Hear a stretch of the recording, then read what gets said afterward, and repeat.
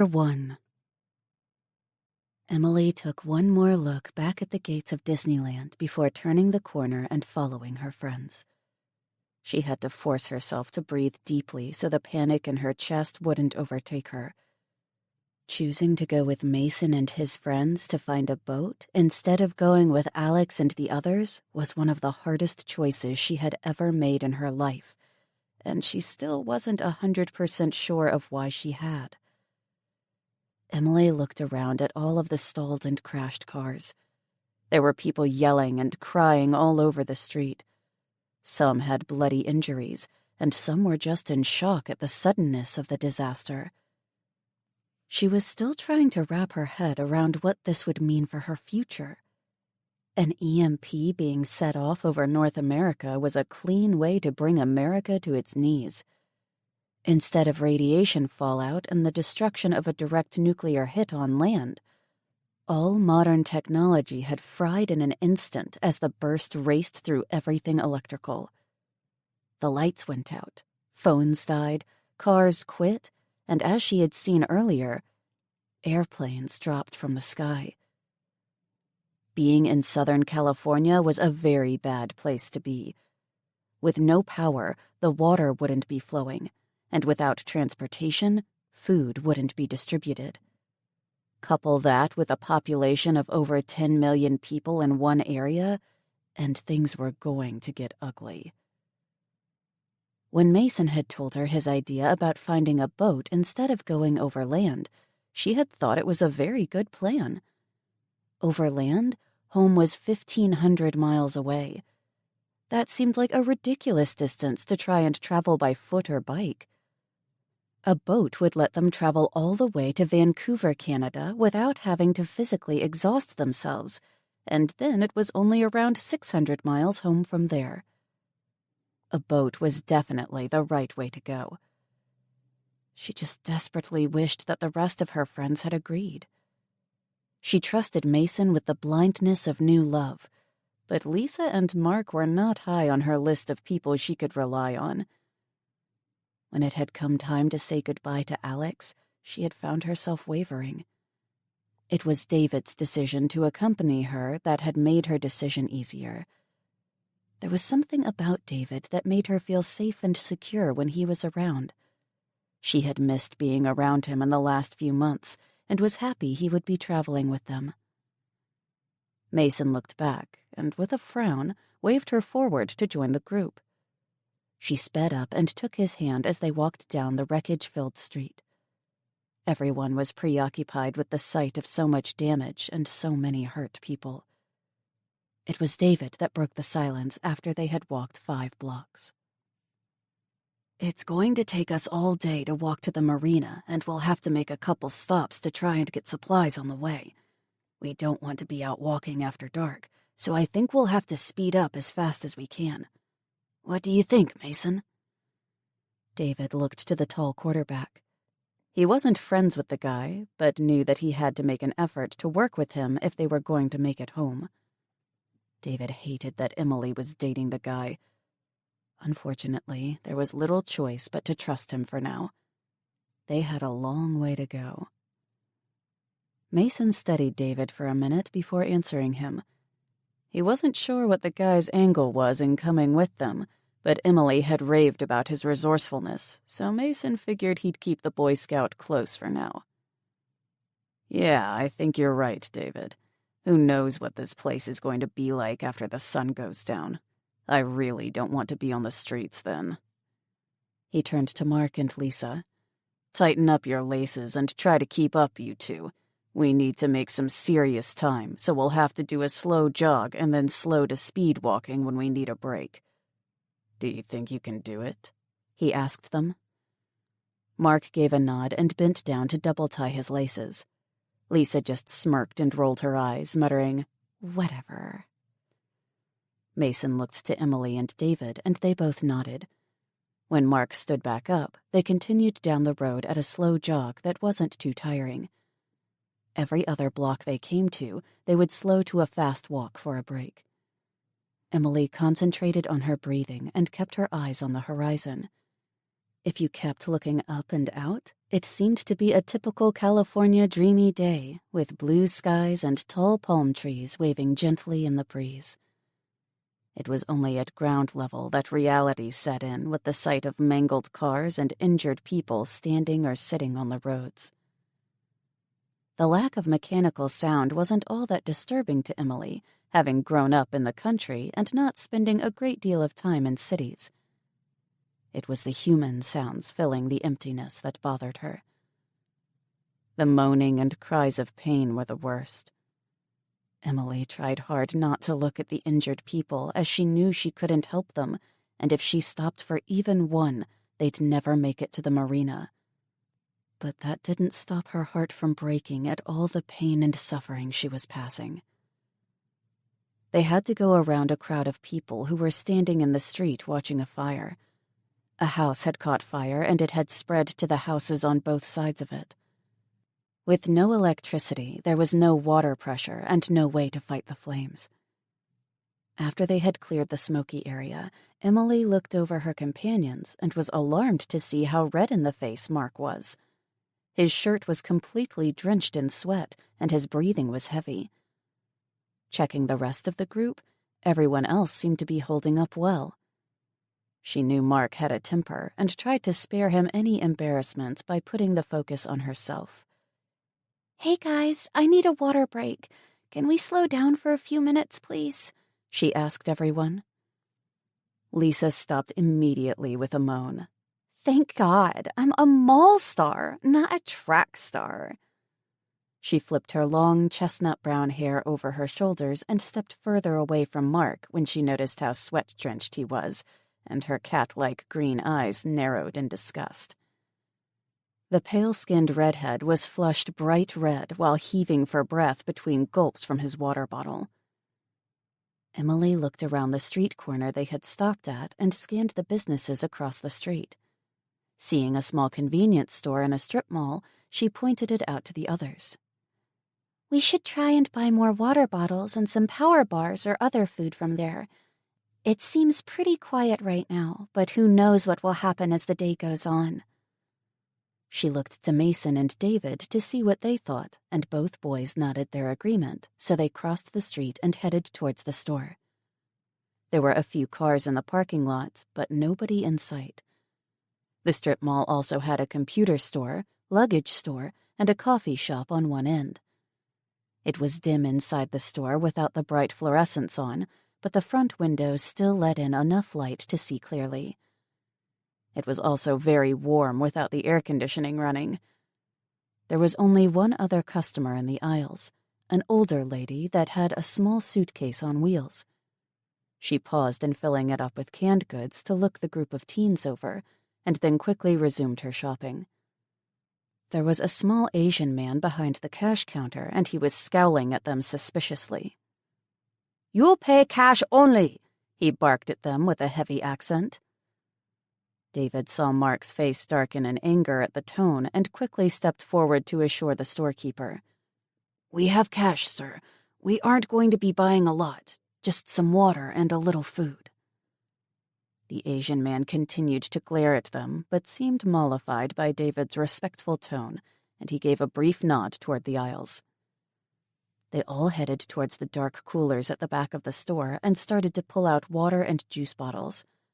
They were still cool to the touch, but wouldn't stay that way long with the electricity off. After adding the bottles to the plastic baskets they had gotten from the front of the store, they split up and headed down different aisles. Lisa and Emily went to the small drugstore section and grabbed items to add to their baskets. Emily did most of the shopping, while Lisa was distracted by the selection of cosmetics. As she grabbed a small first aid kit and a couple bottles of painkillers, she tried to get Lisa to focus. "We should really try and concentrate on things we will need to survive, Lisa. Makeup and nail polish won't help us," Emily said. Lisa gave her a condescending look. "You might prefer the natural, plain look, Emily, but I have standards." She turned back to the display of makeup. Emily was trying to think of something to say to get Lisa back on track when she heard a muffled laugh. She turned the other way and saw the older lady had joined them in the aisle and was trying to hold in her laughter. Emily smiled and headed towards her when the woman waved her closer. In a lowered voice, the older woman told her, "That cat won't change her stripes, honey. I know plenty of young missies just like her. You just go ahead and get the important stuff and let her learn." The woman looked in Emily's basket and nodded. "Don't forget the girl stuff, honey. I don't think you'll be able to run to the store once a month when you need tampons," she said with amusement when she saw Emily blush. In a haughty voice, Lisa spoke up from behind Emily. "I won't have that problem. I'm on the depot shot, so I don't get a period." The woman looked the smug teenage girl up and down and nodded. "You're lucky, then.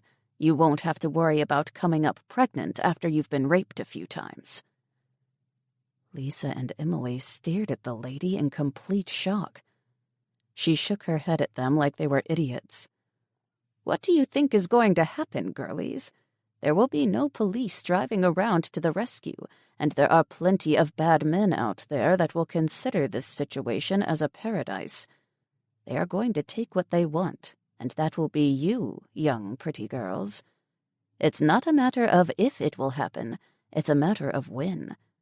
You'd both best think on that." Before either girl could form a reply, the bell above the front door rang loudly as the door crashed open.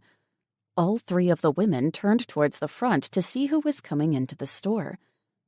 Two young men in white wife-beater tank tops and low-slung baggy jeans rushed in and went straight to the front counter. The Asian man started yelling at them right away to get out, but they kept going straight for him. It happened so fast. Emily couldn't believe her eyes when the taller of the men pulled a gun from behind his back and shot the shopkeeper in the head. She would have stayed standing there frozen if the older lady hadn't dragged her down. Lisa had already dropped and was starting to whimper. The older woman grabbed her by the arm and frantically motioned for her to be silent. White-faced and wide-eyed, Lisa took a deep breath and nodded. They could hear the sounds of the cash register being pried open and the sound of glass breaking. Emily was frantic with fear. She didn't know where the boys were and prayed they stayed hidden until the two men left. They were still laughing and swearing at the clerk they had just killed. The girls were towards the back of the store where the daylight had barely reached, and Emily hoped they wouldn't be seen in the dimness. It seemed that they huddled on the floor for hours before the two men finally finished behind the counter and left the store carrying as many bottles of alcohol as they could. After a few minutes of silence, Emily heard Mason calling her name. She slowly stood on shaking legs and looked over the shelves at him. His face was white with shock. "You and Lisa okay?" he asked in a trembling voice. Emily couldn't find her voice, so she just nodded and turned towards the front of the store, making her way to the counter. She felt she had to check on the poor man in case he had survived. Mark was already behind the counter, bent over the man. Emily assumed he was trying to find any signs of life when she saw him stand up and tuck something into the waistband of his pants. He pulled his shirt over the object and turned around. When he saw her standing there, he flushed and abruptly said, "He's dead. Nothing we can do," and pushed past her. Having a clear view of the body after Mark moved away, Emily could see the small bullet hole in the man's forehead. There was a spreading pool of blood under his head, and she gagged at the sight. Turning quickly away from the corpse, her attention caught the small cardboard box lying beside it. There were a few small bullets in the box. Distracted by Lisa's "So gross" from behind her, Emily dismissed the box from her mind and moved away. Everyone was standing at the front of the store.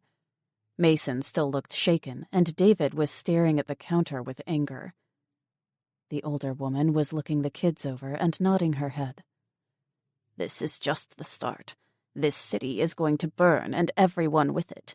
You kids better get as far away from here as you can, or you'll burn with it," she warned. Emily nodded back at her. "We're trying. We're headed to the coast to find a boat." "Mm-hmm. That's a good idea. If I was younger, I'd take a crack at that plan. You planning to lug all that stuff with you? You're going to get mighty tired carrying all that weight. You should get one of these little cases with rollers. Works real good for pulling stuff along." She paused and looked Lisa and Emily up and down. "You remember what I said, girlies. They're going to take what they want now. You best be ready for it." Looking over at the dead man, she grabbed a couple packs of cigarettes from the counter and shook her head. Without another word, she left the store. The silence was heavy after the bell above the door stopped jangling. It was Lisa who got them moving. "The old bat is right. I don't want to be carrying all these bottles while running. I want one of those suitcases. There's a luggage store next door. Let's go get a couple," she said, looking at the boys. Mason was nodding his head. Some color was returning to his face, and he dropped his basket and headed for the door. Lisa and Mark followed him out. David turned to Emily. "Come on, Em. Let's get everything ready to pack into the cases they bring back. We need to get moving." Emily bent down to the baskets and started to sort through all they had grabbed. There were power bars, granola bars, and beef jerky. The first aid supplies and bottled water and juices were grouped together, and she couldn't help but think they wouldn't last them long. She started down the aisles and started grabbing a few more things. Cup of soup packages and instant oatmeal were light and easy to pack. Crackers and a small jar of peanut butter went in as well.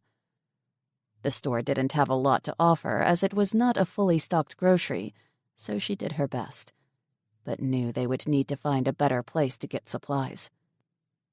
There was nothing else worth carrying, so she went back to the front of the store and grabbed a couple of lighters from the counter. David was grouping supplies in piles to evenly distribute the weight when he saw Emily standing at the counter staring out the window. "We're going to need weapons, Emily. We have to be ready to defend ourselves. That lady was right. Things are already getting bad." She met his gaze and thought about how easily those men just shot the clerk. "David's right. We need guns," she thought. That jarred her memory, and she quickly went around the counter. Trying not to look at the dead man, she reached down and picked up the small cardboard box she had seen. Taking it back to David, she handed it to him. He took out the 2 small bullets that were left and looked at her quizzically. "Is there a gun back there? It would be really useful right now." She shook her head. "I think Mark took it. I saw him stuff something down the front of his pants and cover it up with his shirt." David stared at Emily intensely.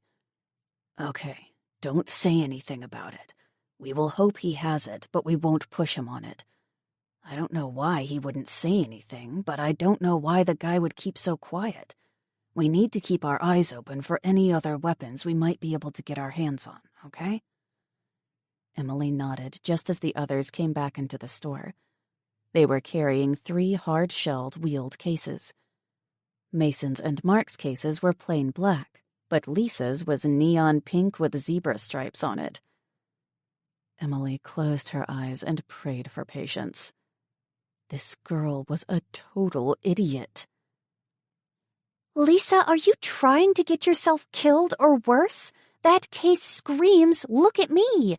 And which one of the boys will want to take a turn pulling it? Can you please start using your head here? We are very close to screwed, and all you seem to care about is looking good. Grow up!" Emily was shocked at her tone as soon as the words left her mouth. She didn't mean to be so hard on the other girl, but she was starting to get really scared, and it had just come out. Lisa glared daggers at Emily and threw the case down. She turned on her heel and left the store. Emily was about to go after her and apologize when Mason grabbed her arm. "Don't. We both told her the same thing, but she just ignored us. She just needs a wake-up call. If she doesn't get this new reality through her head soon, she's going to get one of us killed. Let her steam." He pulled her down, and they started to fill up the 2 empty cases. When Lisa came back a few minutes later, she dropped a plain black case in front of them without a word and walked back down the cosmetics aisle. It didn't take long to pack the cases up, and Emily kept trying to get a look at what was in Mark's waistband, but with his shirt covering it, she couldn't see anything. They left the store and started down the street again. Chapter 2. All their breathing was strained 2 hours later from the smoky pall hanging in the air from the multitude of fires raging out of control in the city. They kept their pace as fast as they could, but all the kids were tiring. Emily's mind was numb from the horrors they had encountered on the way. Dead and bloody bodies littered the ground around massive car accidents, and other bodies showed signs of violence. They had to duck down and take cover at least 3 times. People shooting at each other and at police had pinned them down twice. One time, a group of thugs was beating anyone they could find, and Emily felt like her heart would explode out of her chest at the senseless violence on display. She couldn't understand how things had gotten so bad so fast. They weren't the only people pulling luggage on the streets, as others tried to make their escape from the battlefield the city had now become. The strangest sights were of people rushing out of stores carrying flat-screen TVs or computers. Didn't these people understand that those items had no value without electricity? Once they had made it onto the Garden Grove freeway, the landscape had changed from residential to business, and that was where the shooting had started. Gunfire could be heard constantly, and Emily was starting to doubt that they would make it to the coast. They still had so far to go and needed to find supplies. David and Mason had studied the map that Cooper had gotten before they left Disneyland, but they needed to find one of their own. Things were degrading fast, and they needed to be able to find alternate routes. They had slowed down to catch their breath when they came upon a small, privately owned gas station that had no looters in the parking lot.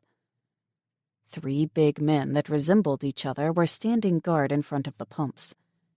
Each man was holding a shotgun pointed towards the street to dissuade any looters from coming closer. The kids stopped at the edge of the lot and had a quick conference. They needed a map, and the gas station should have one. Mason was more than happy to let David approach the gun-toting men. David turned away from the group and put his hands in the air, slowly walking towards the men. When all 3 shotgun barrels swung in his direction, his stomach lurched, but he took a few more steps before stopping. "Please don't shoot, sir. I have money and was just hoping to buy a map. My friends and I are just trying to find a way out of the city, but we're tourists and don't know the area." David took a shaky breath while the men looked him over. The men looked like family to David, and it was the older man who finally gave a brief nod. He lowered the business end of his gun toward the pavement, but kept it pointing in David's general direction. The other 2 men both turned back to focus on the street. The older man waved David forward and started backing towards the store entrance. "I've got a rack just inside the door, full of maps. Where are you kids trying to get to?" he asked David in a gruff voice. "Canada, Alberta, sir." The man's eyebrows shot up in surprise, and his face softened slightly. "Me and my boys went and did some hunting in northern British Columbia 2 years ago. Beautiful country up there, and the nicest people. That's an awfully long ways away. How are you planning on getting up there?" David was thankful the man had relaxed his grip on the weapon and seemed friendlier. "We're hoping to make it to the coast and try and find a ride by boat further north." The man was thoughtful for a moment before nodding. "Not a bad plan. If you could get clear of the major cities, you'd have a better chance over land." He opened the door of the store and waved David ahead of him. The spinning rack just inside the door held all types of road maps, and the man gave it a spin until he found what he wanted. "This one here is a local street map. It'll help you find your way to the marina." He spun the rack again and grabbed 3 thicker map books. This one's California, and here's Oregon, and this one's Washington. That way, wherever you land, you'll know which way to go. Sorry I don't have anything for Canada, but these will help," he said while handing the bunch over. David started to reach into his pocket, but froze when the man brought his gun back up with a frown. "Money, sir! I'm just getting my money!" The gun dipped back down, and the man shook his head. "No need, son. Money doesn't mean anything now. Just take them and get going. You kids have a long way to go. Good luck." He ushered David back out of the store and waved him on towards his friends who were grouped at the edge of the lot looking anxious. Halfway back to them, David stopped and turned back. He gave a wave and called out, "Thank you. Good luck." The three men all gave a nod and went back to scanning the street for threats. When he got to his friends, Emily let out a sigh of relief and took the 3 map books he held out to put them in one of the cases. David opened the local map, and he and Mason scanned the area to find a street sign.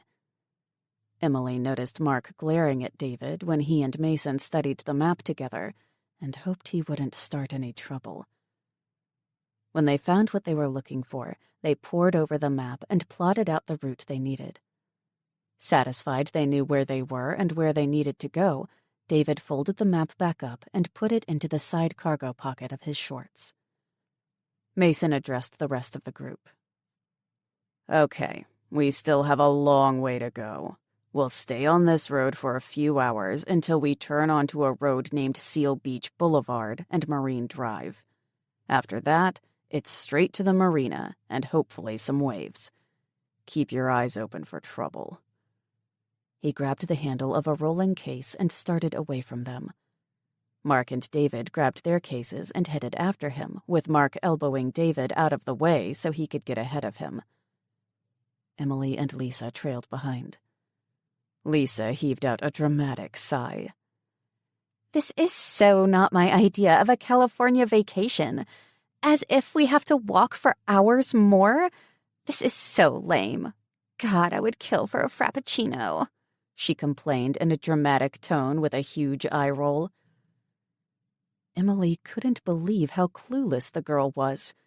She knew that Lisa was shallow and spoiled, but she didn't seem to get the situation they were in at all. Emily hoped that Lisa would clue in soon, or she wasn't going to be any help to the rest of them. Emily tried to be understanding, but she was scared, and babysitting Lisa wasn't going to help any. Lisa, you get what's happened, right? We aren't just going to be walking for hours more. It's going to take us a really long time to get home.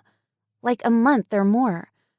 Even if we get out of here on a boat and make it to Vancouver, we still have to cross BC and get over the mountains. We'll be walking for weeks. This is really bad, Emily tried to explain. With another eye roll and a smirk, her voice virtually dripping with disdain, she replied, I know all of you seem to think this is the apocalypse and all, but really? Really? The government will get it sorted out. There's too much money in this country for it to stay messed up for long. I'm sure we'll be fine as soon as we get out of this hellhole of a city. You'll see. We'll be home in no time, she finished with confidence. Emily shook her head. I hope you're right, Lisa, but until we get out of here, let's work together, okay? Lisa gave her a fake, tight little smile and a quick nod, then quickened her pace until she was walking beside Mason. Emily practiced an eye roll of her own at the girl's back and huffed out a sigh. Where's Alex when I need her? She thought. Looking around at the businesses they were passing, Emily noticed a lot of signs with Asian lettering, and many had steel security doors blocking off their doors and windows. This city was so foreign to her. She had grown up in the country, and Prairie Springs, the town closest to her farm, wasn't even close to being a city. All these people on the streets made her nervous, and she was anxious to be far away. She picked up her pace and closed the gap with the rest of the group. The street they were traveling on seemed to go on forever, and the kids started to become numb to the bodies on the street and in cars that they passed. The gunshots had become less frequent, and they hadn't seen any violence in the last few hours. Their pace had slowed down, and none of them had the energy to jog anymore. Mason, who was leading the group, came to a stop and turned to David. Waving behind him, he asked, "What do you think?" David studied the huge warehouse-type store and the people who were pushing loaded carts out of it. "I think we should give it a shot.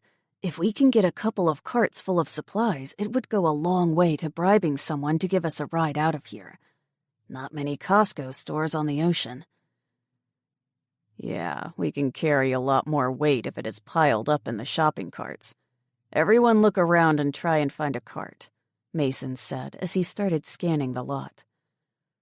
The parking area was only half filled with dead cars, and the group looked down the rows trying to find any abandoned carts. They finally found one wedged between two cars, and they all headed into the huge store. There was an open foyer at the front of the store between the two sets of doors, and Emily was happy to see one row of carts left along the wall. They decided that 3 carts were enough, so Emily pulled one out, and so did David. In the main warehouse of the store, someone had set up battery-powered construction lights, and with the skylights, it was good enough to see by. It was still dim and warm, but they were able to navigate around other people and goods that had been spilled onto the floor. After passing the now useless electronics section, they had to go around piles of smashed glass from the jewelry cases. After that, they hit the aisles of snack goods. Bags of nut and trail mix were thrown into the carts, and cases of power bars, big bags of beef jerky, and big boxes of granola bars were also added. They passed by the linen section and came to tables piled with clothing.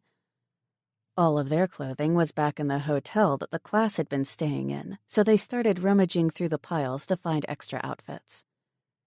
Emily was thankful that there were piles of yoga wear and quickly found her sizes. She grabbed a bag of socks and underwear and found a table that had light fleece jackets. Ready to move on to the next aisle, she wasn't surprised to find Lisa hadn't gotten past the first table. The girl was holding clothes up to her body to make sure it looked good. It took Emily 2 seconds to decide to leave her to it. She wanted to get out of here and back on the way as fast as she could. Grabbing her cart, she pushed it away from the clothing area. The boys had finished up in clothing as fast as she had and split up. She could just make out Mason and Mark heading deeper into the store. David had gone the opposite direction, and he disappeared down an aisle with batteries. On her own, Emily started on the bulk food. Cases of tuna, canned ham, chili, and beans took up space in the cart. Huge bags of rice and just-add-water pancake mix were heaved in. Emily didn't want to take too much of the canned food because of the weight, so she added bags of dried vegetables and fruit. The store had huge boxes full of ramen noodles, but it was too awkward to take in her cart, so she opened the case and started stuffing the individually wrapped squares in around the other cases and bags in her cart. Boxes of crackers and cookies went in, and a box of instant oatmeal packages barely fit as well. Ahead of her was the freezers, so she bypassed them and continued on. Without thinking it through, she grabbed a huge can of ground coffee, but it only took a few steps before she stopped with a shake of her head. Putting the can back, she instead took 3 jars of instant. Her cart was piled high as she added 4 bags of dried milk powder. The rest of the store had fresh food and bottled water. She didn't have enough room left for the water, so she headed to the pharmacy area. Big bottles of multivitamins and vitamin C were squeezed in, as well as a much bigger first aid kit. As Emily turned down the next aisle, she saw Lisa scanning the shampoos. Lisa had a few items of clothing draped over her arm and a handful of fashion magazines held against her chest. She looked over and spotted Emily coming her way and scowled at her. "Finally! You left me to haul this stuff around when you took off with the cart," she said impatiently. Hey, thanks so much for your help, Lisa. But don't worry, I'm sure I got enough to feed you too, Emily replied sarcastically.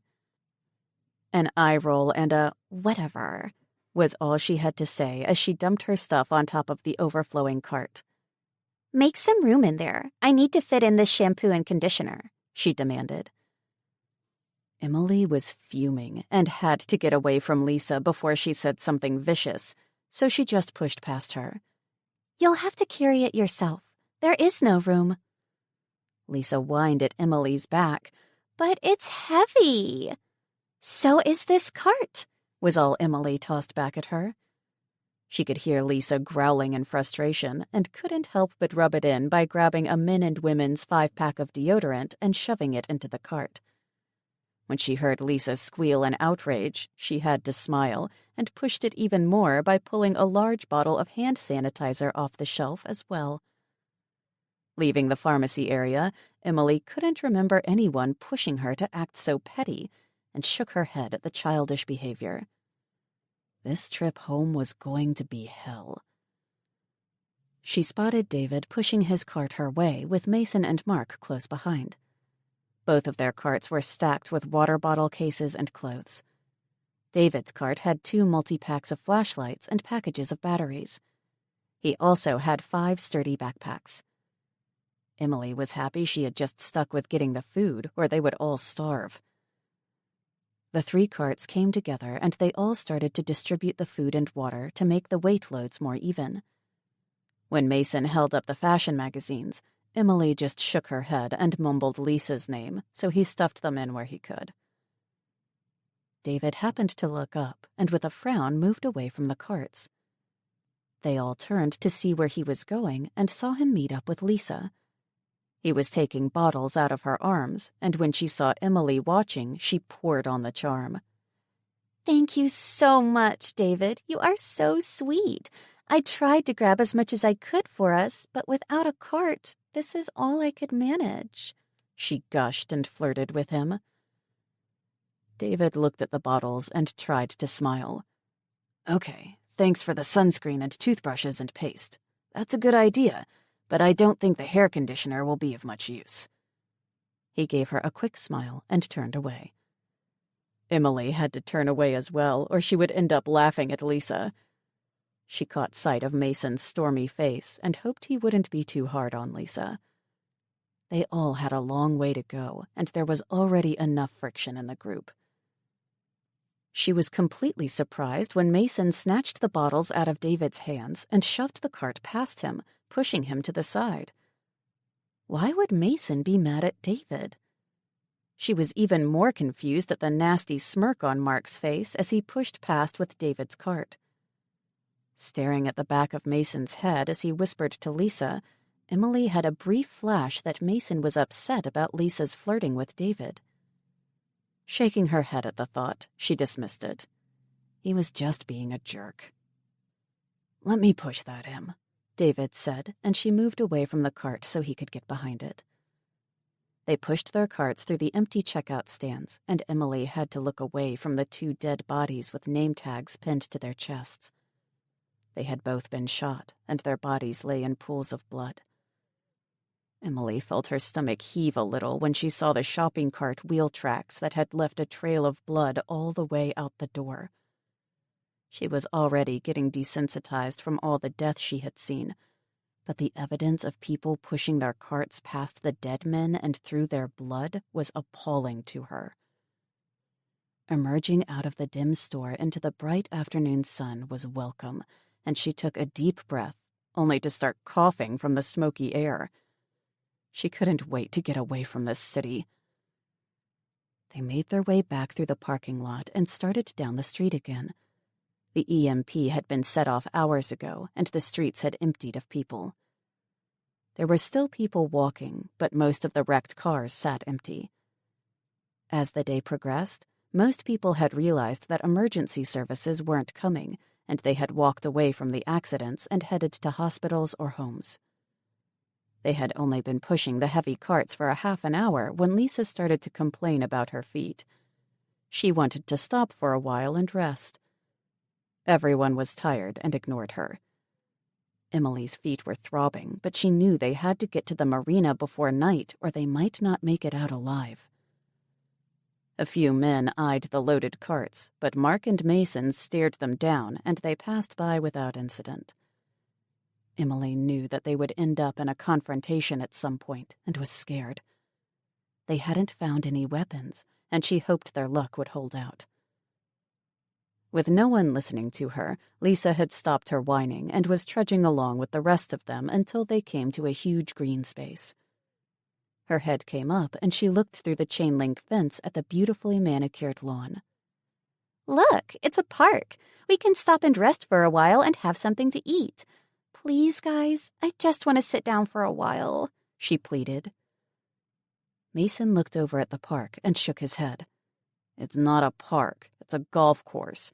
The fence will go all the way around it. We can't get in, and if we stop and sit, your feet will hurt even more when you get back up. Come on, Lisa. It's only a few more hours. Suck it up. Lisa moaned in pain and frustration. I would love to be sitting in a golf cart right now, she moaned. They had only gone 10 feet when David came to an abrupt stop. Wait. He turned to Lisa. What did you say? She looked at him in hope. We can stop and sit in the grass for a break. No, the last thing you said. Sitting in a golf cart. He turned to Mason, who was looking impatient. Golf carts. They should still work. No fancy electronics. We can get a couple and drive them the rest of the way. Mason shook his head. Nice thought, but they would all be the fancy kind, full of electronics. The newer carts even have GPS. David grinned. Yeah, but I bet the maintenance carts are the older ones, and they would have storage spaces on the back to haul groundskeeper tools. We should check. It could save us a couple of hours. Mason was thinking about it with a thoughtful expression, but Mark was sick of the Boy Scout, so he butted in. Let's go already. We would just be wasting time looking for them, he said forcefully. David nodded. Yeah, okay, but just let me climb this fence to the top. If I see anything, we can try for them. Otherwise, we'll keep going. Without waiting for a reply, David quickly scaled the fence and stood on the top scanning the course. It only took him minutes to drop back down, and everyone looked at him expectantly. I can see the roof of a building in the direction we're heading, but I don't know what it is, so let's keep going, and I'll climb up again when we get further. They continued on down the street for another 10 minutes before David climbed the fence again. He dropped back quickly and shook his head, so they kept going. Lisa was letting out little whimpers, and Emily tried hard to ignore her as her own feet throbbed in sympathy. The lush green lawn seemed to go on forever before Emily could see a cross street coming up at the end of the golf course. As they neared the end of the fence, they could all see a small building with a garage door. They stopped the shopping carts beside the fence, and David climbed over and dropped to the other side of it. He disappeared around the side of the building, out of sight. What a waste of time! Who's this guy think he is, MacGyver? Mark growled. Before anyone could respond, David came back around with a grin on his face. There's a window on the other side. I could see 4 of the old-style carts in there, and they all have truck bed-style areas on the back, so we can load the supplies. How are we going to get them out? Mason asked, still not convinced. We break the window and get the door up. There are all kinds of tools inside we can use. Then we cut the fence and peel it back and drive them right out. Mark started to laugh. Some Boy Scout you are, break-in entering, stealing private property and damaging property. What's next, Dave? You want to go rob a liquor store?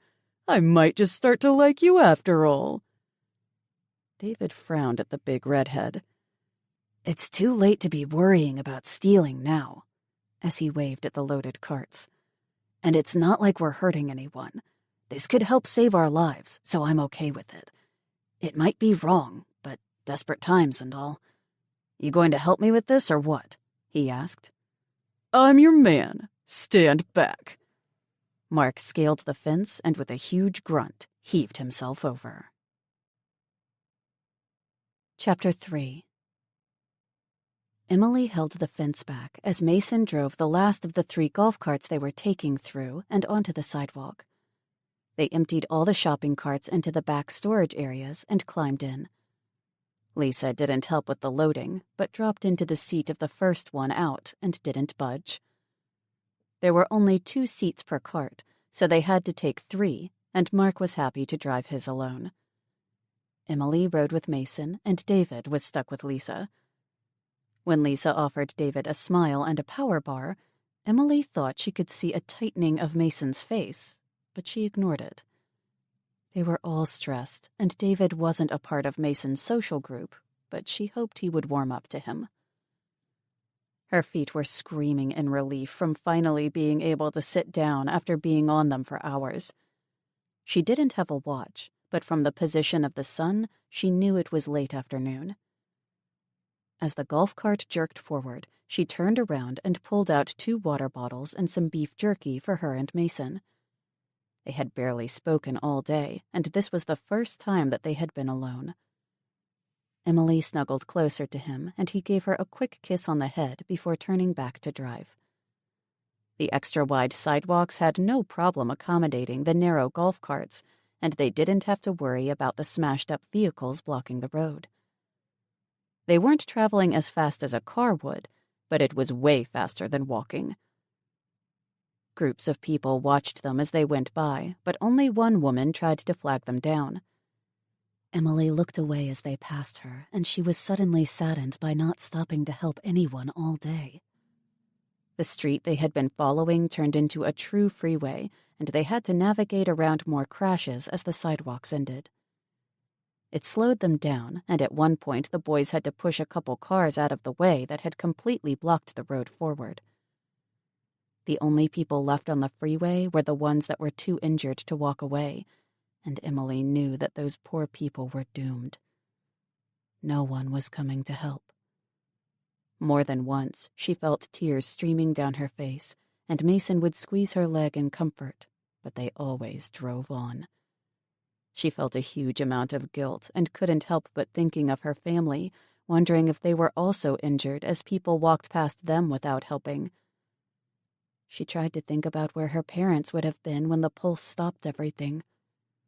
Her mom worked in town, but she didn't leave for work until 8, so with the time difference, she would have still been at home, not driving. Her dad worked on the farm, so he would have been there as well. She was an only child, so she didn't have any siblings. Alex was as close as a sister would be, and Emily felt guilt again at leaving her. She worried about Alex and her other friends that had gone overland and hoped that they were safe and were making good time getting out of the city. Emily guessed that it had to be around 5 o'clock when they started to see overhead signs announcing their exit. She was thankful for the wide-laned streets that made it easy to go around crashes. They had only made it a few blocks on Seal Beach Boulevard when Mark, who was in the lead, came to a quick stop. Mason was about to get out and see what had made him stop when they heard the loud sounds of engines. Within seconds, a convoy of military vehicles passed through the intersection that they had stopped at. There were 6 altogether, and one had a gunner on top with the biggest gun Emily had ever seen pointed in their direction. Lisa was bouncing up and down in her seat, waving at the men, who stared out at them grim-faced. Only the gunner acknowledged her with a brief nod, and then they were gone. Before anyone could get out and talk about what they had just seen, Mark started forward through the intersection, and they were forced to follow. They started passing businesses, and as they passed a Starbucks, Emily could see Lisa pointing and talking to David. She's probably trying to get him to go through the drive-thru for a frappuccino, Emily thought to herself. She sighed and told herself to stop being catty. She was going to have more patience with Lisa if the rest of the trip was to be manageable. Constantly sniping at each other would only make things more difficult. If she wanted Mason and Mark to treat David better, she would have to do the same with Lisa. She turned slightly in her seat and studied Mason. He was so good-looking that it still sent a thrill through her knowing he was her boyfriend. His streaked hair gleamed in the sun, and a slight frown didn't take away from his handsome face. Emily smiled slightly at the memory of how much she disliked him when she first started to tutor him. Initially, he was egotistical and arrogant, but the longer they worked together, the more she saw a different side of him. When he realized she wasn't impressed by him, he started to treat her better. Talking on the phone about schoolwork changed into talking about other things in their lives. He told her about his family and how much pressure his dad put on him to be the best in football. He was living under his older brother's huge shadow. His brother Brett had been an all-star in high school and had won a full scholarship to the university where he was the starting quarterback for his team.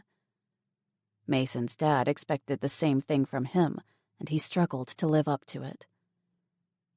When he had finally asked her out, it was with humility, and she fell for him. Mason's friends, however, were a different story. Mark mainly ignored her, but Lisa was nasty from the start. She would make catty little comments when Mason wasn't there to hear them, and then pretend to be nice in front of him. Emily tried hard to get along with them, but it was a struggle. She didn't like the way Mark would bully other people, or the way Lisa seemed to look down on anyone she felt was inferior. When Alex started to give her a hard time about dating Mason, she couldn't handle it and had started distancing herself from her best friend, spending more and more time with Mason's group. She really regretted that now, and wished fiercely for Alex to be with them. She decided to talk to Mason about David and try to get him to be nicer to her friend. This is so much better than walking. I'm glad David came with us, aren't you? She asked. Yeah, he's a total hero, he replied sarcastically. Mason, what's wrong with David? He's a really nice guy, and all he's done is help out so far. Why don't you like him? He huffed out a breath. You're right. I'm sorry. He has been a great help. I just don't know what his angle is. At first, I thought he was interested in you, but now I think he's into Lisa. Emily laughed. David has been one of my best friends since I was 8 years old. Don't you think if he was interested in me, he would have made his move before now? And Lisa is so not his type. But so what if he is into her? Maybe he'll rub off on her and she will start being a decent human being. As for his angle, you could try the truth. He has a mom and little sister all alone at home, and he wants to get back to them as fast as possible. He's worried about them and thought the boat would get him home quicker. Why do you think everyone has some hidden agenda? Do you? No, I just don't know him, that's all. You're right, Em. We're lucky he came with us, he conceded and gave her leg a squeeze. She rested her head against his shoulder, happy he had come around. She was so tired from the physical and emotional day that she felt herself nodding off. Catching herself, she sat up straighter and asked Mason, Do you think you can get a boat out of the marina? Are they that easy to steal? Do you think we should try and find someone to give us a ride first? She asked, trying to stay alert. Mason laughed and said, Oh, there, you sound like your motor-mouth friend, Alex, which earned him a punch in the arm. Okay, sorry, but she does talk fast and fires off questions like that. We shouldn't have any problem finding an older boat with an engine that works, but to tell you the truth, I would feel better getting a ride with someone more experienced. I've sailed on lakes, but never in the open ocean, and I'm a little nervous about tackling that on my own. Hopefully, we'll find someone who is heading north and we can bribe them with the food and water we have. Won't know until we get there, though.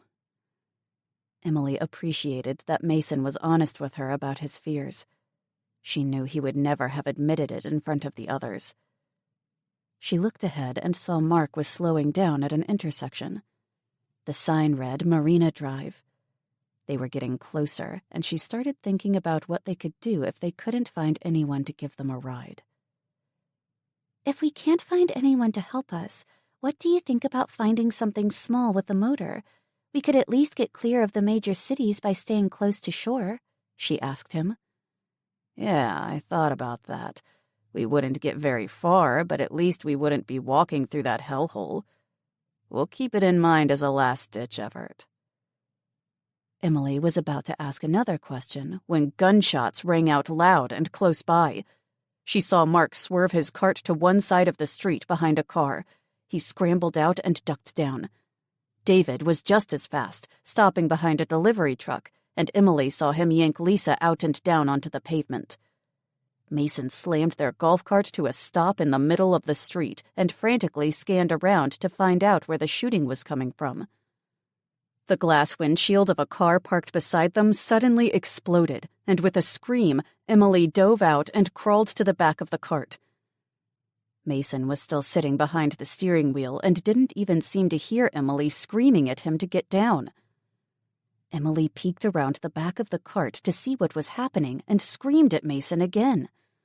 She was leaning against the back bumper when it suddenly lurched forward and sped away, leaving her exposed in the middle of the street.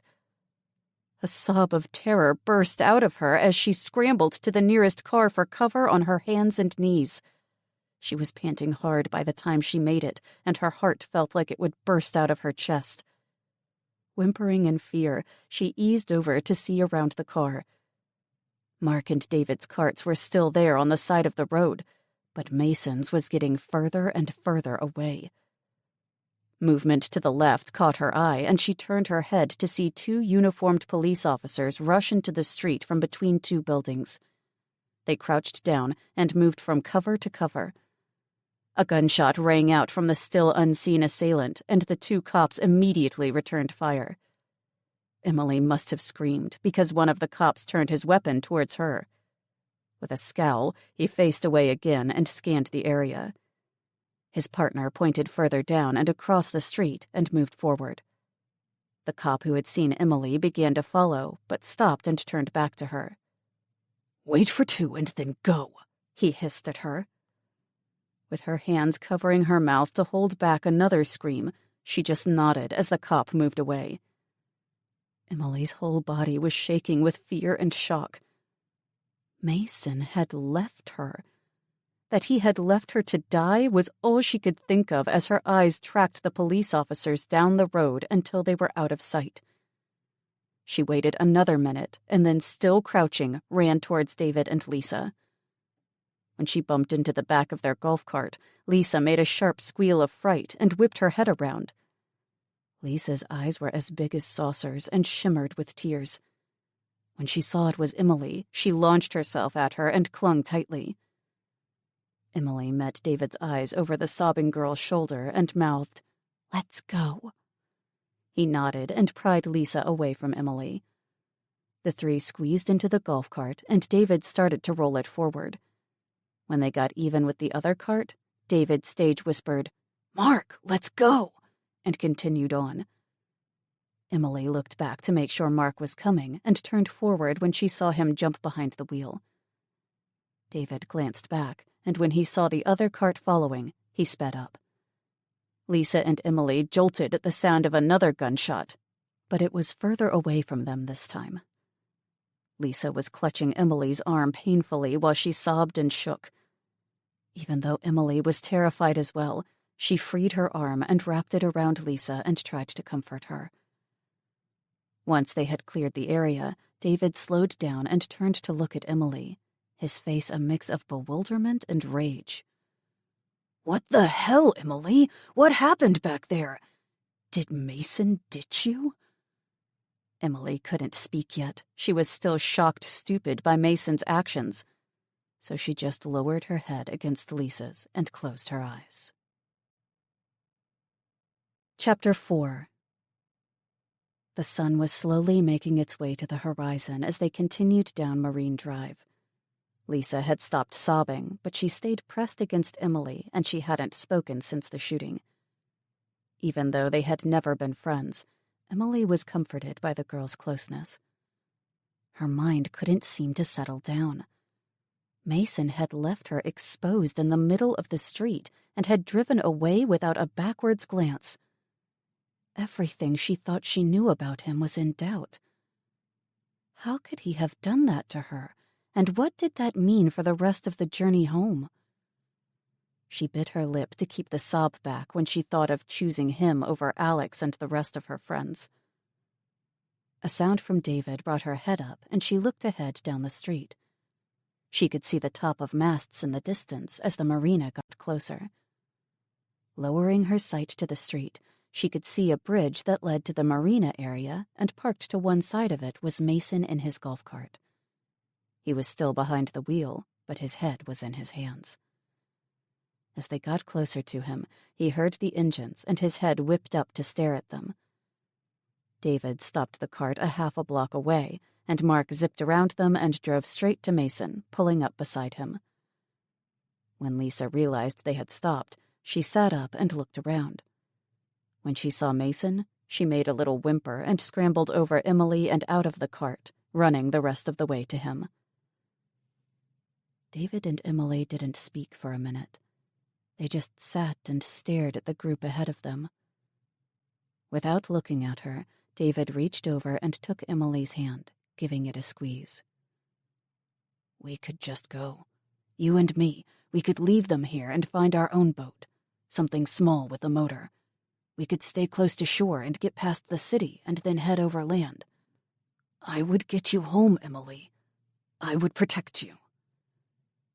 Emily studied Mason and his friends. I don't belong with them. David's right. We'd be better off without them. We can't count on them at all, she thought. Just as she was about to tell David yes, Mason broke away from the others and ran towards them. "Emily, are you okay? I'm so sorry. I don't know what happened. I just froze. My mind was screaming, 'Go, go, go,' and I just panicked. Please believe me. I'm so sorry. Please forgive me," he pleaded. Emily could see tears in his eyes, and his face was full of shame and guilt. She remembered how he had just sat there with bullets flying and realized that what he said was probably true. But how could she ever trust him again? Once again, she was going to tell David that they would go when Mason said something that changed her mind. "Emily, I love you." David groaned, and Mason shot him a dirty look before swinging his eyes back to Emily. "Please, it won't happen again. You can count on me." His eyes were full of sincerity. Emily found herself nodding, and she looked to David. "We should stay together, right?" she asked him with confusion. David let out a long sigh. "I'm with you, no matter what you decide," he told her, looking miserable. Hesitantly, she nodded again. "Okay, we'll just keep going together. Okay?" "Yeah, all right. Let's go find a boat and get out of here," David replied, turning and looking straight ahead. Mason leaned in and squeezed Emily's arm and nodded. Then he turned and jogged back to the others. As David drove them over the bridge, Emily thought about what Mason had said. She was still shaken and upset with what he had done, but she could understand why it had happened. None of them were mentally prepared for what had happened today, and they were all going to make mistakes. She was shocked that he had said, "I love you." They had been dating for a few months, and she really liked him, but love was the big scary. It was something she would have to think about. David pulled up to the marina parking area and waited. His face was grim as he watched Mason and Mark drive farther into the lot. How could Emily be so blind? The guy was a selfish coward. He had left her on that street to die and then played the love card? And she fell for it? He was beginning to think he should have just gone with the others. He wanted to help Emily, but she had to start thinking or they would end up in serious trouble. David drove the golf cart deeper into the marina to where the others had stopped. There was a clubhouse and restaurants with a parking lot ahead of them, and then docks filled with all types of sailing craft. David was surprised to not see any people. He had figured there would be some people with the same idea as them about getting out of the city. As he scanned the boat slips, he started to see that there were many open spaces. It was late in the day, so David guessed that a lot of people had already made it to the marina and left by boat. He just hoped that they could find someone still here that would give them a ride. The thought of Mason in control of one of these huge boats filled him with fear. Panicking on the street was bad enough, but if he froze out in the middle of the ocean, they would all die. They pulled all 3 carts up to the walkway to the docks and shut the engines down. Mark ran over to the clubhouse and checked the doors, but they were locked up tight.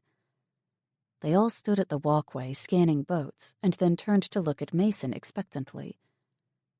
When he just stood looking out at the boats, David shook his head impatiently. "So what are we looking for, Mason? Should we just start walking down docks looking for anyone on board?" Mason didn't look at him. Now that they had made it here, he was intimidated by all the different sailing craft that he only had basic knowledge of. His confidence had been rocked by how he had reacted on the street, and he was afraid of losing more face by making another wrong decision. He glanced at Mark and Lisa and tried to catch Emily's eye, but she wouldn't look at him. Swallowing past the knot of uncertainty in his throat, he turned to David. "Yeah, let's just walk up and down the docks and see if anyone is around." He started down the walkway when David spoke up. "Someone has to stay with the carts. We can't lose the supplies." "I'll stay. I don't know anything about boats anyway. Just hurry up and find us a ride. The sun's going to be down soon, and I don't want to be here when the crazies come out to play," Mark volunteered. "Okay, thanks, man," David said, and pushed past Mason onto the dock and jogged down to the end. There were lots of huge cruising yachts, but no sailboats. David guessed that the fancy yachts would be just as dead as all the cars on the road with all their electronics fried. He turned back and headed for the next dock. They continued down each dock this way with no luck until they had reached the 12th one, and David heard banging and a muffled curse. Halfway down the dock, he came to a stop at a 40 or 50-foot-long sailboat. It was in between 2 cruisers, and David could see piles of supplies and bags sitting on its deck. All the other boats had empty decks, so David was sure someone was on board. When he heard the bang come again, he closed his eyes in relief. Finally, a chance to get help. He turned and waved Mason and the girls forward and pointed at the huge sailboat. When they had all caught up to him, he said, "I'm going to call out to whoever's on it. I'm going to be very polite and respectful. We need to try and convince this person to help us, so everyone needs to put their best face forward. No attitude and no eye-rolling," pointedly looking at Mason and Lisa. For once, Lisa parked her attitude and nodded solemnly. She still hadn't recovered from the close call on the street and was willing to do anything to get out of the city and away to safety. Mason was a different story. He immediately scowled at David and took a step towards him. "Who put you in charge, Boy Scout?" he almost spat. David stared him down and through gritted teeth told him, "Someone's got to get us out of here, and we all learned that running away isn't going to work, so just shut up and lose the ego and work with me here." Mason took another menacing step forward, but before he could cut into David, Emily put her hand on his chest and pushed him back. "That's enough, Mason. I want out of here, and David's right. We have to sell this person on helping us, so just be nice for once." Mason looked at her with a hurt expression, but finally stepped back and nodded at David. David turned to the boat and called out, "Hello on the boat! Anyone aboard?" There were a few moments of silence before they heard the sound of a door shutting and steps on the stairs. A man's head came into view as he came on deck and stared down at them. He was tall with a dark tan. He was wearing tan cargo shorts and a t-shirt that showed strong arms and hands that were covered in grease. He took in the group of kids with a neutral expression on his face. When he didn't say anything, David stepped forward. "Hi, we heard you banging around, and we just wondered if you had heard any news about what's going on."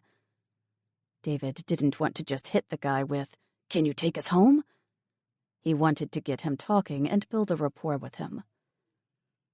The man pulled a rag out of his back pocket and started to clean the grease off his hands before answering. "Not really, but it's bad. Really bad. Nothing electronic is working, and the city is breaking down fast. Fires and gunshots everywhere. It took me all day to get here on foot," he replied with a grimace. David nodded. "Yeah, we saw some bad stuff too. We were at Disneyland on a class trip when everything stopped. Saw a plane drop out of the sky, and on the way here, there were bodies all over the place. Our teacher thinks it was an EMP." "An EMP? That would explain a lot." The man looked around and back down the dock before focusing back on David. "Where's your teacher?" "Not with us. She told us to try and get out of the city. Some of the other kids headed inland, but we wanted to try taking a boat out. Mrs. Moore stayed back with the kids that wouldn't leave. They think the government will come and rescue them, so they're headed to the consulate." The man scoffed. "They won't make it. No one's coming, and if they did, there are millions of people here to help. What consulate? Where are you guys from?" "Canada, Alberta. We're going to try and get a boat working and head up the coast to BC and head overland from there." "Man, I love Alberta. I've done a lot of skiing around Banff. I'm originally from the Seattle area, so it's a quick hop up there. At least it was." He paused thoughtfully with a frown. "Do you guys even know how to sail? Nothing that's engine-powered will work, at least nothing newer. You might be able to find an old tub that you could get working, but you'd never get enough fuel to get that far." Mason, who had been standing back, stepped forward and tried to sound confident. "I've done some sailing on small boats, but only on lakes, never in the ocean. I thought we could stay close to shore and get as far north as we could." The man was shaking his head halfway through Mason's plan. "That won't work. If you don't have experience with the tides and currents, you would be wrecked in no time. That stretch is the last place you want to learn. It's better you head out towards Hawaii and then turn northeast. Trust me, I've made the trip twice a year for the past 6 years. You guys would be better off finding something powered." Everyone visibly slumped in defeat. Everything in this marina looked newer, which meant fried electronics. The man frowned again. "Do any of you guys know anything about engines?" David's head came up. "Yes, sir. I've been working on them for as long as I can remember." The man looked the kids over again. "So you know about engines, and you know a little about sailing." He shook his head. "Just enough to get into trouble or get very lucky. What about supplies? You can't just go to the store while you're out on the water, and it would be weeks to go that far." Emily decided to make their case. The sun was getting even lower, and she wanted to move on if this guy wasn't going to help them, so she spoke up. "We have 3 golf carts over there filled with food and water. We have enough with rationing to last that long. Water will be the biggest worry, but we can hope for rain." She stopped and took a breath. "Sir, David is really amazing with engines, and Mason has some sailing experience. We have a lot of supplies and can take care of ourselves. If we stay here, we will die or worse. It's too late for us to try and walk out of the city now. We have to go by boat as far as we can get. Will you help us? Will you take us with you?" The man took a step back in surprise, as if he hadn't even considered it.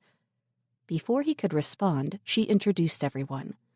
"I'm Emily, and this is Lisa. The boys are David and Mason. Our friend Mark is guarding the supplies over there. 20 minutes ago, we were shot at and almost killed. If Lisa and I are caught by the wrong people, we'll be raped and then killed. I'm only 16. I don't want to die. We have to get out of here, and soon." She looked at the man pleadingly. I don't... Oh, man," he stuttered. David jumped in again. "We'll do anything you want. We can help in any way, and we'd stay out of your way. You can share all the supplies we brought, and we can scavenge more from around here.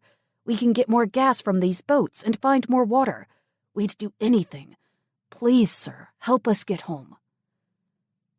The man looked up into the sky and then rubbed his hands over his face. Okay, but I can't take you to BC. I'm only going as far as Washington. You'll have to find your own way from there. Emily sobbed out a thank you and turned to Lisa and hugged her. She was so happy that they were getting out of here that she didn't even care when the girl pushed her away. Mason and David were thanking the man, who introduced himself as Tim Grayson. All right, we only have about an hour before we lose the light to navigate out of here. We should really just stay here for tonight, but I'm worried about looters and gangs showing up. Not to mention the fires that are burning out of control. So go get your friend. You should be able to drive the golf carts right out onto the dock. We'll load up and see about getting some more gas. Most of the boats will have jerry cans on board and extra water. We'll grab whatever we can in the next 40 minutes, and then we're out of here. While Mason and David jogged back to get the golf carts and Mark, Emily and Lisa boarded the boat. Ladies, welcome to the Lawless, Tim said. Lisa just laughed at the name, but Emily froze and turned concerned eyes to him. When he saw her apprehension, Tim was quick to explain. No, it's not like that. I'm a lawyer, and sailing is my escape from work. Hence the name. Don't worry, you guys are safe with me. I've got 2 younger sisters that I adore, and the thought of them being stuck in this city was one of the main reasons I agreed to take you guys with me. Emily's expression softened, and she smiled gratefully at him. You really are saving our lives. We probably wouldn't have made it 2 days in there, she said as she waved towards the smoky cityscape. Hey, Tim, do you have a washroom on board? It would be great if we could get cleaned up. We've been walking all day, Lisa asked with a flirty smile. Oh, yeah, sure. I'll give you a quick tour while we wait for your friends to get back. Come on down. He led them down into the boat, and Emily was surprised with how much room there was. The main living area had a small kitchen and bench-style dinette with a built-in couch across from it. Tim showed them the 2 bedrooms at the back of the boat, and then went back to the stairs and opened a door beside them that led to another small bedroom. He finally turned to the side and opened a door that led into a tiny bathroom that had a toilet and the smallest shower that Emily had ever seen. Lisa brushed past them, and with another flirty smile, shut the bathroom door in Tim's face. Oh, right. Sorry, forgot you had to go. Just take it easy on the water. We don't have much, and we have to conserve it, he yelled through the door. Emily thought she heard a muffled whatever from behind the door and suggested they go back up and see if the boys had returned. The last thing she wanted was for Tim to see Lisa's true colors and change his mind before they had even left the marina. The boys hadn't returned yet, so Emily tried to get to know Tim better. This is a pretty big boat for one person, isn't it? She asked. Yeah, it really is. I should have bought something smaller a while ago, but I'm sentimental about the Lawless. My dad helped me buy it when I was 19. She was a wreck with so much damage that I didn't think she'd ever float, let alone sail. But the price was right, and he convinced me it would be a good project for the 2 of us. It took us 2 years just to get her on water, and then another couple of years to outfit her properly.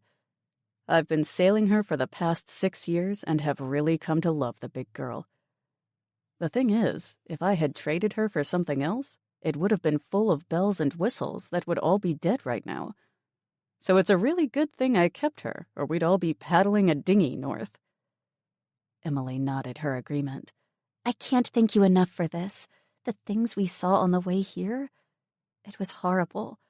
I can only imagine how much worse it's going to get. I don't think we would have made it out alive.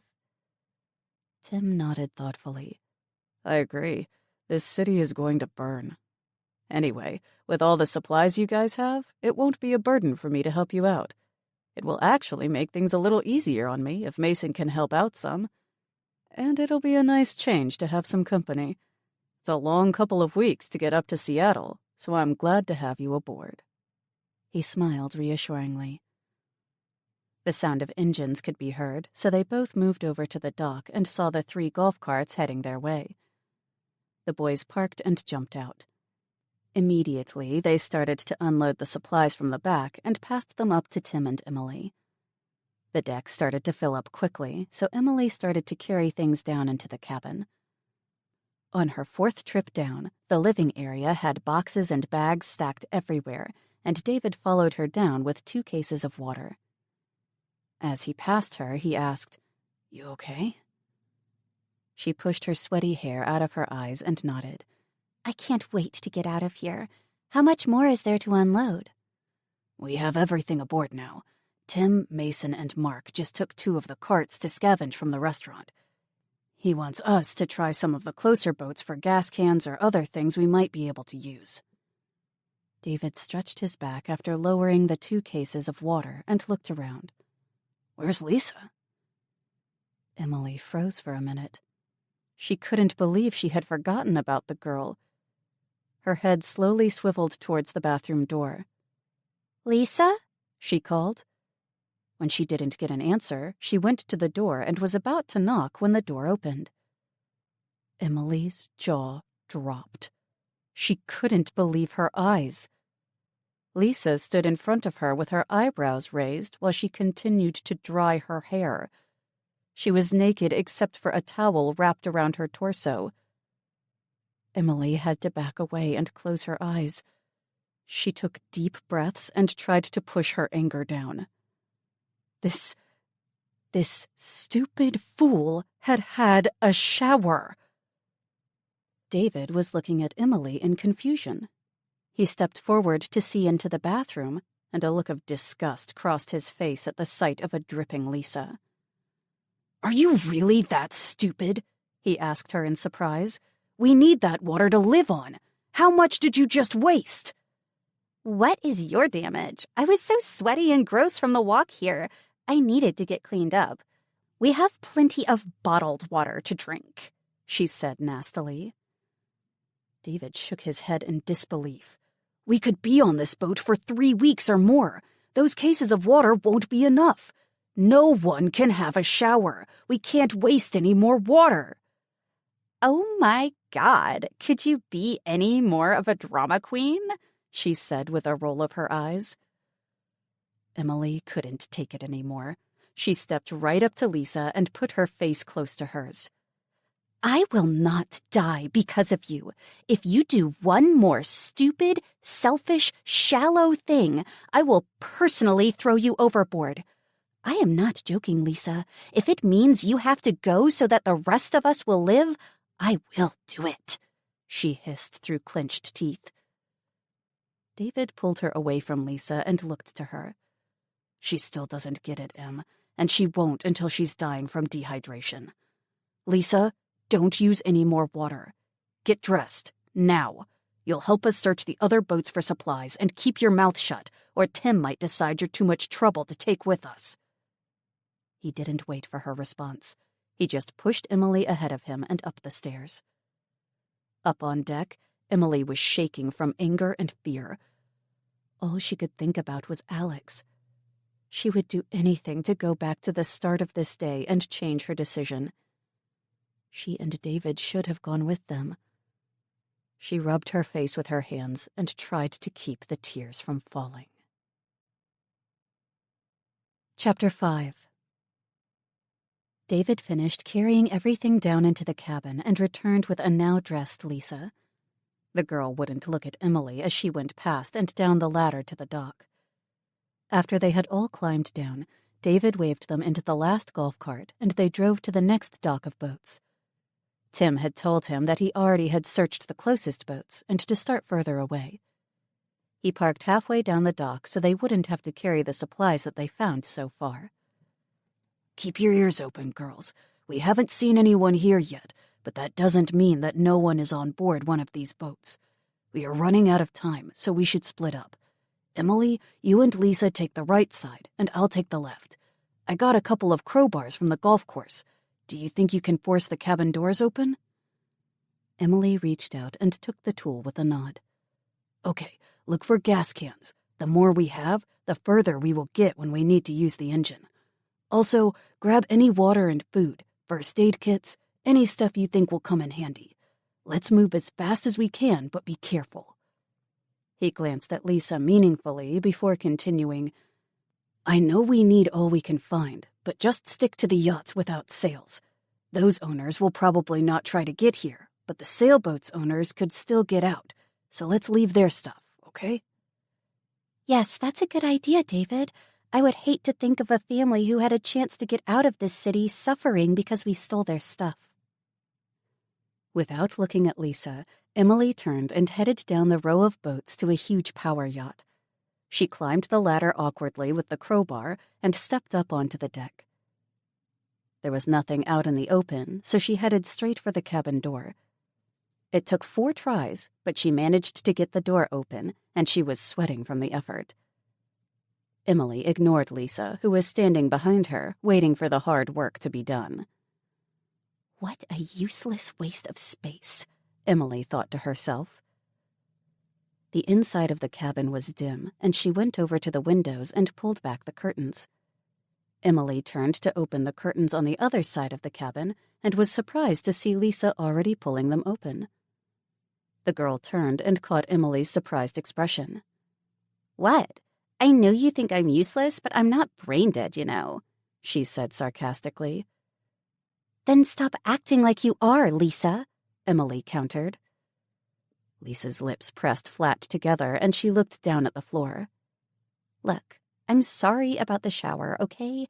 I didn't think about the water issue. This isn't exactly familiar territory for me. Emily studied Lisa's frowning face. She was surprised that the girl had apologized and forced herself to soften a little. They were all out of their comfort zones, and if she could forgive Mason for his actions, then she should be able to ease up on Lisa, too. Listen, Lisa, I'm sorry I got so mad at you. It's just that I'm so scared right now, and this situation is really serious. We have to make smarter choices if we're going to survive. I meant what I said earlier. We've got to work as a team no matter how we feel about each other. It's the only way we'll get home. None of us are exactly in familiar territory here. We've got to really think about what we are doing so we don't make mistakes. Everything is different now. All the things that used to matter don't anymore. Just try and make smarter choices, okay? You can't just think about yourself because we're all in the same boat together, she finished with a grin.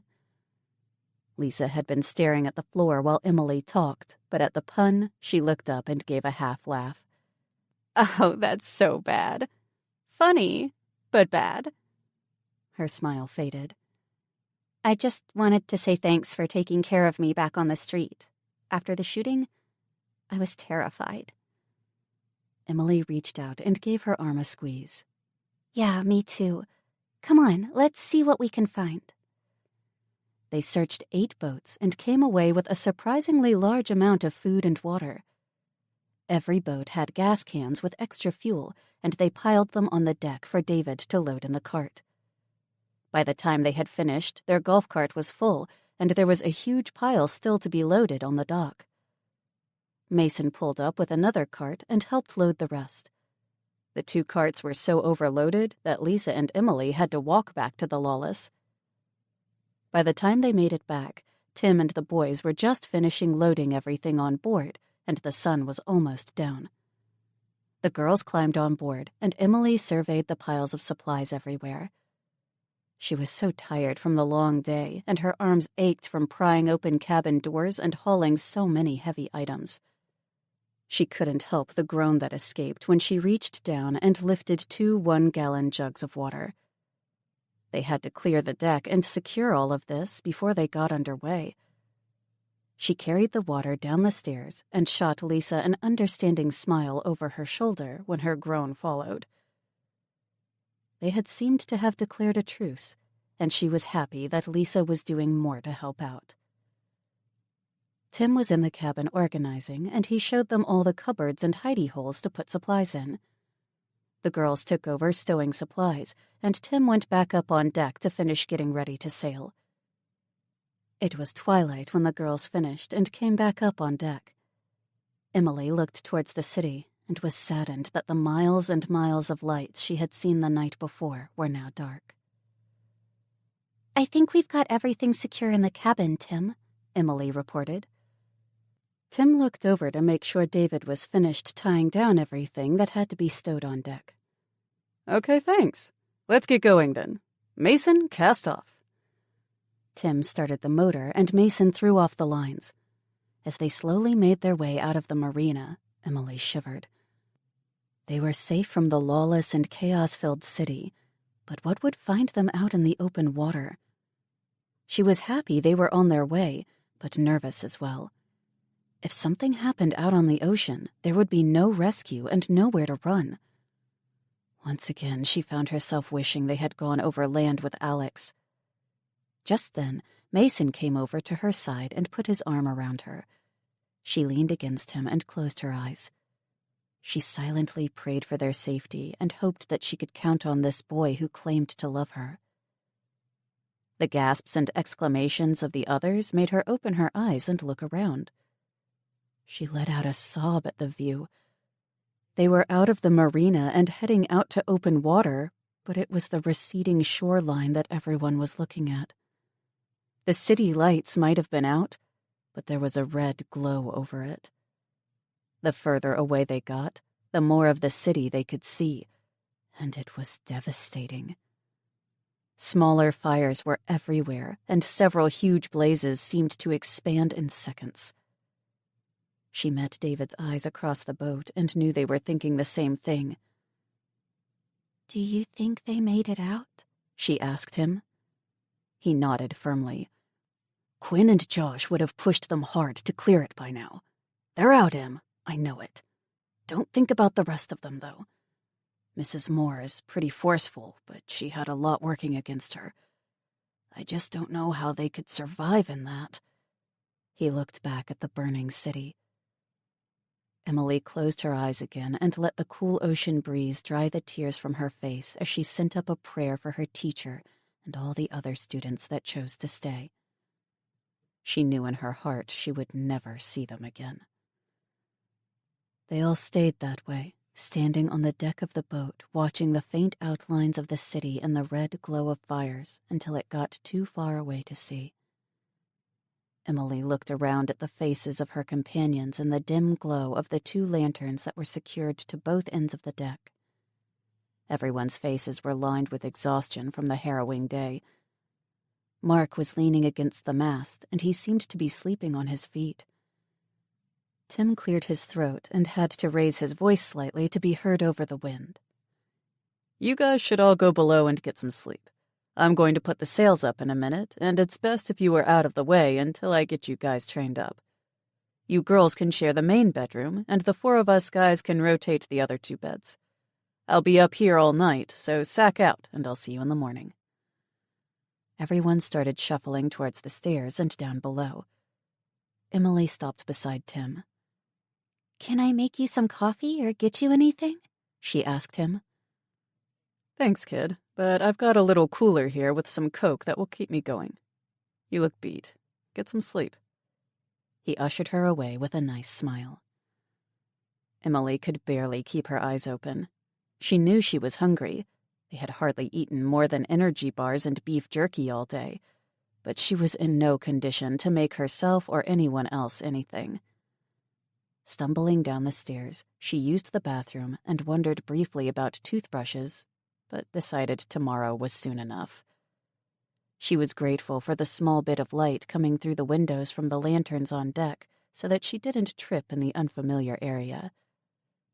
She had almost passed the couch when her hand was grabbed by what she thought was another heaped pile of supplies. She realized that David was sprawled out on the couch and guessed he had given the beds up to Mason and Mark.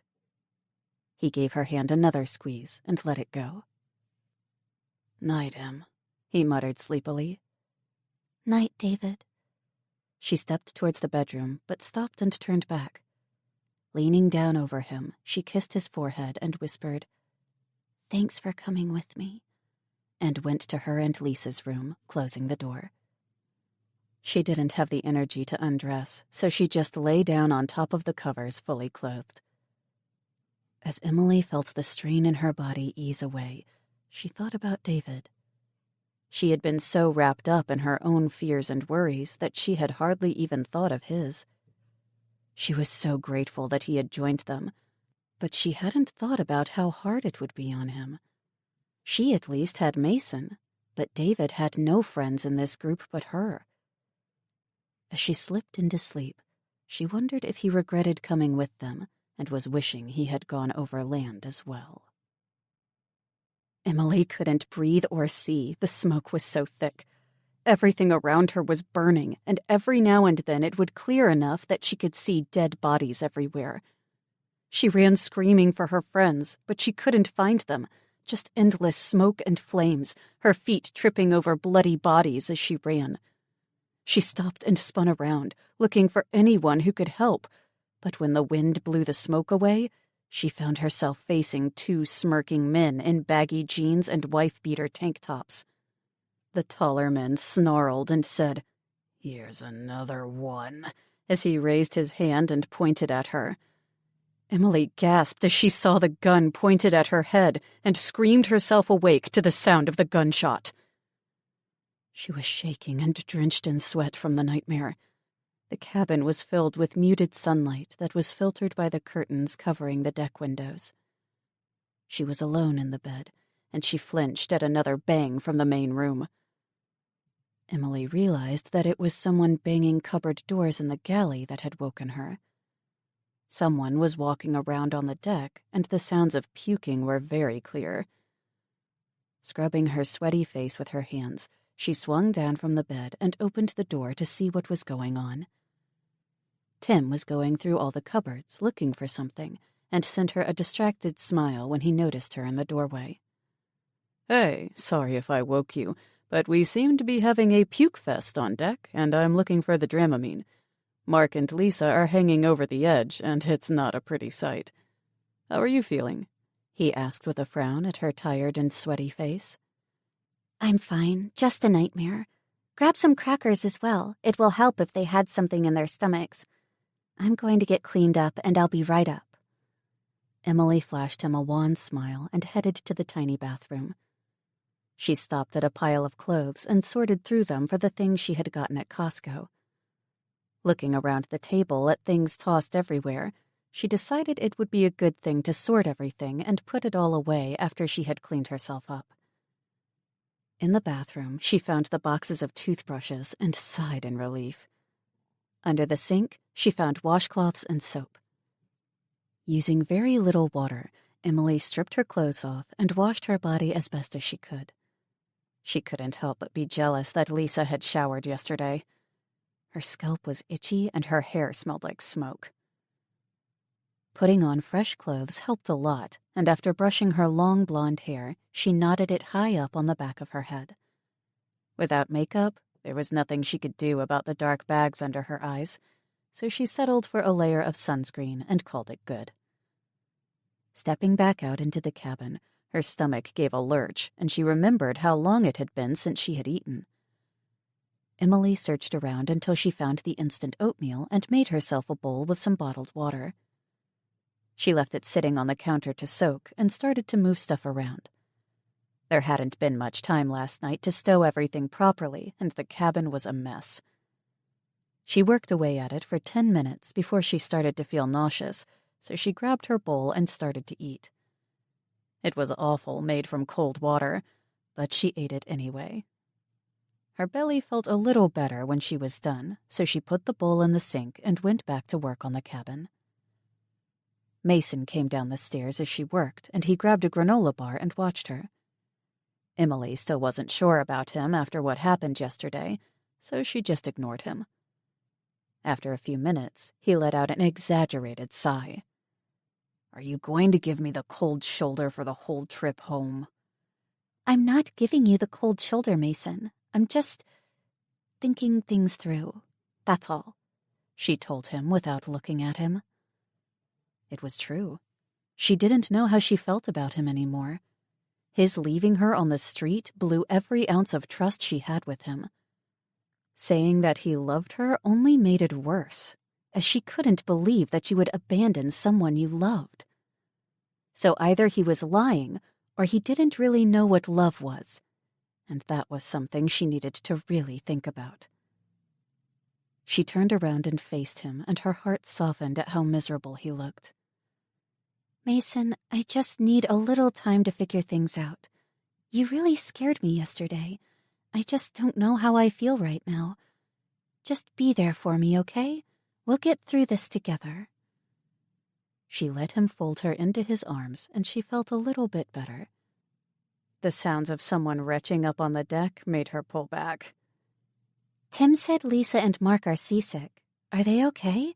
He was going to give them some medicine, Emily asked with concern. Yeah, he tried, but they both threw it back up. It's pretty gross. David seems fine. How about you? I'm okay. I had something to eat, and that helped a lot. Help me clean this place up some more, and we can get them down here. If they aren't looking at the waves, they might feel better. Good idea. We'll get them some puke buckets and leave them alone to be miserable together. We can go up and enjoy the sun, he said with a smirk. Emily had to shake her head at him. Sometimes he was such a jerk. They finished organizing the cabin, and Emily lined 2 waste paper baskets with plastic bags, put a box of crackers on the table, and 2 bottles of water in the cup holders.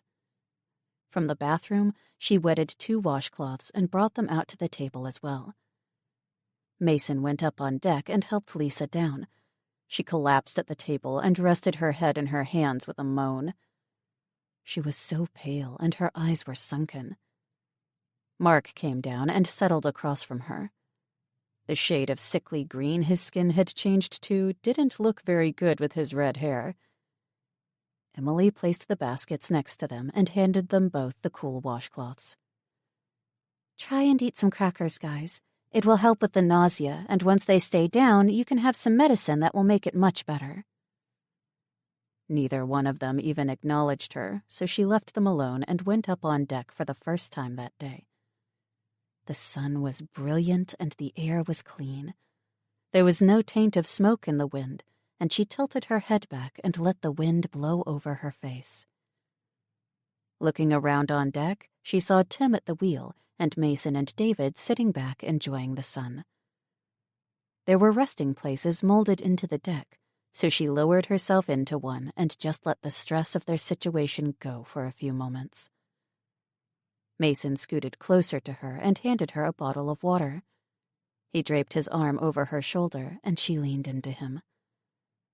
They sat like that for 10 minutes until Tim spoke and brought their attention to him. "There's another one. How many does that make, David?" he asked, pointing out ahead of them. David grabbed the binoculars and stood to take a look. "That makes 6. It's a big one, too." What is it? What are you guys talking about? Emily asked while trying to see into the distance. Dead ships. We've seen trawlers, oil tankers, cargo ships. We even saw a small cruise ship. They're all stranded out here, Tim told her. That's terrible. All those people so far from shore. What are we going to do? She asked him. Tim looked at her and frowned sadly. There's nothing we can do, Emily. We can't take on very many people, and if we tried, we would just end up swamped. All those ships have lifeboats. They'll have to try for land pretty soon. If rough weather comes up and they don't have any power, most of those ships will go down. Things are going to be just as bad out here as on land, just more spread out. We have to keep going if we want to make it. Emily dropped her head in defeat. Knowing he was right didn't make her heart ache any less for all the pain and death the world was going through.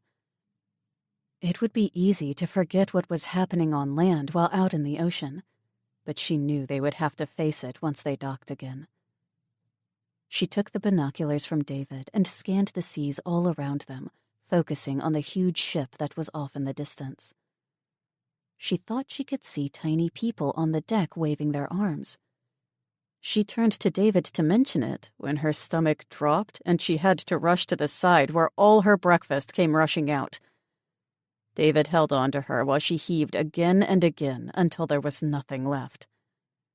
He helped her to the stairs and down below where she joined the others in their misery. Chapter 6. The next 3 days were hell for Emily and everyone else on board. She seriously thought she would die. Nothing would stay down, and even when her belly was empty, she continued to dry heave. Lisa and Mark were just as bad off as she was, and Mason and David had their hands full trying to take care of them. Tim had stopped trying to give them the small amount of medicine he had on board, as they just threw it up before it could even take effect. Her throat was raw, and her abdomen muscles ached like she had been punched repeatedly. It helped to be up on deck where they could see the horizon, but there just wasn't room for all of them to be up there comfortably. Those 3 days were a blur for Emily, and all she wanted was her mom's cool hand on her forehead. Tim tried to help, but he had his hands full sailing the boat and teaching Mason as much as he could. It was the 4th night on the boat, and the 3 patients were slumped around the table when Tim came flying down the stairs with a look of triumph on his face. "I'm so sorry I didn't think of this before, guys. I know how to get the medicine into you." He raced into the bathroom and came out with the bottle of Dramamine. Mark groaned and muttered, "Save it." Lisa and Emily just shook their heads. They had all tried to keep the medicine down, but it just wouldn't work. "No, really, I just remembered a friend telling me this trick. It will work. I know it. You guys really need to get some fluids and food in you, as well as a good night's sleep. Take one of these pills and put it under your tongue. Let it dissolve fully. Don't try and swallow it. It's going to taste really bad, but it will finally get into your system and start to work," he explained while handing out the pills. Emily was willing to try anything to get this under control. She was feeling really weak, and her head pounded from dehydration. The pill was very bitter, and her tongue started to go numb, but she kept it there until it had dissolved. After 20 minutes, she took a cautious sip of water and waited. After a few more sips, she tried a cracker, and then another one. 1 hour after they had taken the pills, all 3 felt much better. They all felt drowsy, but Tim wouldn't let them sleep until they all had a bowl of soup and more water. Emily barely remembered crawling into bed next to Lisa. Her only thought was to wonder what would be for breakfast. When Emily cracked her eyes open the next morning, she stayed perfectly still, taking stock of her body. She felt clear-headed for the first time in days and knew she had turned a corner. She turned her head slightly and saw the bottle of medicine in the cup holder beside the bed, slowly reached out for it and got it open. She felt Lisa shift beside her and cautiously turned her head to see that Lisa was awake and staring at the ceiling. Neither girl wanted to move in case the sickness came rushing back. Emily slipped one of the pills into the other girl's hand and whispered to her, "Put it under your tongue.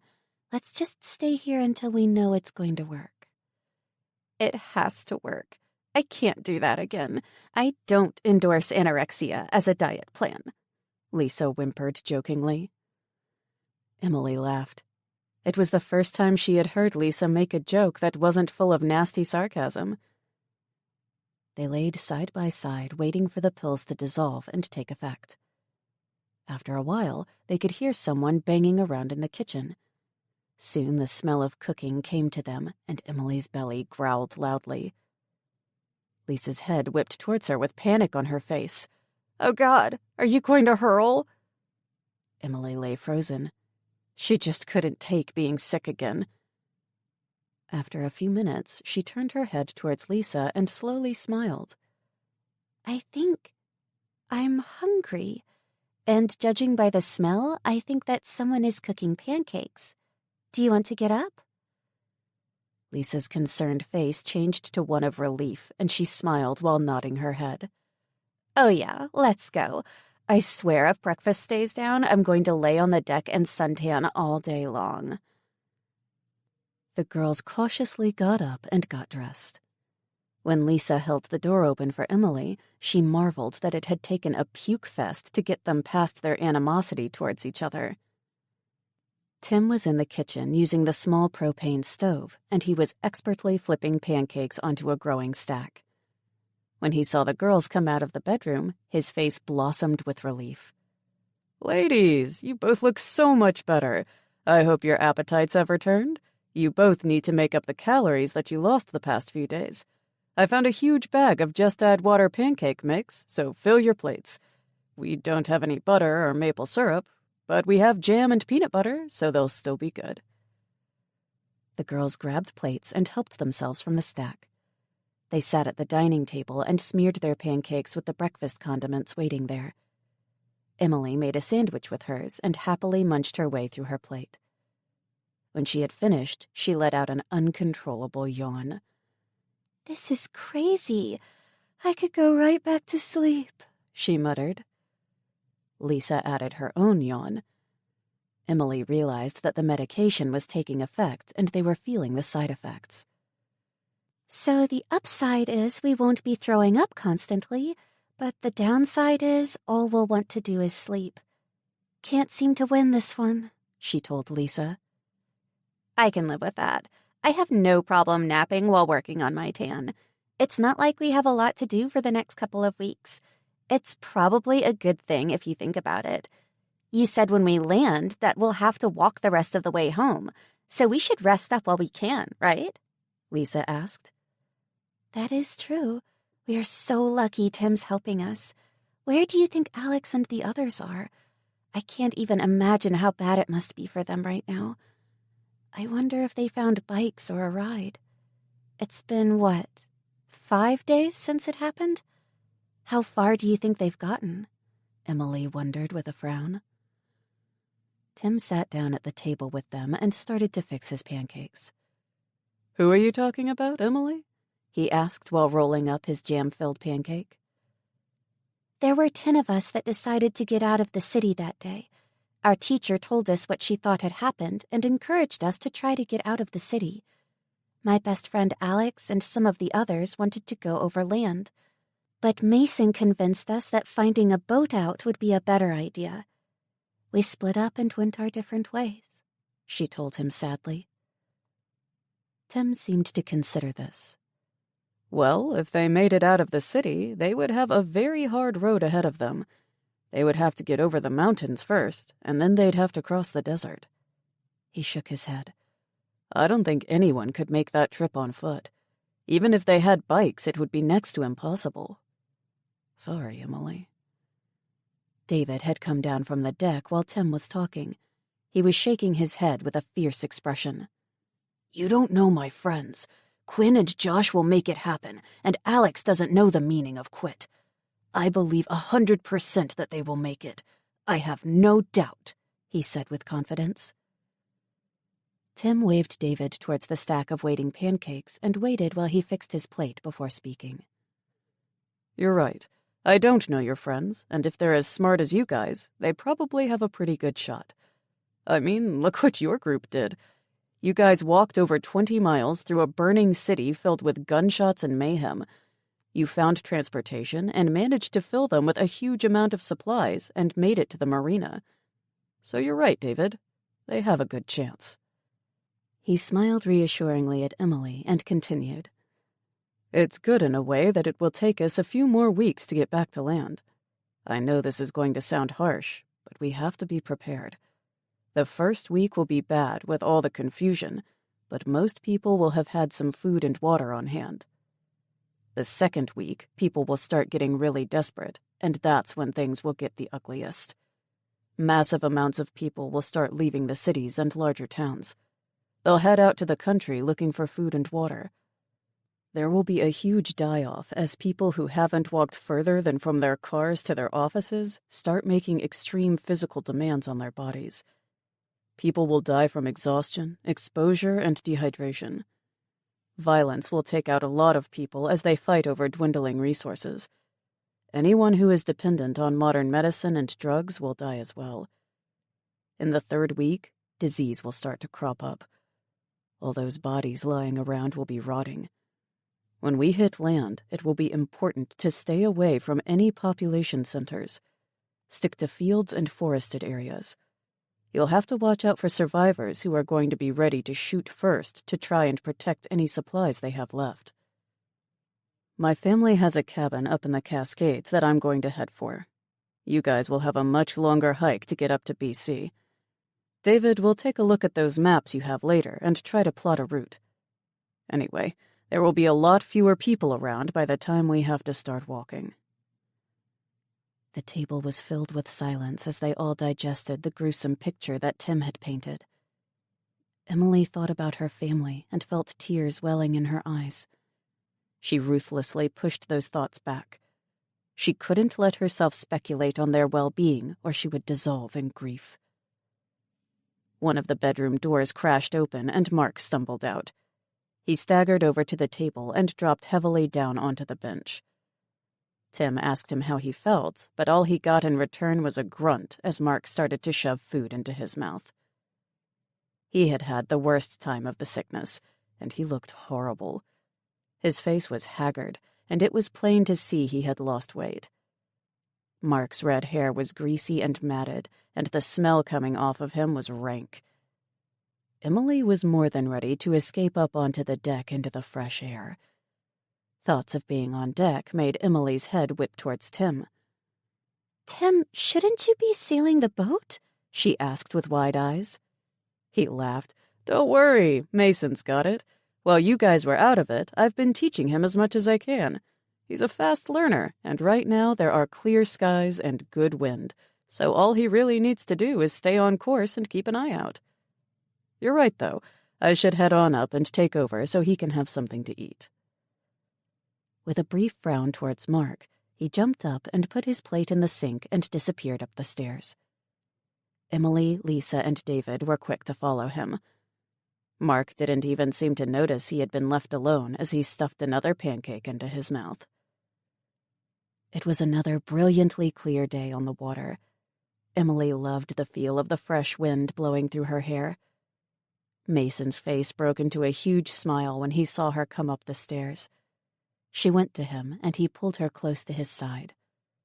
"You feel better. I was really starting to worry about you, Em.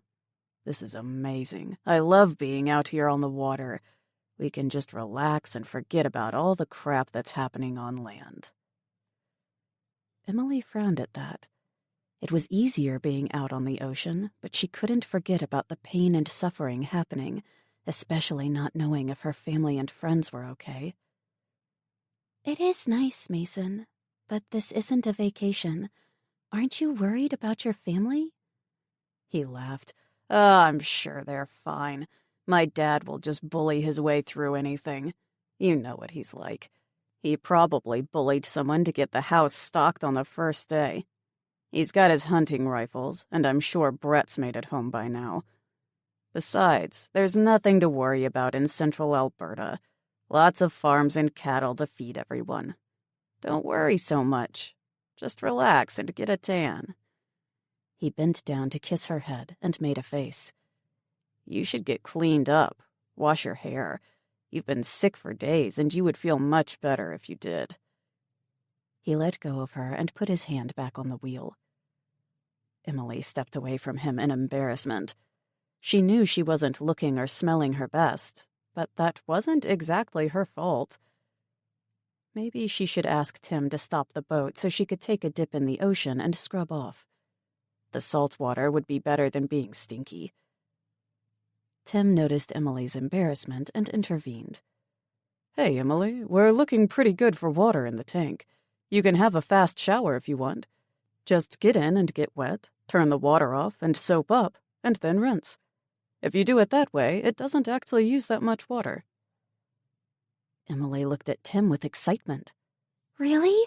Oh, wow, that would be great. I was contemplating going for a swim to clean off." He laughed. We might have to resort to that, but not yet. I know you'll be conservative with the water, so go ahead. Lisa was just as excited about the prospects of a shower, and she started to follow Emily down into the cabin until Tim called her back. Lisa, we need to go over some shower rules first, please. Emily heard Lisa groan as she left her there on deck. She quickly gathered up her cleanest clothes and a towel and headed to the tiny bathroom.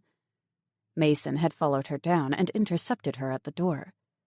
Hey, why don't we really conserve water and I'll join you in there? I could scrub your back, he offered. Emily just stared at him with a bland expression until he backed away. Okay, just thought we could have some fun, he muttered. She watched him sit at the table and grab some food before closing herself into the bathroom. Emily shook her head at her reflection. She wasn't sure if she even wanted to be Mason's girlfriend anymore, let alone have some fun with him. She turned away from her hollow-looking eyes and stripped off her clothes. Mason was eating moodily. He thought about how distant Emily had been with him and tried to think of how he could bring her around. Mark snorted in laughter, bringing Mason's head up to meet his friend's eyes. "You're never gonna crack that safe, man. You're gonna have to tap the reserves," he said with a smirk. Mason looked around quickly to make sure no one was around. "Give it time. We're going to be out here for a couple more weeks. It'll happen," he said confidently. Looking his friend over, Mason made a face. "Man, you're rank. Tim says we can have showers if we do the stop-and-start method. You could really use one. I could smell you up on deck." Mark laughed. "It's seasoning, man. But yeah, I'll get cleaned up. So how have things been while I was in Pukeland? How's the Boy Scout?" Mason shook his head. "David's not bad. He's actually a pretty good guy. He's always up for helping out. He doesn't talk much, but he's okay. Tim's been teaching me a lot. The more I learn, the better. I'm thinking after we land in Washington, we stick around until he's gone and borrow the boat to take us up into BC. It will save us weeks of walking," he told Mark quietly. Mark nodded thoughtfully. "Let's keep that on the down low for now. We don't need the Boy Scout knowing our plans." Mason agreed. David seemed like an okay guy, but he was a little too nice for this new world, and he'd have to toughen up if he wanted a ride up into Canada. He dumped his plate into the full sink and headed back up on deck, passing Lisa as she came down for her turn in the shower. Mark looked her up and down and smirked. "Hey there, princess. It looks like you've lost some of the shine from your crown." Lisa glared at him. Could you be any more disgusting, Mark? Really, you should grab the next shower. I just stopped puking, and the smell coming off of you is about to start me heaving again," she said with disgust, and quickly went into the bedroom and slammed the door. Mark stared at the closed door and brooded. Lisa had always treated him like crap, and he'd taken it. But this was a brand new world they were in, and the rules had changed. He had always been in Mason's shadow, the popular quarterback's sidekick. Mark knew he wasn't good-looking or talented enough to be popular, so sticking close to Mason in school was a no-brainer. He got all the benefits of being in the popular crowd without having to do any work. But all that was over now. It no longer mattered what crowd you were in. All that mattered was being strong and smart and ruthless. He planned on being all those things and more. He would deal with Mason as long as they needed this boat. But after that, Mason was going to learn that he wasn't number one anymore. As for Lisa, if she wanted to live, she would need to prove her worth to him. A small, satisfied smile spread across Mark's face as he thought about his future. Chapter 7. The next 2 days were uneventful. They played cards to pass the time or stayed on deck in the sun relaxing. Emily, Tim, and David took turns making meals in the small galley. It was no surprise to find out that none of the others could cook. She found herself organizing and inventorying the supplies again and again. She couldn't stop thinking about what was to come once they docked. Knowing that they couldn't just go get food in a store made her nervous, and she knew that all the stores would be picked clean by the time they got back to land. David and Tim pored over the maps that he had gotten at the gas station, plotting the best routes through Washington state to the Canadian border. Mason didn't seem to be all that interested in the maps, and Emily thought he was trusting David with it. Mark did nothing. He hardly talked to anyone, but Emily could see him watching everything. It gave her the creeps every time she felt his eyes on her. She used to think Mark was just a mean bully, but lately she felt something more menacing coming from him. She tried to stay away from him, and she noticed Lisa did as well. Lisa had reverted back to her sarcastic attitude, and the common ground between the two girls seemed to be lost. She spent most of her time on deck working on her tan, wearing a bikini she had found in Tim's closet. When she had emerged on deck in the small white suit 2 days ago, all the guys had stared at her, making Lisa toss her hair and pose like a model. I hope you don't mind, Tim. I found this in the back of your closet, and since I didn't bring my own, I borrowed it, she said with a flirty smile. Yeah. Okay, sure. I mean, no problem. It was probably left by one of my exes. He shook his head in amusement. David looked at Emily and just shrugged before turning back to the wide expanse of ocean ahead of them. Mason was openly staring at her, and Mark had a creepy leer on his face. Emily shook her head in disgust at the boys and went and sat with David. She hadn't really talked to him since they had set sail. She shoulder-bumped him, and he gave her a smile. With a sad sigh, she asked him, "What do you think is happening at home?" He turned his gaze back out to the ocean and frowned. I don't know, but I'm sure all of our families are okay. They would be looking out for each other and banding together to get things done. They're in a really good location. There are lots of farms and the forest for hunting and all the lakes for fishing. They're far enough from the cities that they shouldn't get too many people walking in. I just wish I was there to help. More than anything, though, I'm mad. Emily waited patiently for him to explain. Without taking his eyes off the view ahead, he continued. I'm stuck hundreds of miles from home. Mom and Emma are alone, and where the hell is my dad? Who knows where?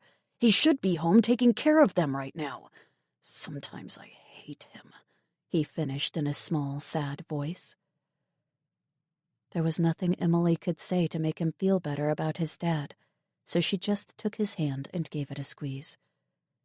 She had never met David's father, and from what she had heard over the years, David barely knew him either. His father was a soldier and was away for most of David's younger years. He had been in Bosnia and Sarajevo when he had seen some horrifying things. When he had finally come home for good, he had tried to be a family man and a good father to David and his sister Emma, but it was a struggle. David had told of screaming nightmares and violent mood swings that scared his mom. After he had been home for a year, she couldn't take it anymore and asked him to either get help or leave. David's dad had chosen to leave his family. I don't know why it even bothers me, David stated. He was never really there for us, ever. Mom's so strong and she's always done everything herself, but it just isn't fair. He should be there, he said in frustration. I'm sorry, David. I wish things were different for you guys, Emily said with compassion. Yeah, me too. David turned and looked at her. What about you? How are you holding up? Truth? I'm scared. I mean, this is beautiful, and it's great that we aren't walking, but I can't stop thinking about what comes next. I'm really worried, and the others don't seem to even care. It's like they are on some great holiday. I tried to talk to Mason about home, and he just brushed it off like it's no big deal. Lisa's great 1 minute, and then the next she's back to being a diva. Mark? He scares me a little bit, she confided. David nodded. I know what you mean. I tried to go over the maps with Mason, and he wasn't even interested. It's like he plans on sailing all the way home. I don't know what to tell you about Lisa. It's almost like she doesn't know who she is. Sometimes she's funny and easy to talk to, and then it's like she puts on this shallow girl act. I mainly just try and stay out of her way. I don't get Mark at all. He doesn't even talk to me except to make nasty comments, but he's always watching us. It's almost like he's got some secret agenda and he's just waiting for the right time. I think you should stay away from him. He was quiet for a while and then tentatively asked, What about you and Mason? Are you guys still together? Emily looked down at her hands. I'm so confused. All the reasons that I liked him seem to have disappeared. He's not who I thought he was. I don't really believe that he loves me, but I don't know what to do. This is a pretty small boat to have to deal with the fallout of a breakup. I guess I'll just keep things the same for now and hope for the best. She laughed ruefully. We have so much to worry about, like what's going on at home and how we'll get there once we land, that breaking up with my boyfriend seems pretty petty in comparison. David smiled. Yeah, I guess normal teenage stuff's going to have to take a back seat for a while. I don't think we should talk about it right now, but I think we should consider splitting up when we do hit land. I'm just not sure we can count on those guys, and we can't afford to make stupid mistakes. Think about it, okay? Emily nodded. Just one more thing to worry about. They had been on the boat for 7 days, and Emily was in the main bedroom reading one of Tim's paperback books. It was a very boring mystery, but she was desperate for something to take her mind off of her worries, as well as find a little bit of privacy. It was hard to be alone with 6 people on board, and they had all tried to get away from each other at some point. Tim seemed the least bothered, and he was very good-natured. He always seemed to find humor and was never testy with them. He was such a great guy, and Emily was grateful to him for all he had done for them. She just wished that there was something she could do to keep busy. Emily had just reread the same page 3 times when she heard yelling coming from on deck. She threw the book aside and rushed out of the room and up the stairs to the deck to see what the commotion was all about. David was looking out in the distance with the binoculars, and Tim was busy dropping the sails to slow the boat down while Mason manned the wheel. She tried to see what David was looking at, but the glare off the water made it too difficult. Lisa had lifted herself up onto her elbows from her tanning position, but at Emily's shrug, she laid back down, indifferent towards the situation. Tim brushed past her back to the wheel, and within minutes, Emily felt the vibrations of the motor as it came to life. She made her way to David and tried to see what had captured his attention again. She thought she could make out something bobbing on the waves in the distance, but couldn't make out what it was. What is it, David? What's out there? She asked him. Without taking his eyes off the object, he explained. It's a lifeboat. I can't see anyone in it, but they could be lying down in the bottom of it. We're going to try and get closer. Emily felt a surge of apprehension. On one hand, it would be great if they could help other survivors, but on the other hand, they only had so many supplies. She felt guilty at the thought, but pushed it aside when she thought of being stuck in a lifeboat for days with no food or water and being at the mercy of the sea. It seemed to take forever for the lifeboat to come into range. When it finally was close enough to see down into it, they could make out 3 men lying on the bottom, unmoving. Tim had Mason take the wheel, and he came towards Emily and David.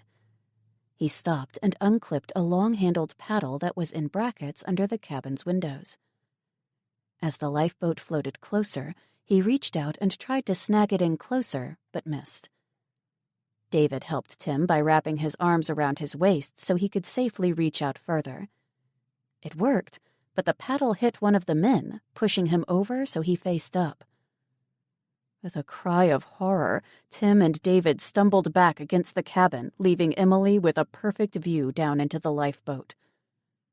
She was completely unprepared for what she saw. The corpse of the man stared back at her. His face was a dark red, and his skin had dried out and pulled away from his teeth, making him look like he was smiling maniacally. His eyes were gone, and the sockets had sunken deep, leaving him with 2 dark holes. Emily was frozen in place, staring at the poor man's face, and she heard herself whimper. "Man, that's sick!" came from behind her, and the cruel amusement in the tone broke the spell and made her turn away from the ravaged face. She swallowed down the vomit that threatened to rise and looked to Tim and David. Mark was making disgusting comments about the state of the bodies when the wind blew a gust that was full of decomposing scent. The smell overcame Emily, and she had to rush farther down the rail to be sick over the side. Tim got control of himself and pushed Mark back out of the way. "What the hell is wrong with you?" he screamed. Tim was still holding the long-handled paddle, and he quickly used it to shove the lifeboat away from the Lawless. Once it was far enough away that he couldn't reach it anymore, he dropped the paddle onto the deck and rushed over to the wheel, shoving Mason out of the way. He brought the engine up and motored them away from the lifeboat. He kept taking big gulps of air, and Emily had never seen him so pale. Mason came up to her and threw his arm over her shoulders. "Was it really nasty?" he asked. Emily shoved his arm away and snapped at him. Yes, it was nasty because those men were dead. She turned and looked at Mark with his smirk and Lisa still tanning like nothing had happened. Can't you people get it through your shallow, selfish little minds? This is real. It's not a movie or a video game or a freaking vacation. Those men are dead, and we could be next. You all think this is a big joke. Well, I'm scared, and you should be too, because being popular isn't going to keep you alive. She yelled at them before she had to rush to the rail to empty her stomach once again into the sea. She didn't think she would ever be able to get that poor man's face out of her head. Mason came up behind her and rubbed her back. "Emily, I'm sorry. I didn't mean to make light of them. Everything's going to be okay. Don't be scared." Instead of finishing the word, he gasped. Emily scrubbed the tears from her face and looked up at him to see what had surprised him. Mason was shading his eyes, looking out past her in the ocean. She turned around to see what he was looking at, and what came from her throat was an agonized moan. Her eyes scanned the way ahead, and she had to stop counting at 12 when the tears blurred her vision. She pushed past Mason and stumbled back down the stairs. Emily couldn't bear to stay on deck as they sailed through the cemetery of lifeboats ahead. Chapter 8. Emily was sitting at the dinette with her head cushioned on her folded arms when she heard someone come down the stairs half an hour later. She had heard the engine shut down and guessed that Tim had switched back to sail. The bang of a glass being slammed onto the counter made her wearily raise her head. Tim had a bottle of some sort of alcohol, and he splashed 2 inches into the glass. Capping the bottle, he turned and leaned against the counter. His eyes were haunted and a million miles away. He finally tossed back the drink in one gulp, and his eyes focused on Emily. With a frown at her, he turned back to the cupboard and got another glass and brought it to the table. He sat across from her and filled both glasses with another 2 inches and slid one across to her. When Emily just stared at the glass, Tim told her, "Shoot it back in one go, kid. Trust me, it'll help a little. Besides, it's a little bit of home for you. It's Crown Royal whiskey, Canadian." Emily had only drunk once in her life, and the bottle of peach schnapps she and Alex had experimented with had left them both sick as dogs. She didn't know what type of alcohol this brown stuff was, but when the dead man's face came back to her, she didn't care. Throwing the drink back quickly, she wheezed out a breath at the burn of it going down. She leaned back as she felt the warmth of the drink spread through her. Tim was sipping his drink, and his expression was dark. "That was brutal," he said. "It's one thing to know what's happening, but to see it up close like that..." There weren't words to describe how hard it was to see, so he fell silent. After a few minutes, he sighed and looked at Emily. You got some color back in your face. That's better. We're going to have to toughen up, kid. Things are not easy out here. I put it out of my mind for a while, but we just got a huge reminder of what we will be facing in another 8 days or so. He downed the rest of the drink and contemplated the bottle before shaking his head and putting it back in the cupboard. He settled back at the table and scrubbed his face with his hands. Can I ask you something? When Emily nodded, he continued. What are you and David doing with those 3? You guys just don't seem to fit in with them. Emily had to clear her throat twice before she could talk. It felt like the alcohol had burned the lining from her throat. You're right. We don't fit in with them. It's my fault we are with them. I've been dating Mason for the last few months. I think David came with us just to make sure I was okay. I can honestly say at this point that I was a fool. My best friend and the others in our group went overland. I told you about Alex, Quinn, and Josh already. David and I have been friends with them since we were little. I really don't know why I started dating Mason. We really have nothing in common, not even our friends. He was just different from the rest of us, and I thought I saw something more than the shallow popular quarterback that he portrays. I'm pretty sure I was wrong. So now David and I are stuck on a boat with them, she said miserably. Tim was nodding his head. In college, I dated this girl. She was all dark and moody and wore black all the time. We had absolutely nothing in common. I still don't know why I was with her, except she was so different from my regular group of friends. Now that I'm older, I can look back and see the truth. Popular, jock, diva? They're all just masks. It's just something people use to cover the fact that they are just as scared and lost as the rest of us. In this situation, it won't be long before you'll start seeing those masks disappear, and then you'll see the true person underneath. What I do know is that you and David, you guys don't wear masks. You'll be okay. He patted her hand and with a smile climbed back up to take the wheel. Emily stayed put and felt the pleasant buzz from the drink. She thought about what Tim had said and wondered if it was true. When she started to date Mason and they were alone or on the phone, he seemed so different than when he was with his friends. She wasn't sure if his good side was his mask or if the real Mason was the selfish jock she had first thought him to be. Lisa was a mystery as well. The funny, smart girl that had peeked through on the trip so far seemed to come and go. Every time she started to like the girl, Lisa would revert to the snobby, shallow diva she had always shown before. Mark? Well, she didn't even want to know him at all. Emily sighed in frustration. The only thing she really knew was that David was her true friend and she could count on him no matter what. As if her thoughts had summoned him, David stepped down the stairs and threw himself down onto the bench beside her. His face was blank, but his eyes were haunted and far away. She took his hand gently and just held it. After a while, he turned to look at her. That's not going to happen to us, Em. Not like that. It's time to get busy. We have to start thinking ahead, worst-case scenarios. If we had to leave this boat in a hurry, we would be in a world of hurt, so we are going to make sure that doesn't happen. Remember those backpacks I got back at the Costco? We are going to fill them up with water and food and anything else that we might need.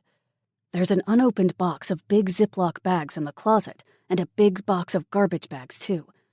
We will make sure everything is sealed up watertight, and then I'll put all the backpacks into the garbage bags and tie them to the lifeboat container. If we have to leave the boat, they will go with us. What do you think? I think we should get started. Thanks, David. I'm scared and uncertain, and doing something proactive makes me feel more in control of what might happen. She took a deep breath and confessed, I'm so sorry we didn't go with Alex and Quinn. I know you only came to help me, so I'm sorry, but I'm also really thankful that you did. The intense look in his eyes made her look down at their joined hands. "I'm going to get us home, Emily. That's a promise." She nodded her head. "Let's get to work." They got up from the table and removed the bench seat cushions. Underneath the cushions was a hinged lid that opened to reveal storage areas. David pulled out the 5 backpacks that he had stuffed into it. Emily saw more bottled water and other supplies and was once again relieved that they had managed to get so much from Costco.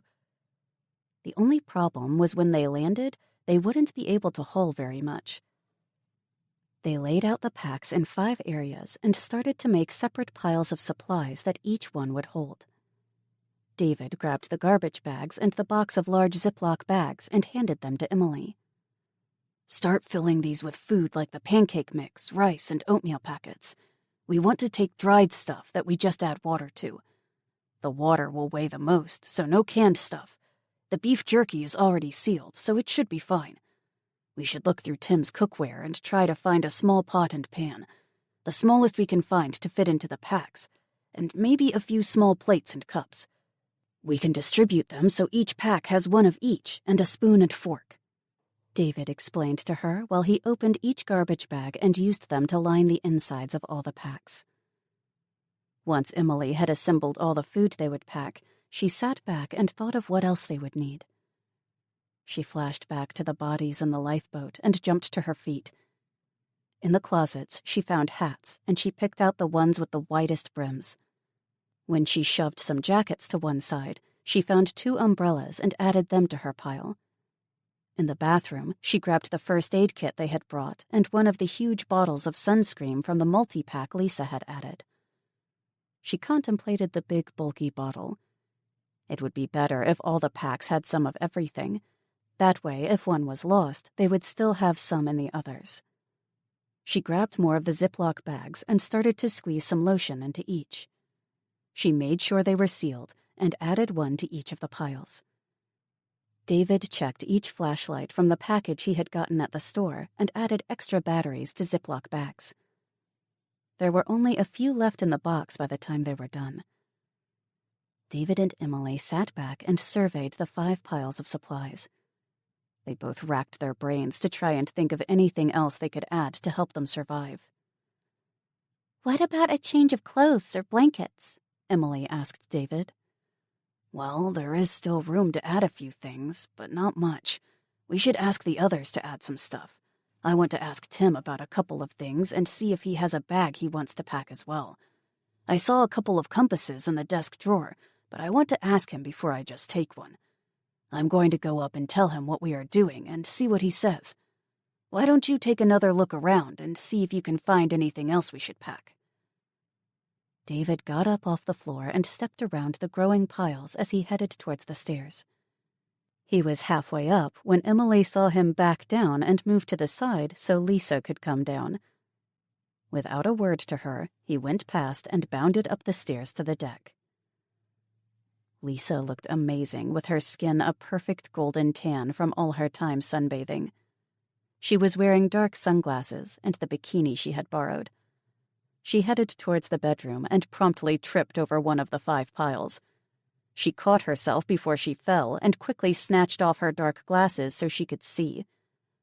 Squinting her eyes, she took in the floor and zeroed in on Emily. "Really, Emily? It's not like there's a lot of room down here. Do you have to spread your stuff everywhere?" she asked in a snarly tone. Emily answered in the exact same tone Lisa had used. "Really, Lisa? I'm working on saving your life, so why don't you go and do something important? Like your nails." Lisa's nasty expression changed to a frown. "What are you talking about? What is all this stuff for?" she asked. "You saw those lifeboats, didn't you? David and I are putting together backpacks full of supplies, so if we have to leave the boat quickly, we won't end up like them." Lisa squatted down and started to sift through one of the piles. Without looking at Emily, she asked in a quiet voice, "You don't really think that could happen to us, do you?" Emily sighed. "I don't know. I hope not, but it just makes sense to be prepared just in case. Listen, do you have a spare outfit you can give me for your pack? There isn't a lot of room, but we can take a change of clothes if we roll it up tight. Lisa looked thoughtful as she looked up and nodded. Yeah, I'll go get one right now. Thanks for thinking of this, Emily, she said, and quickly stood and went to the bedroom. Emily was pleasantly surprised by the girl's words. Again, Lisa was showing two different sides. She just wished Lisa would pick one and stick to it. Lisa came back out of the bedroom quickly and was about to sit down beside Emily when Mason and Mark came down the stairs.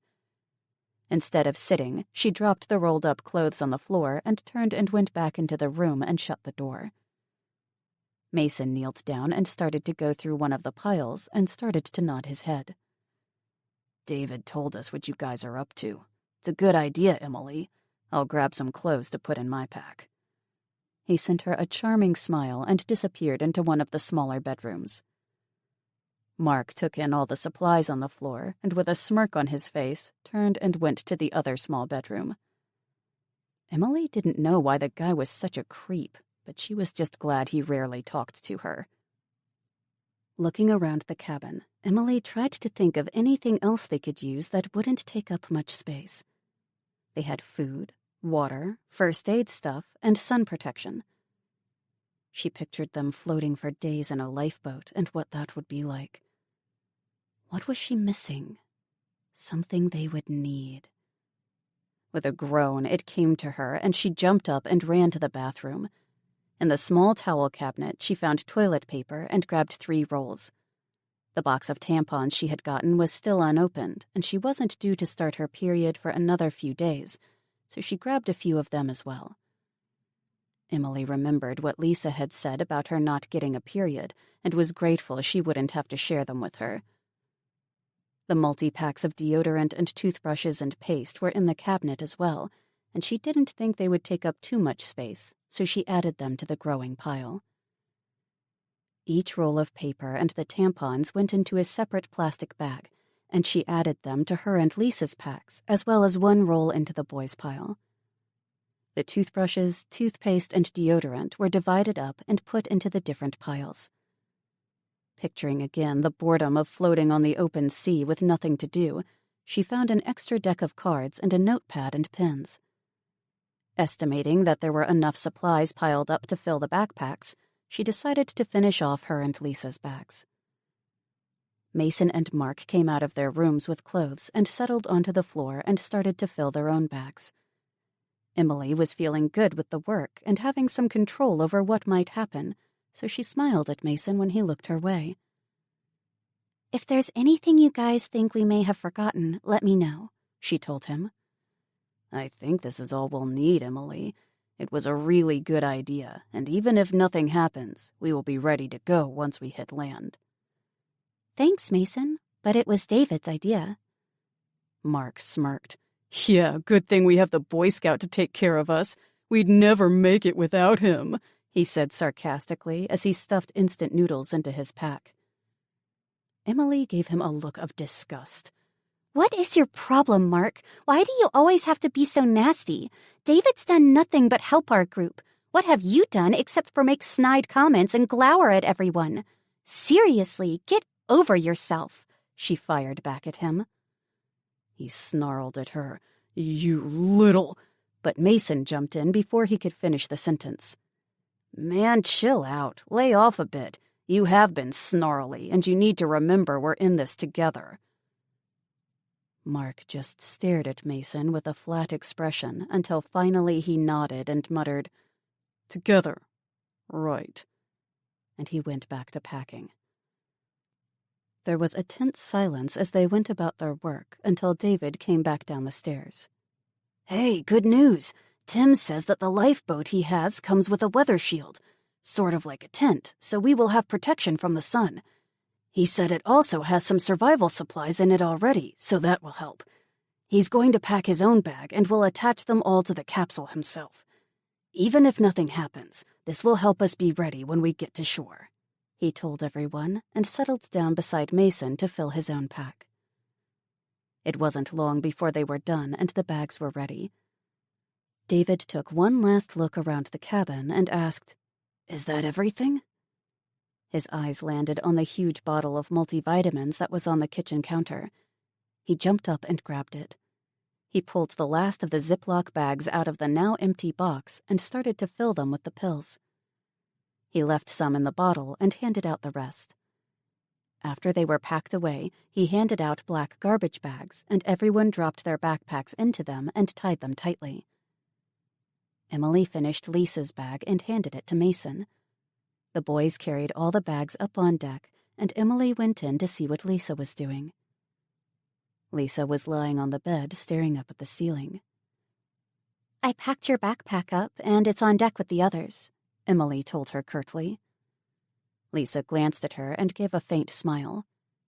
"Thank you, Emily. I'm sorry I didn't help. I have a huge headache." Emily softened at the apology. "Do you want me to get you a Tylenol?" she asked. "Maybe later. I just want to lie down and close my eyes, but thanks." "Emily, do you think we'll get home?" Emily sighed and lay down next to her. "Yes. It's going to be brutal once we start going over land, but I think we'll make it if we use our heads. I'm worried about what's happening at home, though. What about you? Are you worried about your family?" Lisa didn't reply for a while. Emily didn't think she was going to answer when she finally started to speak. "I don't think my mom will be doing very well. Well, let's just say high maintenance. Appearances mean a lot to her. She's not going to be very happy with no power or running water. I don't even know if my dad will be there. He spends a lot of time in the city, so he might not have even been there when this all started." She started to giggle. "Sorry, just trying to picture my mother cooking food over a campfire in the backyard while wearing high heels." Emily laughed. "I'm sure she'll figure it out." Lisa snorted. "Yeah, or find a big, strong man to do it for her." Emily and Lisa stared up at the ceiling and thought about home until they both drifted off to sleep. Chapter 9. Emily counted the days since her world had changed. 10 days had passed since they had sailed away from the burning city, and 4 days since they had sailed through the cemetery of lifeboats. Tim had said that the lifeboats they had seen were old and out of date, probably coming from some poor country's frigate. He said that all modern lifeboats came with weather shields and supplies. That didn't help the sadness Emily felt when she thought of all those dead men dying so far from their homes and families. Sitting out on the deck in the bright sunshine, she glanced at the pile of black garbage bags beside the Lawless's lifeboat capsule. Tim said they were making great time, and he thought it would only be another 5 or 6 days until they arrived at the Washington coast. She tipped her head back and soaked up the warm sun. They had been lucky with the weather so far, but Tim expected rain any time. Looking over at Lisa, she shook her head at the bikini-wearing girl. She wished they were friends. Emily missed Alex so much, and it would have made things easier if she and Lisa were closer. Lisa kept to herself, either suntanning or lying in bed. She never joined them to play cards or the few board games that were aboard. Mark also kept to himself and seemed to brood more and more as the days passed. Mason helped Tim and seemed to really enjoy all he was learning about sailing. That left Emily and David to play cards, read the few books on board, and study the maps for the journey ahead. Time seemed to crawl, and Emily just wanted to get to land and get moving. The sun was slowly sinking into the horizon behind them, and the breeze had cooled enough that Lisa shivered. She got up and grabbed her towel and headed down into the cabin. Dinner had been a simple dish of pasta with some canned ham in it. With nothing fresh on board, Emily was surprised at how much she craved fresh vegetables.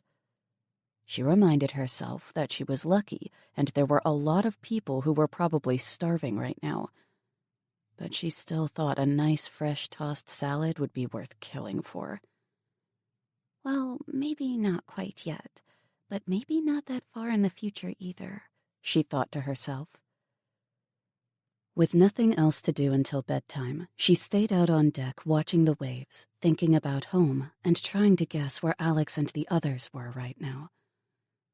When it was too dark to see anything, she got up and stretched her stiff legs.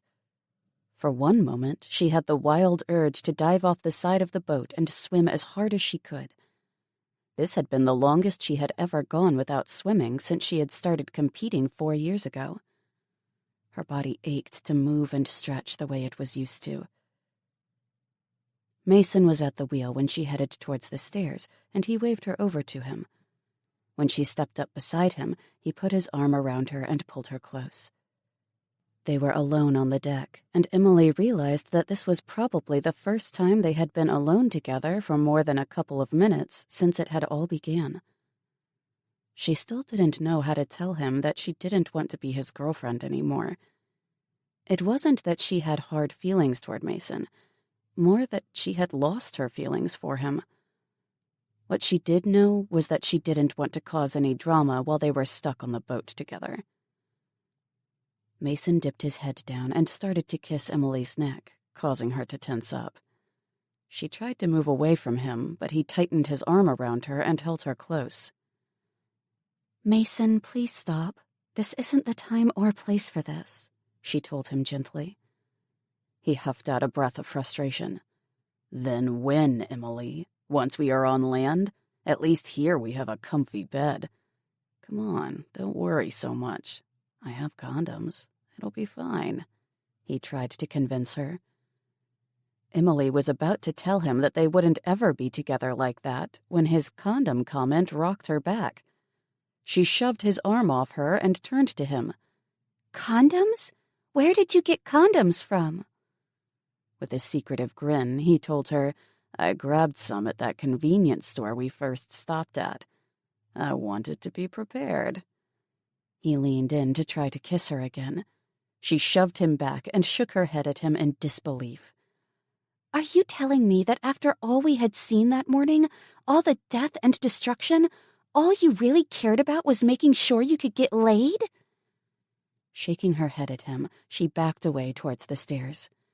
"What is wrong with you?" Before he could reply, she thumped down the stairs and headed into the bedroom, passing Lisa, who was sitting at the dinette painting her nails. Lisa's eyes followed Emily to the bedroom and watched her shut the door. She glanced at Tim, who was snoring on the couch, and then looked towards the stairs. She finished her nails and waited a few minutes for them to dry, then quietly got up and went up the stairs. Emily had thrown herself onto the bed and stared moodily up at the ceiling. She wasn't even mad at Mason. He was who he was, and she had known that when she first started tutoring him. She was the one who had thought there was more to him. God, she felt like such an idiot. Did she really think that they had anything in common? She slammed her fists down onto the bed in self-reproach. All the time she spent with him and his jerk friends, the damage she had done to her and Alex's friendship, and being stuck on this boat with them was all her fault. After a few more minutes of mentally yelling at herself, she sat up and took a deep breath. She wasn't going to hide in this room. She was going to go and tell Mason how she felt and hope he didn't take it too badly. She got up and left the bedroom. Tim's soft snores drew her eyes to him, and she stopped briefly to throw a blanket over him. This distracted her enough that she didn't even stop to wonder where Lisa had gone. Standing at the bottom of the stairs, she took a deep, fortifying breath and hoped Mason didn't flip out. The sun was all the way down, and it was dark on deck as she came up the stairs. She could just make out Mason's outline behind the wheel. Leaving the stairs and moving to the side let enough light from the cabin shine through the opening so she could clearly see that he wasn't alone.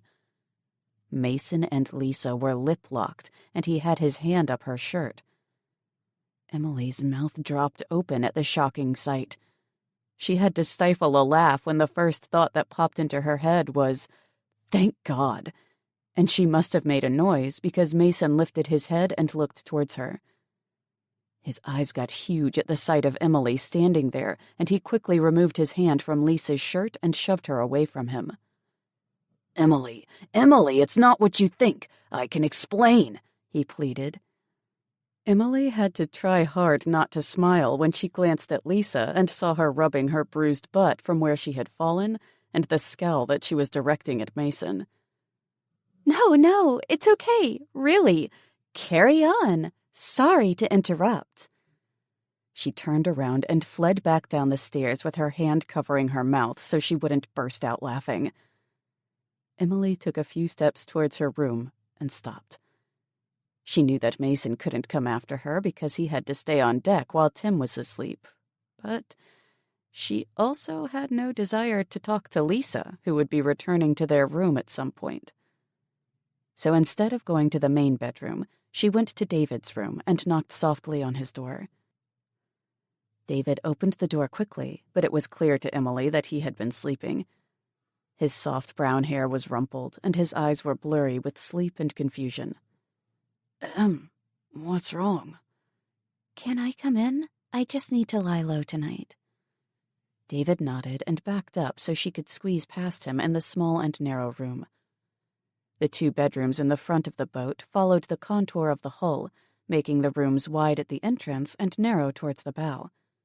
The beds mimicked the room, being wide near the door where the pillows were and narrowing towards the feet. Emily pushed into the room and settled onto the unmade bed. David shut the door and turned to her with a question on his face. She had to cover her mouth to contain the laughter that wanted to spill out. David settled down beside her, and she shifted to face him. Well, it's safe to say that Mason and I have broken up. I was going up on deck to break up with him, and I was so worried he was going to make a scene or cause drama. Turns out he had his hands full. Of Lisa. They were up there making out. This makes things so much better. Now he and Lisa can be together, and I don't have to worry about him making things difficult. It's just really funny to me because I was so worried about hurting his feelings, she explained to him. David shook his head. "You're not upset? I mean, about him cheating on you with Lisa?" Not at all. I was going to break up with him anyway. I've been an idiot all these months dating him. We really have nothing in common, and his cheating on me just goes to show how different we are. Anyway, all I really feel is relief. Do you mind if I bunk in here with you tonight? I really don't want to deal with either of them until tomorrow. "Yeah, of course. You take the bed, and I'll take the floor." David stood up and grabbed a blanket. Emily laughed. David, don't be silly. We can share the bed. We've been camping together for years. Sleeping together in a bed is no different than that. She scooted over close to the wall and patted the space beside her on the bed. David stood clutching the blanket in front of himself for a moment before giving his head a quick shake. "Yeah, you're right." He settled into the bed with his back turned towards Emily. As he listened to her soft breathing, he wondered if he would ever have the courage to tell her how he felt. When Emily woke up the next morning, she was stretched out across the bed, and David was gone. She stayed nestled in the warmth of the blankets and thought about what was to come that day. Dealing with Mason and Lisa wouldn't be fun, but she was determined to keep things calm. She had no hard feelings toward either of them, and if they were happy together, it would only make the rest of their trip home easier. Stretching out, she decided there was no point in prolonging it, so she got out of bed and slipped on her shoes. What she didn't expect was to come face to face with Mason the minute she opened the door. The intense expression on his face made her back up, and he followed her into the room and shut the door behind him. "Emily, you have to let me explain," he said before she could even open her mouth. "What you saw doesn't mean anything. I was frustrated because you kept putting me off. I just had a moment of weakness. Lisa threw herself at me and I got caught up. It didn't mean anything. I love you and we can put this behind us." Emily's mind was blank for a minute before anger flooded her. Damn it, now I have to break up with him anyway, she thought. Mason, it's you that doesn't understand. I was coming up on deck to break up with you. You and Lisa would make a way better couple than us. I decided days ago that we shouldn't be together. We have nothing in common, and we don't even think the same way about things. I was fooling myself these past few months. It's better this way. We just don't fit." At his thunderous expression, she rushed on. "Please, Mason, you know that we don't make a very good couple. We need to work together to get home, but I can't be your girlfriend. Can we just be friends? Please?" she begged him. His face had gone blank. "Friends? You want to be friends?" Emily stepped forward and took his hand. "Mason, we don't need to fight or be angry. We can work together without tension. If I can manage to not be bitter about you and Lisa, you can be okay with this. Please, Mason, this boat isn't big enough for us to be at odds with each other, and we still have a long way to go together to get home." Mason studied her face and then pulled his hand away from her. "You're right, Emily. We don't make a good couple. At least Lisa puts out whenever I want it. I was getting tired of your little girl virgin issues anyway," he said before turning and walking out. Emily sighed in frustration and shook her head in disbelief. What an asshole! How did she ever think he was something more? "I'm going to have to talk to David," she thought. "It might be smarter to go our own way when we hit land." She left the bedroom and went into the bathroom to wash her face and brush her teeth. The cabin was empty when she came out, and she was grateful she didn't have to talk to anyone in her current state of mind. Emily grabbed a bottle of water and a granola bar out of the kitchen and carried it into the main bedroom that she had been sharing with Lisa. She was looking down when she entered the room, so she didn't see Lisa sitting on the bed waiting for her. It was the exasperated tone when Lisa muttered, "Finally," that alerted her, and she almost dropped her water bottle. Emily couldn't muffle the groan at the sight of the girl. First Mason and now Lisa. Fine, better to get the whole thing over with, and then they could all move on. She straightened her shoulders and faced Lisa with an expectant expression. Lisa had her regularly haughty look on her face, but her eyes seemed to have a hard time meeting Emily's, and when they did, it seemed to her that there was something almost like shame in them. Lisa took a deep breath and blurted, "You need to let Mason go. You're not the right girlfriend for him. Last night wasn't the first time we've been together. We've been hooking up for longer than you guys have been dating. You need to let him go so we can be together," she stated defiantly. Emily studied Lisa in silence. Lisa seemed almost desperate. Emily thought about the nasty things Mason had said about Lisa putting out, and she shook her head. She just couldn't understand how Lisa could let that jerk use her in that way. Her shoulders slumped, and she sat down on the bed facing Lisa. She tilted her head to the side and looked at Lisa with compassion. "Who lied to you? Who told you that you aren't worth more?" she asked softly. "What the hell are you talking about?" Lisa stormed. Emily held up her hand in a stopping gesture. "No, really, Lisa. I'm not being mean. I used to think that you were this shallow, selfish, empty girl, but I've seen that there is more to you on this trip. I mean, think about it. You know you're gorgeous, and I know you're smart, or you wouldn't have had the grades to win a spot on the field trip to California. I've seen you be thoughtful and funny, too. So with all that going for you, why would you want that jerk to be your boyfriend when you deserve so much more?" Lisa opened and closed her mouth, half in anger and half in confusion. If you just let him go, we can be together," she finally said in desperation. Emily shook her head. "You know that's not true, Lisa.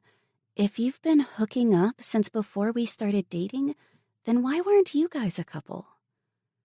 When Lisa didn't answer her, Emily went on. "I did break up with Mason. I was actually going to do it when I came upstairs last night and found you guys together. This morning he tried to get me to forgive him and stay his girlfriend. He told me that you didn't mean anything to him, and when he saw that I wouldn't change my mind, he told me that at least he could get you to put out. I'm really not trying to be mean. I just want to understand why you would let him treat you like that. He's using you like Kleenex. Every time he needs one, he uses it and then throws it away. You're worth more than that. Lisa wouldn't look at Emily. She stared at her hands folded in her lap, but Emily could see the tears dripping off of her chin. She tried to find the words to reach the girl. Everything is different now. It doesn't matter who was popular in high school. All that matters now is survival. Taking care of each other and getting home. If you really think that Mason is the guy for you, then go for it. But make sure that he treats you right. You need to be able to count on him. I couldn't, and I deserve better. So do you, she finished and slid off the bed. Emily left the room and Lisa to think over everything she had said.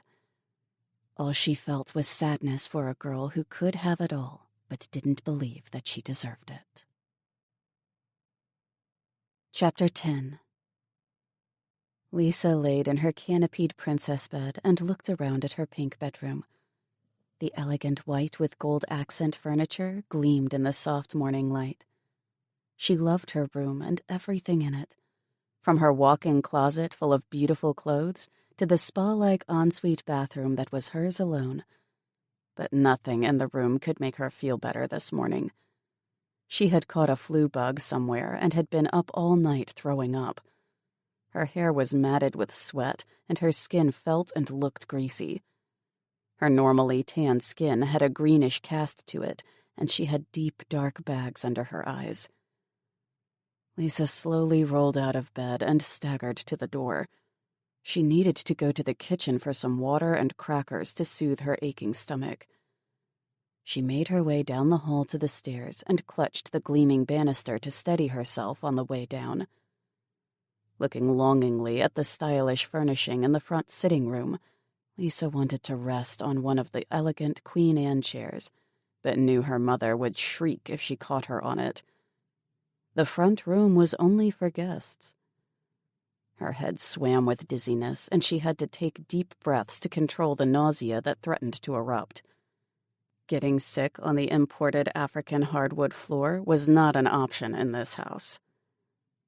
She finally managed to make it into the kitchen and had to lay her head against the cool marble countertop before she could go any further. She had just closed her eyes briefly when her mother's shrill voice cut through the air. "Lisa, just what do you think you are doing?" Lisa raised her head and looked at her mother through blurry eyes. As usual, she looked like she had just stepped out of a fashion magazine. Every hair was in place, and her dress had not a wrinkle in it.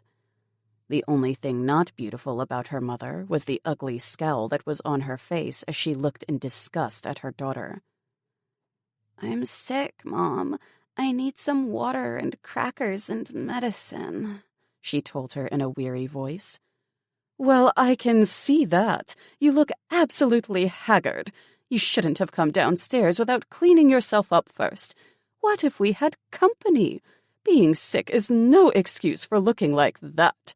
Now go to your room and I will bring you what you need, and I don't want to see you out of that room again until you look presentable, young lady.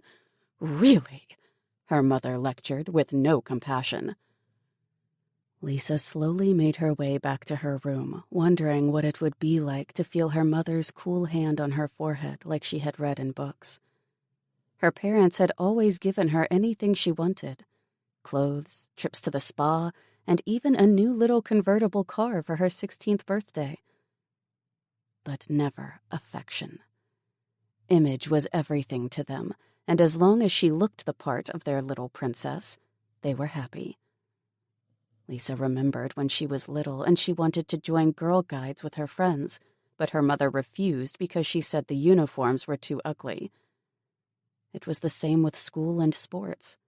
Soccer was a no because she would get too sweaty, and good grades were a must, but no extra credit projects because her mother said boys didn't like brainy girls. Collapsing onto her bed with the room spinning around her, she wished briefly for different parents, ones that only cared about her happiness and not just how she looked to the outside world. Her mother came into the room carrying a breakfast tray with her sick-room supplies and placed it beside the bed. She studied her daughter with a frown. "You will need to get past this quickly, Lisa. You have a football game tomorrow night, and as captain of the cheer squad, you need to be there. Besides that, I'm sure Mason will miss you if you aren't there." Lisa groaned. Mom, Mason isn't my boyfriend. I think he's going to ask out Emily, his tutor. His mother waved her hand dismissively. Don't be ridiculous. He's the quarterback and you are the captain of the cheerleaders. You two are supposed to be a couple. You just need to be more persuasive. What reason would Mason have for dating this brainy little farm girl? Unless she's giving him something that he really wants. She raised her eyebrows at Lisa until she looked up from the cracker she was nibbling. Lisa, there are certain things that a woman has to sacrifice to get what she wants. Keep that in mind. I expect you to be with Mason on stage for prom. You two will make a beautiful queen and king. Don't let me down. Now get some rest and then clean yourself up. I will see you at breakfast tomorrow. With a sharp nod of her head, she turned on her stylish high heels and left her daughter's room. Lisa sat on the bed with her arms wrapped around her drawn-up knees. Tears streamed down her cheeks as Emily's words rang in her head. Lisa found herself reevaluating her life and the decisions she had made. She thought about her beautiful, perfect mother and the things she expected from her daughter. She remembered how her mother had taken her to the doctor for birth control and how she had reminded Lisa to do whatever it took to get Mason. She felt shame wash over her at the memory of the first time she had sex with Mason and the heart-stopping humiliation of seeing him walk the hallways 2 days later, holding Emily's hand. The sharp, biting remarks from her mother encouraged her to make herself available to Mason whenever he wanted her that way. Lisa saw all of that in a new light thanks to Emily's words. She had let him use her, and she was a fool. At that moment, Lisa hated her mother with every fiber of her damaged soul. Rage filled her. Rage against her mother for not caring about her happiness, only her image. Rage against Mason for the casual way he used and discarded her. Never again would she allow others to dictate her actions. Emily was right. She was worth more, and she would never settle for less again. Lisa stayed in the bedroom for the rest of the day, thinking about the person she wanted to be and the choices she would have to make to survive in this new world. She knew that the others thought that she was oblivious to the situation they were in, but she had heard every word of the grim future that they had painted. Things would be different when they got home. High school was over, and the main things in life would be finding or growing food. She would not be her mother. She would never again sell herself to some man to provide for her. Lisa vowed to make amends to Emily and David and beg them to teach and help her to learn the things she would need to provide for herself. Spa treatments and manicures would no longer be in her future. She looked over to the nightstand where there was a bottle of pink nail polish sitting. She reached over and picked it up. Slowly turning it in her hand, she said goodbye to Princess Lisa and leaned over and dropped it into the waste can beside the bed. No one on deck knew of the major shift going on under their feet.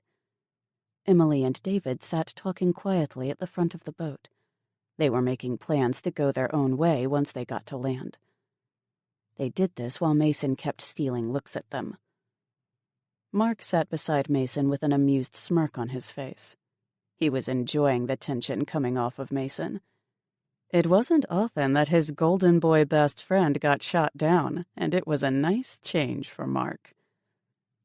Mark was one of 5 boys in his family. He was the second youngest and was often ignored. His older brothers were all big like him, and until he had his own growth spurt, they had often bullied him. He had to learn to fight back and took out his frustrations on his only little brother. His mother was always tired and never seemed to have time for all of her children. She worked long hours, and the boys were often left to fend for themselves. Mark's father was also absent most of the time. He worked on oil rigs up in the northern part of Alberta and stayed in camps. When he did come home, he only wanted quiet in the house so he could watch sports on TV and drink huge amounts of beer. Mark had intimate knowledge of the back of his father's hand from getting between him and the TV. Never first place with 5 other boys at home to compete against, Mark was often filled with rage and bitterness. He was smart enough to know that he didn't have the looks or the right clothing to be popular at school, so he joined the football team in junior high and let his size take out anyone in front of him. Even back then, he saw how Mason shone and how everyone wanted to be near him. It had been easy to get in with the star of the team, and he stuck like glue all the way into high school, earning himself a spot in the popular crowd by association. But once again, Mark was not first. Always in Mason's shadow, he had learned to temper down his bitterness. Now was his chance. Good looks and sports talent wouldn't be enough in this new world, and Mark knew that with his size and brutal nature, he would finally have his spot as number 1. He wasn't ready to make his move yet, but it would be soon, and in the meantime, he enjoyed watching Mason stew in defeat. Tim stood at the wheel and watched all of this unfold on his boat. He didn't regret taking all these kids along, but he would be happy when they landed and he would go his own way. He had put his time in and had no desire to relive high school politics. He really liked Emily and David, and he suspected that they were planning on going their own way. It would probably make the difference between surviving or not. From all that he had observed so far, Lisa would be a dead weight that they would have to carry, and Mark was volatile enough that there would be a power struggle somewhere down the road. Mason could go either way. He could man up and be the team player that they needed, or stay petulant now that he was no longer the star of the show. "Hard to tell what will happen," he mused. "I hope they make it out okay, but I'm glad I won't be around to deal with it." Tim breathed in the salty tang of the sea air and tilted his head up to the sun. They had been incredibly lucky with the weather so far, but he knew it wouldn't last. The closer they got to home, the greater the chances of a storm. Springtime in Washington wasn't known for its sunny skies. Scanning the ocean ahead of him, he also knew that they would start to see more stranded vessels soon. 4 or 5 days to go, and he'd be headed to his family cabin. He sent a prayer up that his family would be there waiting for him. Chapter 11. Dinner that night was a silent and tense meal of rice and canned tuna. David and Emily sat at the table and ate quietly.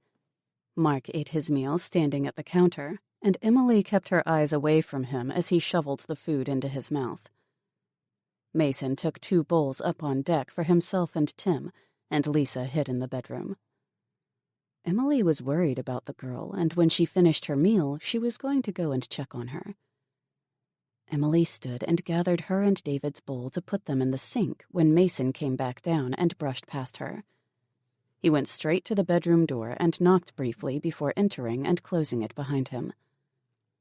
As Emily turned to go back to the table, she met Mark's eyes and wasn't surprised to see the amusement in them. She felt a small shiver go down her spine and quickly looked away. There was something sinister about him, and Emily was counting the days until she could get away from him. She helped David spread the maps across the table, and they bent their heads to study them together. They were trying to determine the best route to take through Washington state. They wanted to avoid the major population centers, but they also had mountains that they would have to get around or over. Emily cursed for the 1,000th time the lack of technology. A few minutes on Google Earth, and they would have a much better understanding of the terrain and populations of all the towns listed on the map. The sound of a door being thrown open and slamming into a wall was like a gunshot in the small cabin. All eyes turned towards Mason as he stormed out of Lisa's room. His face was furious, and as his gaze found Emily, he let out a snarl. He came to a stop in front of the table and stared at her in anger. She waited for him to start yelling, but after a minute of staring at her, the anger in his eyes seemed to slide away, and before he whirled away to stomp up the stairs, she thought he was going to cry. The look in his eyes said he was lost. Mark's head swiveled from the empty stairs to Lisa's now closed bedroom door, and then back to the stairs before turning to look at Emily. There was a beat of silence before he let out a sharp, hard bark of laughter. He slapped his leg and laughed some more. Emily looked to David in confusion, but he just shrugged his shoulders. He was just as mystified by Mark's reaction as she was. Emily looked to the closed bedroom door and sighed. Lisa must have taken her words to heart and turned Mason down. For a brief moment, she felt sorry for Mason. In one day, he had lost his girlfriend, lost his mistress, for lack of a better word, and now his best friend was clearly enjoying his misery. She shook her head. Mason had made the choices that brought him to these circumstances, and he would have to live with them. Mark had stopped laughing and was looking at Lisa's door intensely before he turned and followed Mason up the stairs. Emily looked at the door, too, and was trying to decide if she should go and talk to the girl when David squeezed her arm and shook his head. "Just leave her. She will come out when she is ready." I know. I just hate all this drama. It's so high school, she laughed. This crap is the last thing we should be worrying about, right? Yeah, I know. It will straighten itself out. A few more days and we will be too busy trying to stay alive to worry about anything else. He went back to the map for a minute and then let out a laugh. What?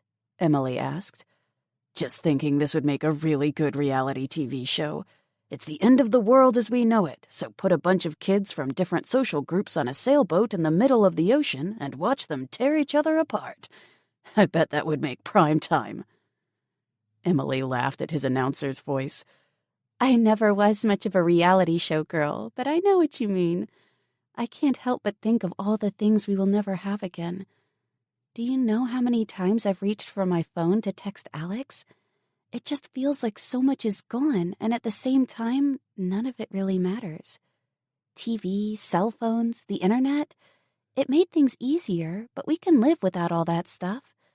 It's other things that I'll really miss, like my swim team, for one.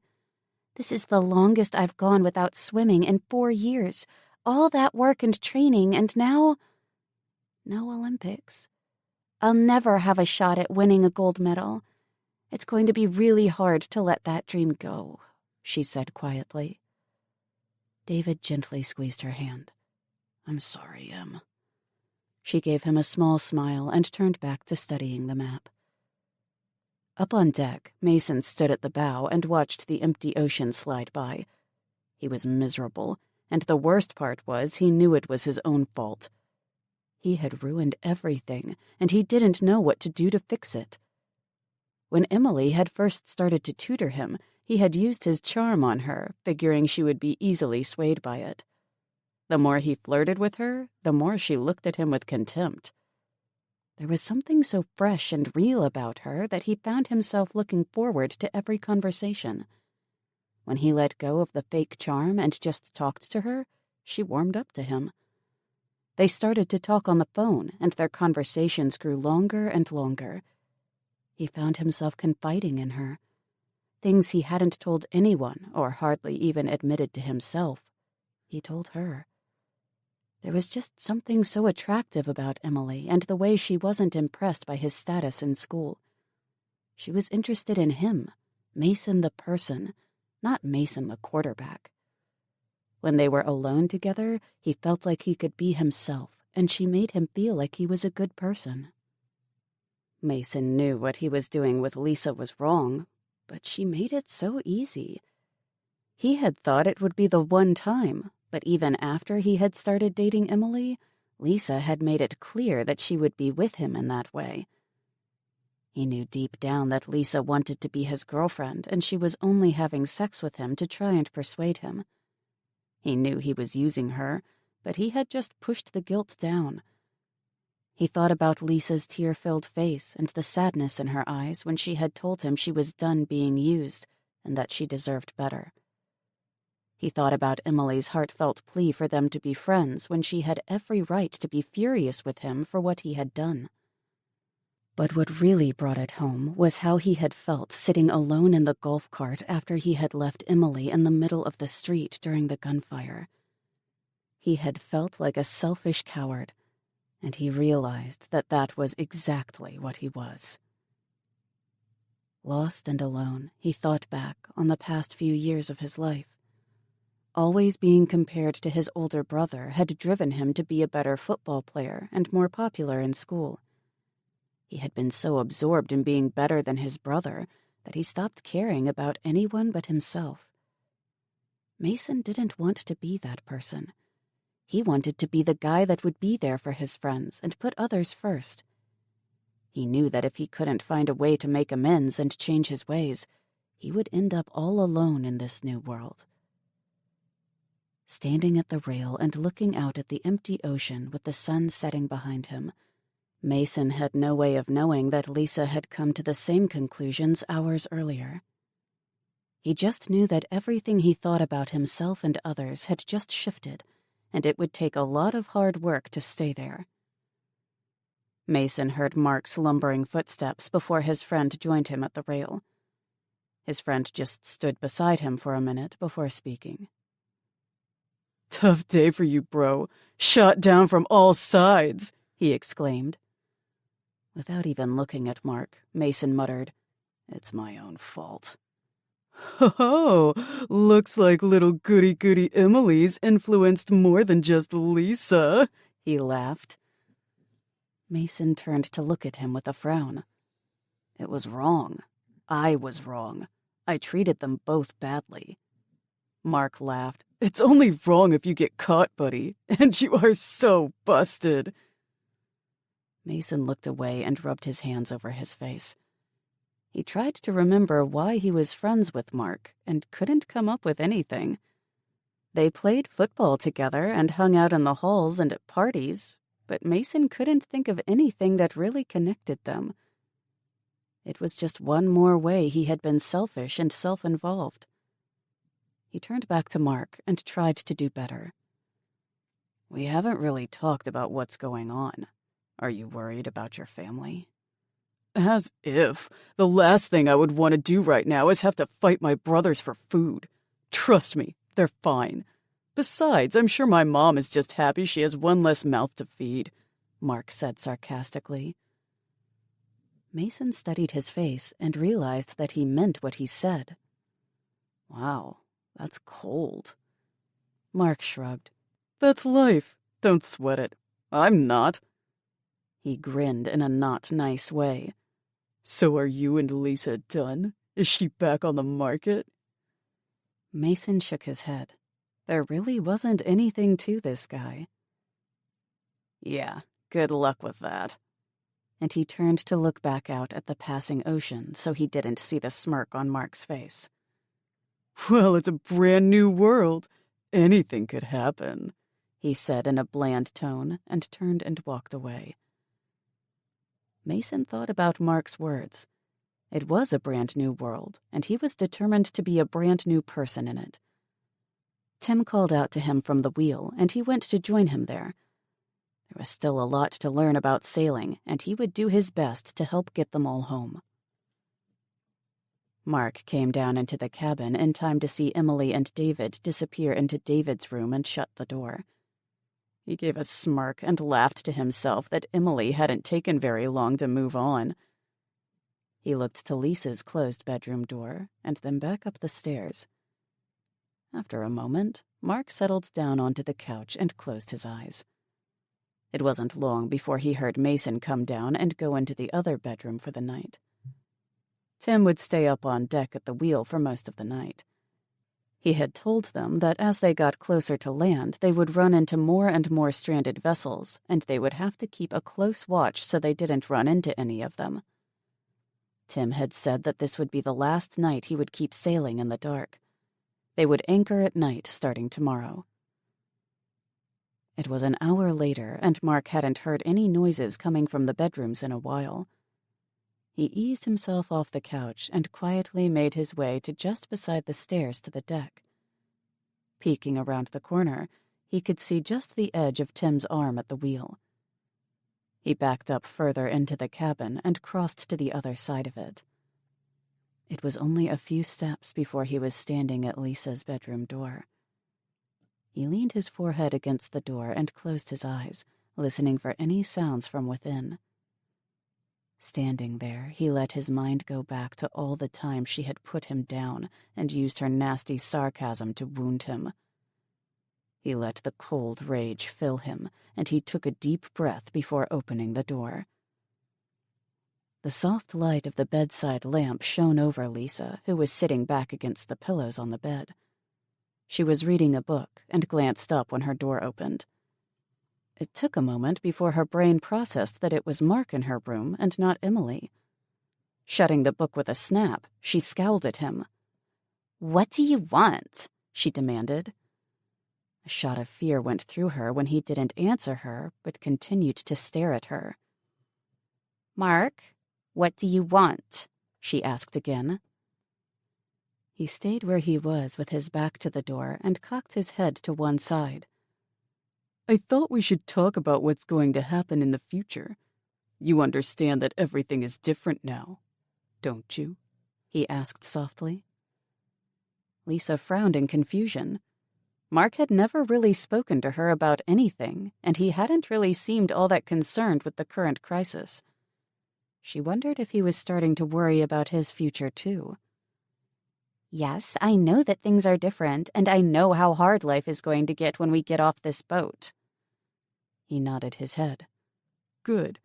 I wanted to make sure you understand that only the strong will survive, and that nothing will be free from now on. In this new world, everyone will have to be useful or have something to barter if they want to live." He paused and looked at her thoughtfully. "It seems to me that you won't be very useful. You're the kind of girl who will have to be taken care of, and now that you dumped Mason, there's no one who will do that." Anger filled Lisa, as if she needed this jerk to tell her how inadequate she was to deal with and survive what was coming. She had spent all day coming to terms with that very thing. She snarled at him. "Get out!" Mark didn't seem to hear her as he took a step towards the bed. "I don't want you to worry. You have something that I value. I'll take care of you and make sure you live as long as you take care of me." He took another step towards the bed. Lisa pushed herself further up against the pillows. She was angry and scared at the same time. There was a blank glaze to Mark's eyes. "I don't need your help. I can take care of myself. Just get out of my room." She said the last with a slight tremble in her voice. He took one more step, and he was up against the bed. "The people with power will rule now. If you want to live, you'll need to make them happy." He reached behind his back and pulled out a small handgun. He held it in his hands and stared down at it almost lovingly. At Lisa's gasp, his head whipped up and their eyes met. The blank, glazed look was gone, and in its place was cold as ice determination. "This gives me the power now, and you will make yourself useful to me, or you won't be making it off this boat. You will want to be quiet now, or things will go very badly," he told her in a flat, hard voice. Lisa stared wide-eyed at the gun and felt tears trickle down her face. When Mark reached out and grabbed her ankle in a vice-tight grip and dragged her down the length of the bed, it was only a small whimper that escaped her throat, not nearly loud enough for anyone on the boat to hear. Chapter 12. When Emily woke the next morning, she laid still and listened to David's quiet breathing. She was so grateful to have him on board with her. The ache in her lower back told her that sleeping in the cramped single bed with him was over. She needed to make peace with Lisa, and that thought reminded her that they were almost to land. A few more days and they would start the final journey towards home. She was scared and excited all at the same time. Other than the high school drama, things had been so easy so far. Once they stepped off this boat, all that would change. She quietly left the bed and stepped out into the main cabin. There was no one in the room, so she went to the bathroom and got cleaned up and brushed her teeth. There was no longer enough water for showers, so she had a quick wash with a cloth and braided her hair back. When she came out, the cabin was still empty, so she decided to make breakfast. They still had plenty of propane for the small stove, so she dragged out the biggest pot and started making oatmeal. Emily added raisins and dried cranberries to sweeten it and left it on the stove to boil. With only a few days left, she decided that today would be a good day to wash all of the dirty clothes. They wouldn't be able to do much with them once they were walking. She went to her and Lisa's door and knocked softly before opening it and going in. Emily didn't even look at the bed, but went straight to the pile of dirty clothes she and Lisa had been throwing in the corner. Gathering them up in her arms, she turned to go back out when her eyes landed on the bed and she froze with surprise. Sprawled across the bed with a sheet pulled over him was Mark. Even in sleep, his face hadn't softened. It still had a scowl on it. Emily glanced around, but Lisa wasn't in the room, so she quickly left and softly closed the door behind her. She dumped the dirty laundry on one end of the couch and gave the oatmeal a quick stir. She turned the heat down on it and went over to the panel that had the gauges that showed the boat's holding tank's levels. There was a quarter tank of fresh water left. They still had plenty of water bottles and jugs left, so she figured it would be okay to wash the clothes as long as she used the water sparingly. Emily went to the stairs and looked up to see who was at the wheel. Mason was standing behind it and looking ahead with a frown on his face. She pulled back and thought for a minute. Yesterday had been full of tension, and she didn't want today to be a repeat, so she filled a bowl with the steaming oatmeal and grabbed a spoon. Carefully carrying it up the stairs, she brought it to Mason and hoped he would take it as a peace offering.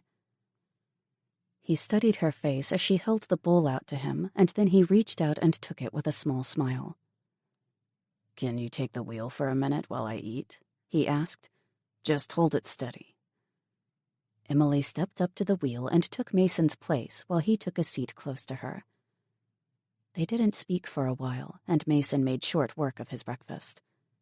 When he was done, he stared into his empty bowl. "Thanks, Emily. This was really good. You should make a big pot of this before we leave the boat and take it with us. It would be easy to warm it up, and it's great carb and fiber-loaded food for when we are walking a lot." Emily was surprised at his comment. Mason hadn't really talked about preparations for the long walk ahead, and his comment was a really good idea. "That's a great idea, Mason. Good thinking." She looked at him for a minute and then asked, "Are you okay?" His head came up and his face showed confusion. "How can you be so nice to me after what I did to you?" he asked her in awe. She shook her head. "You made a mistake, Mason. I know you are a good person, but you struggle with it. Everybody makes mistakes. We're teenagers. We are supposed to make mistakes. Besides, this isn't really a good time to be fighting with each other. You know, the whole end of the world thing. We really need to work together, especially in a few days when we hit land," she said with a laugh. Mason looked out to sea and was quiet for a minute. When he turned back to face her, she saw such sadness on his face that she reached out her hand and grabbed his. His voice was choked when he said, "God, I'm so sorry, Emily. You didn't deserve to be treated the way I treated you. Please forgive me." "Oh, Mason, of course I forgive you. Listen to me. This is not an excuse for what you did, but I understand some of the reasons for why you act this way. I know how much pressure you get from your dad to live up to your brother's accomplishments. I know how hard he makes it for you to be the cool, popular sports star. But your brother is a jerk. Just because he has a talent with a football, he thinks he can treat people like dirt. I mean, how many girls does the guy use and discard on a weekly basis? And the way he's always bragging about his conquests and putting you down whenever he's home? You have told me how much you don't like him, so tell me why you would want to live up to that. If you really want to be better than your brother, then be better than him. You've shown me the good person inside of you. Now you need to show the rest of the world. She wasn't surprised to see the tears in Mason's eyes, and when his met hers, she finished. Who you really need to show that to is Lisa. He rubbed his eyes, took a deep breath, and nodded. She's over there at the bow. When Tim woke me up to change out with him, she was already sitting out here. She hasn't moved in a couple of hours. I think I really hurt her, Emily. I don't know if an apology is going to be enough to fix this. Emily left the wheel to Mason and moved to the side to get a better view of where Lisa was sitting. The girl had her knees pulled up to her chest and her arms wrapped tight around them. With a frown, she turned back to Mason. I went into our room this morning to get some clothes, and Mark was sleeping in our bed. I think he was being a jerk and didn't want to take his turn on the couch. He probably figured with me in David's room he should get to share the bed with her. No wonder she came out here. Mason looked away from her and asked, I know it's none of my business now, but are you and David together? What? No! Mason, I told you this before. David is one of my best friends. I just needed some space from you and Lisa, so I stayed in his room. This really isn't the time to be playing musical boyfriends. Anyway, I think I'll get Lisa a bowl of oatmeal and try to talk to her. But you need to as well. We need to fix this mess before we hit land. There will be enough to worry about then without us fighting with each other. You're a really good person, Emily. I wish things had turned out differently, Mason told her. She gave him a sad smile and squeezed his arm before taking his empty bowl and going down to get Lisa some breakfast. She filled another bowl and said good morning to his sleepy David when he came out of the bathroom. Mark had still not come out of the main bedroom, and she knew Tim would sleep for hours after staying up at the wheel all night. She handed the filled bowl to David and made another one to take up to Lisa. She considered eating it herself before taking one up to Lisa, but the image of her sitting at the bow looking so alone made Emily push the thought aside. Grabbing another spoon, she carried the bowl up on deck and carefully made her way to the front of the boat where Lisa was sitting in a tight ball. Lisa didn't seem to register Emily coming up beside her, but when she kneeled down, the girl jerked away like she was going to be hit. The eyes that met Emily's were huge and had a sheen of tears on them. Taken aback by her reaction, Emily frowned in confusion. Oh, Lisa, it's okay. I just brought you some breakfast, she said compassionately. Lisa took a deep breath and seemed to relax slightly.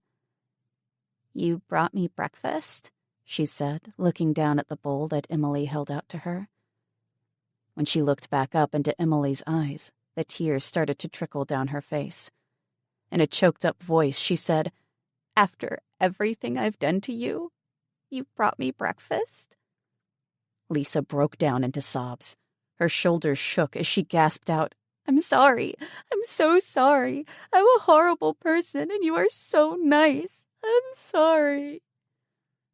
Emily set the bowl down on the deck and wrapped the crying girl in her arms. She made soothing noises and rubbed her trembling back. It took a while, but eventually Lisa's sobs quieted and she pulled back from Emily. With red, puffy eyes and a dripping nose, Lisa took a shuddering breath. How can you be so nice? Why don't you hate me? Emily looked out at the waves while she considered Lisa's question. Finally, she turned back and tried to explain. We weren't friends. You obviously wanted to be with Mason before we started to date, and I know you didn't sleep with him to hurt me." At Lisa's confused expression, Emily changed tact. "Alex is my best friend and has been for years. When I started dating Mason, I betrayed her by dropping her from my life. I dumped her for a guy. What I did to Alex was way worse than what you did to me, and Alex forgave me. She yelled at me at first, but she forgave me. So how can I not forgive you? Besides, you hurt someone else way more than you hurt me," Emily said sadly. Lisa cast her eyes down in shame and whispered, "Me." Emily put her hand on Lisa's shoulder. "You are going to have to forgive yourself. And then there's Mason." At that, Lisa scowled in his direction. "What he did was pretty crappy, and I'm not going to make excuses for him. But I talked to him this morning, and he's feeling pretty awful. Strange as this may sound, I think he really gets what he did and wants to make amends." Emily picked up the now cool bowl of oatmeal and held it out to Lisa. "You should really eat this. The last thing you need right now is another round of seasickness. Not eating and being tired can start that up again." Lisa took the bowl and ate a spoonful. "Emily, I just want to say thank you. Even though we weren't friends before, you have treated me like one. So thanks." Emily bumped shoulders with her and said, "Hey, we're outnumbered. Us girls need to stick together." Emily laughed. "Did you even get any sleep last night? I went into our room this morning to get our dirty clothes to wash and saw Mark snoring away in our bed. Did the jerk decide he didn't want to sleep on the couch? Just because I stayed in David's room doesn't mean he gets to kick you out of there," Emily said hotly. Lisa looked away, but not before Emily saw dark shadows come into her eyes. "Yeah, he wanted the bed," Lisa mumbled. Emily knew what a bully Mark could be and shook her head. "Well, don't worry about it. It won't happen again. I'll be staying with you in there now that we've worked stuff out, and I plan on giving him a piece of my mind." Lisa's head whipped around and she grabbed Emily's arm. "No, don't do that. It's fine. It's not worth the fight. Just stay away from him. He will be trading with David tonight, so it won't be a problem," she said almost desperately. Emily frowned, but nodded. She knew that Mark gave her the creeps, and Lisa must feel that way too. Lisa was right. It wasn't worth getting into an argument with the guy. "Okay, you're right. But that guy is a major ass... you know what. Anyway, I'm going to go down and grab something to eat and then wash out our clothes." With that, she stood up to go. Lisa looked up at her and shaded her eyes against the morning sun. "I'll do the next laundry day if you don't mind doing today's. I just want to stay up here and do some thinking." "No problem, but I'm definitely holding you to that," she promised. Emily went back down to the cabin, flashing Mason a quick smile as she passed. She had no idea that Lisa was desperately trying to avoid being in the cabin with Mark. David was washing the breakfast dishes at the small sink, and she asked him about his dirty clothes. She figured if she was going to do a wash, she might as well do them all. Tim was still sleeping, so his and Mason's clothes would have to wait until later. As far as she was concerned, Mark could do his own. The guy hadn't done any work on the boat, so she had no problem letting him fend for himself. She ate a quick bowl of oatmeal while David gathered up his clothes and slipped her empty dish into the wash water. Adding David's clothes to the pile, she hauled it all to the bathroom. Tim had a large plastic bucket that she filled with hot water and soap. Setting it in the shower bathtub in the bathroom, Emily plunged each piece of clothing in and swished it around and tried to rub the fabric together to clean it. It wasn't the best way to clean clothes, but it was all she could think of under the circumstances. After she had wrung the soapy water out of each item, she tossed it to the side. Once everything had been through the soapy water, she emptied out the bucket and filled it back up with clean water. Repeating the whole process with each article of clothing took forever, and she had to stand up and stretch her aching back often. Emily let her mind wander while she worked, and she flashed back to how much she used to complain when she had to do the laundry at home. Laughing at herself, she could only wish for the easy washing machine and dryer at home. She started to think about home and wondered if the generator they had on the farm still worked, or if it was just as fried as everything else. That made her think of different ways they could get electricity, and she made a mental note to ask David about a larger version of a science fair project they had done a few years ago in school. It was a simple windmill that they had set up to charge a battery. If they could make a large-scale one, it could maybe run a few things to make life easier. She was sure her dad had already thought about all these things, but she wanted to think of the future and what they could do, not just what they had lost. It took over an hour to finish the job, and her hands were just as sore as her back from wringing all the clothes out. She dumped the rinse water out and shoved all the wet clothes into the bucket. It was really heavy, but she carried it out of the bathroom and into the cabin, where she collided with Mark as he came stumbling out of the main bedroom. She dropped the bucket, and clean, wet clothes fell out onto the floor with a wet splat. Groaning in frustration, she kneeled down to scoop them back up. Mark didn't even acknowledge her. He just walked past, stepping on some clothes as he went. Hey, don't mind me. I just spent over an hour working on getting these clean, she snapped sarcastically at him. Mark spun around and scowled at her. "Watch your mouth, little girl," and took a menacing step towards her. Emily leaned back away from him and felt her back collide with a pair of legs. Looking up, she saw that David was standing behind her, glaring at Mark. The bully looked from David to Emily and gave his trademark smirk before turning and going into the bathroom and slamming the door.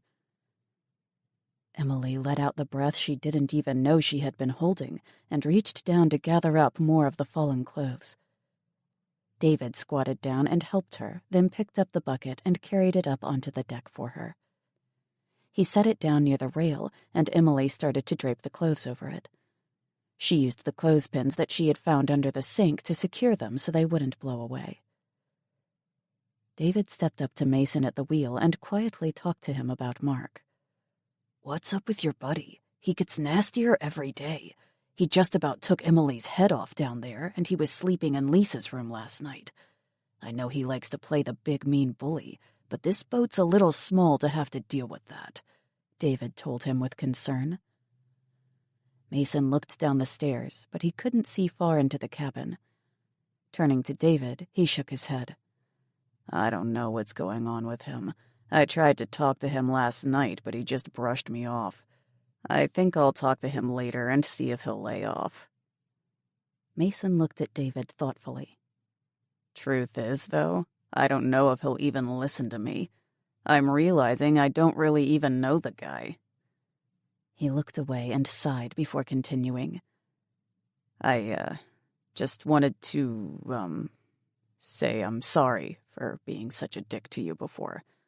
I've made some mistakes, and I'm trying to, be better," he stammered, his face turning red. David studied the football player before responding, "Yeah, you definitely were a dick, but Emily saw something good in you or she wouldn't have dated you, and I trust her. So let's just leave it in the past and work together to get home."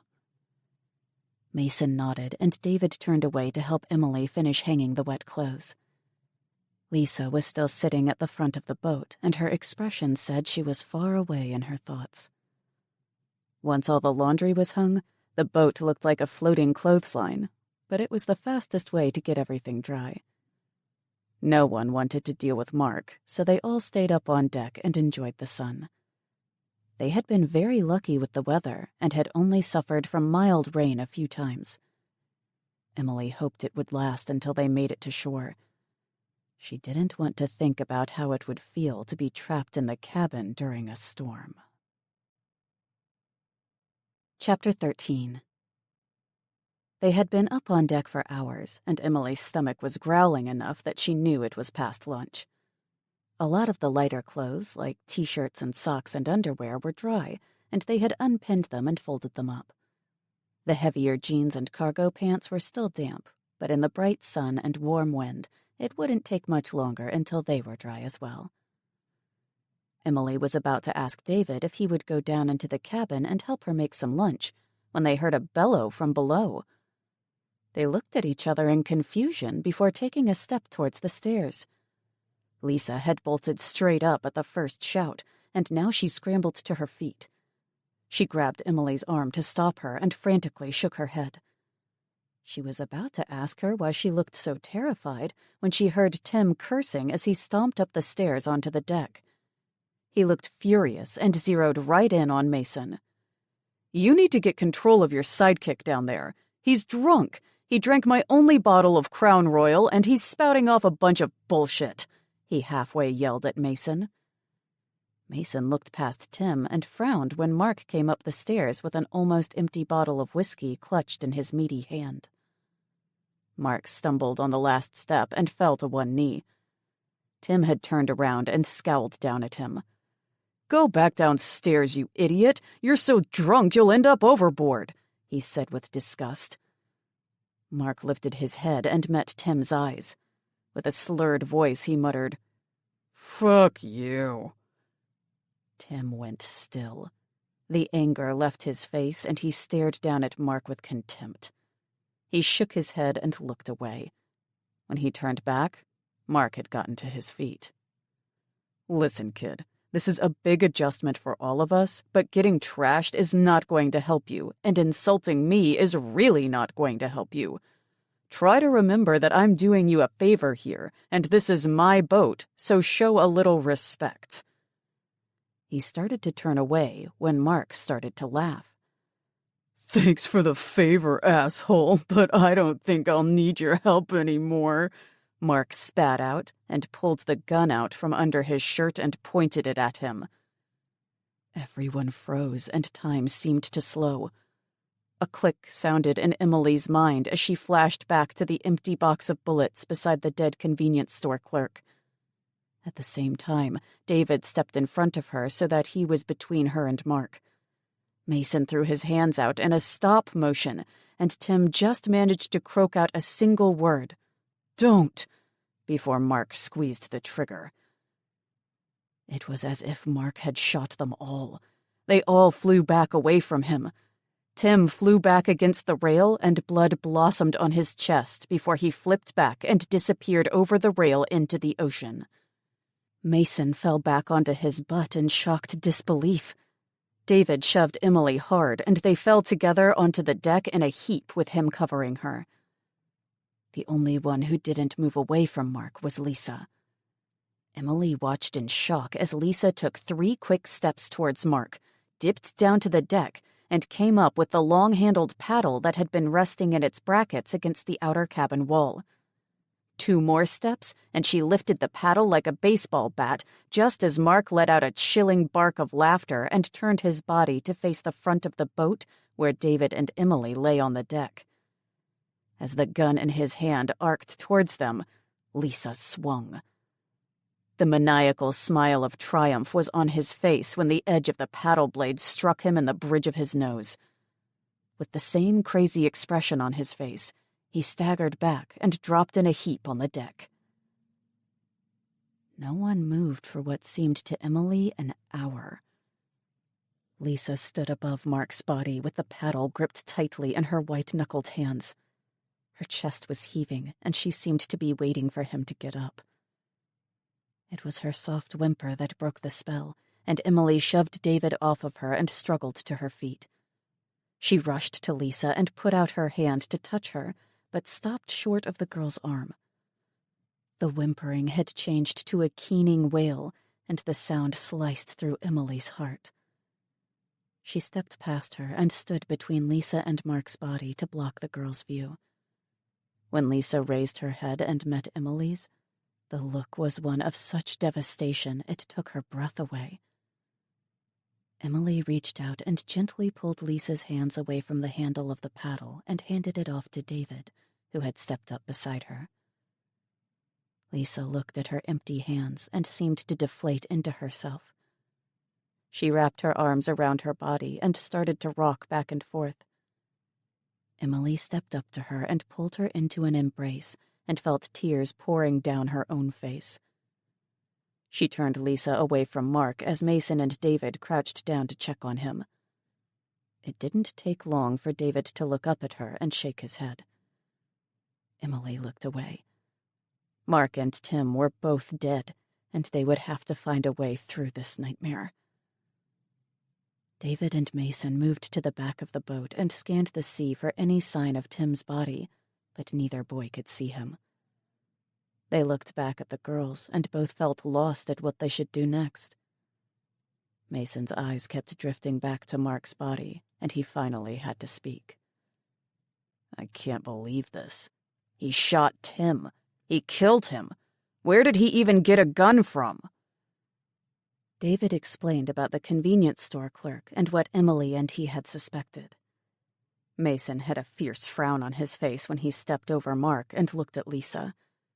She had her head buried against Emily's neck, but her crying had quieted. Lisa, it's okay. You did the right thing. You were just trying to stop him, he said quietly with compassion. The last thing any of them expected from Lisa was her response to his soft words. Her head came up and she pushed Emily away from her. The sorrow-filled eyes had been replaced with ones filled with rage. It's not okay. I want him to die. Is he dead? Did I kill him? She half screamed, half sobbed. Don't tell me it's okay. It isn't. Nothing is ever going to be okay again.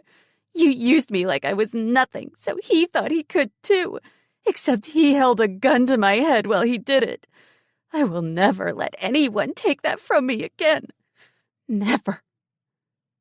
Mason stumbled back. His face drained of all color when the realization of what Lisa said sunk in. He flashed back to what Mark had said the night before about Lisa being back on the market. He remembered his flip words of good luck. Mark had raped Lisa, and it was all his fault.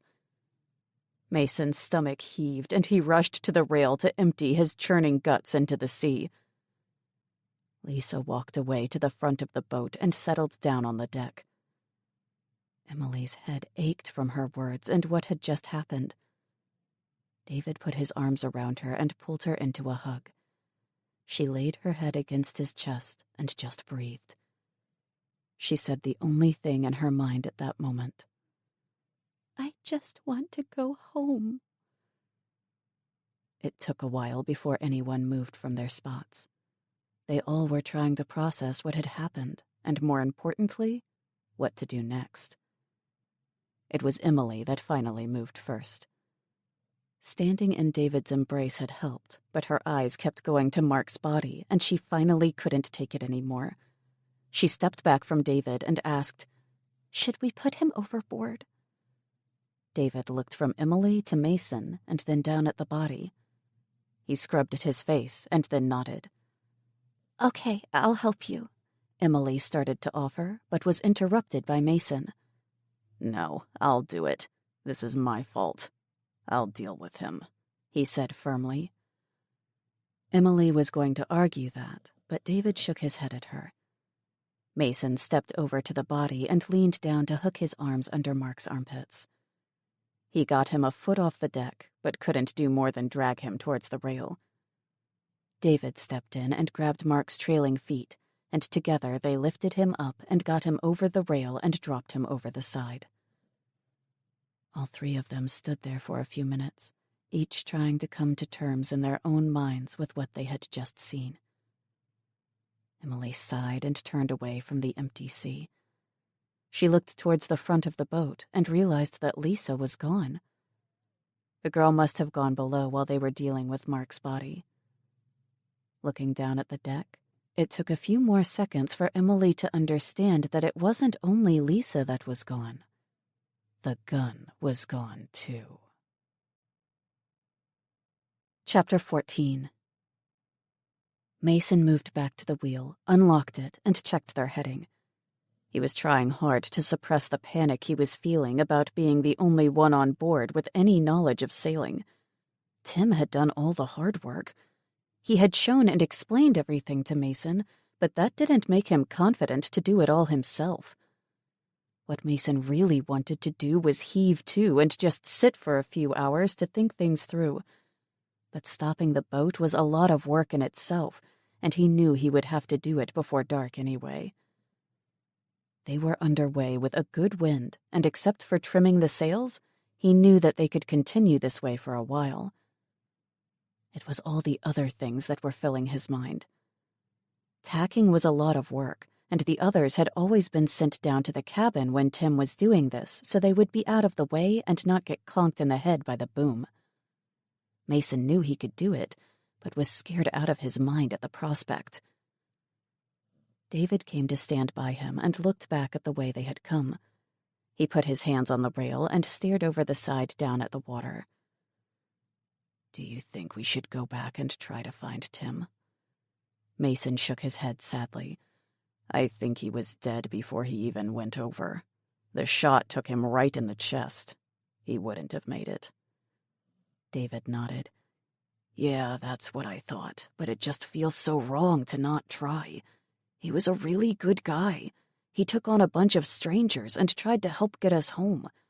He didn't deserve to die like that, especially so close to land." David lowered his head in grief, but it was quickly replaced by anger. "What the hell was wrong with Mark? Why did he do that?" he asked fiercely. Mason met his angry look with sorrow.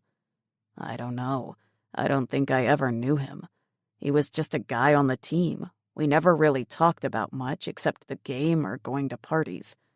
It wasn't until yesterday that I realized how little I knew him." Mason looked away, but not before David saw the shame fill his eyes. David studied Mason, trying to understand him. The cocky, selfish quarterback he had always been was no more. Everything that had made up the guy's life was gone. No more football, no girlfriend, no Lisa, and now his best friend had turned into a monster and was dead. David felt sympathy for Mason, but also knew that some of those losses were his own fault. "Had Mark said anything to you about Tim?" David asked. Mason couldn't meet David's eyes as he told him their plans. "We had talked about taking the boat. After, I mean. Once we hit land and Tim left, we were going to come back and take it and sail up the coast to get closer to home. You have to believe me. We never planned to do this. I didn't know he was a psychopath. I knew he was a bully, but he had never hurt anyone before. It was always just funny. Ever since we got on the boat, he had taken it to the extreme. I mean, we talked about taking the boat after Tim was gone, so he goes and kills him? He asked me if Lisa was back on the market last night, and I was being sarcastic when I said, 'Good luck with that,' so he rapes her. I didn't know any of this would happen. I didn't know," he ended with a wail. David closed his eyes in exhaustion. There was a load of grief and guilt on Mason's shoulders. Some of it was deserved, but not the horrific acts that Mark had committed. There was nothing he could say right now to help him. It was something they would all need to talk about down the road, but right now they had to make plans for how to proceed. David awkwardly reached out and patted the guy on the arm. "We need to figure out what we are going to do. I know Tim was teaching you a lot about sailing, but do you think you can handle it?" At Mason's sharp nod, he continued, "We all need to sit down and talk about what we are going to do. I know this will sound harsh, but with Tim gone, we don't need to sail to Washington, do we? Can we change course and head to British Columbia? Is that something you know how to do?" At another brisk nod from Mason, David sighed and went on. "Okay, I'm here to help, Mason. Just tell me what to do. Tim said we would be stopping at night from now on, so why don't we plan to all eat supper together and we can go over everything?" When Mason didn't respond, David blurted out, "It's not your fault. You couldn't have known what Mark was going to do. Let it go for now, Mason. We need to focus on right now and getting to land." When Mason finally met David's eyes, there were tears shimmering in them. He nodded again and let out a choked, "Thank you." David softened and threw an arm around his shoulders. "We will get home, Mason. Together." They stood like that for a few minutes before David wondered where Emily had gone. Emily went down the steps to the cabin and paused at the bottom. She tried to calm her pounding heart. Lisa had been totally wrecked when she was up on deck, so for her to have taken the gun was probably not a good thing.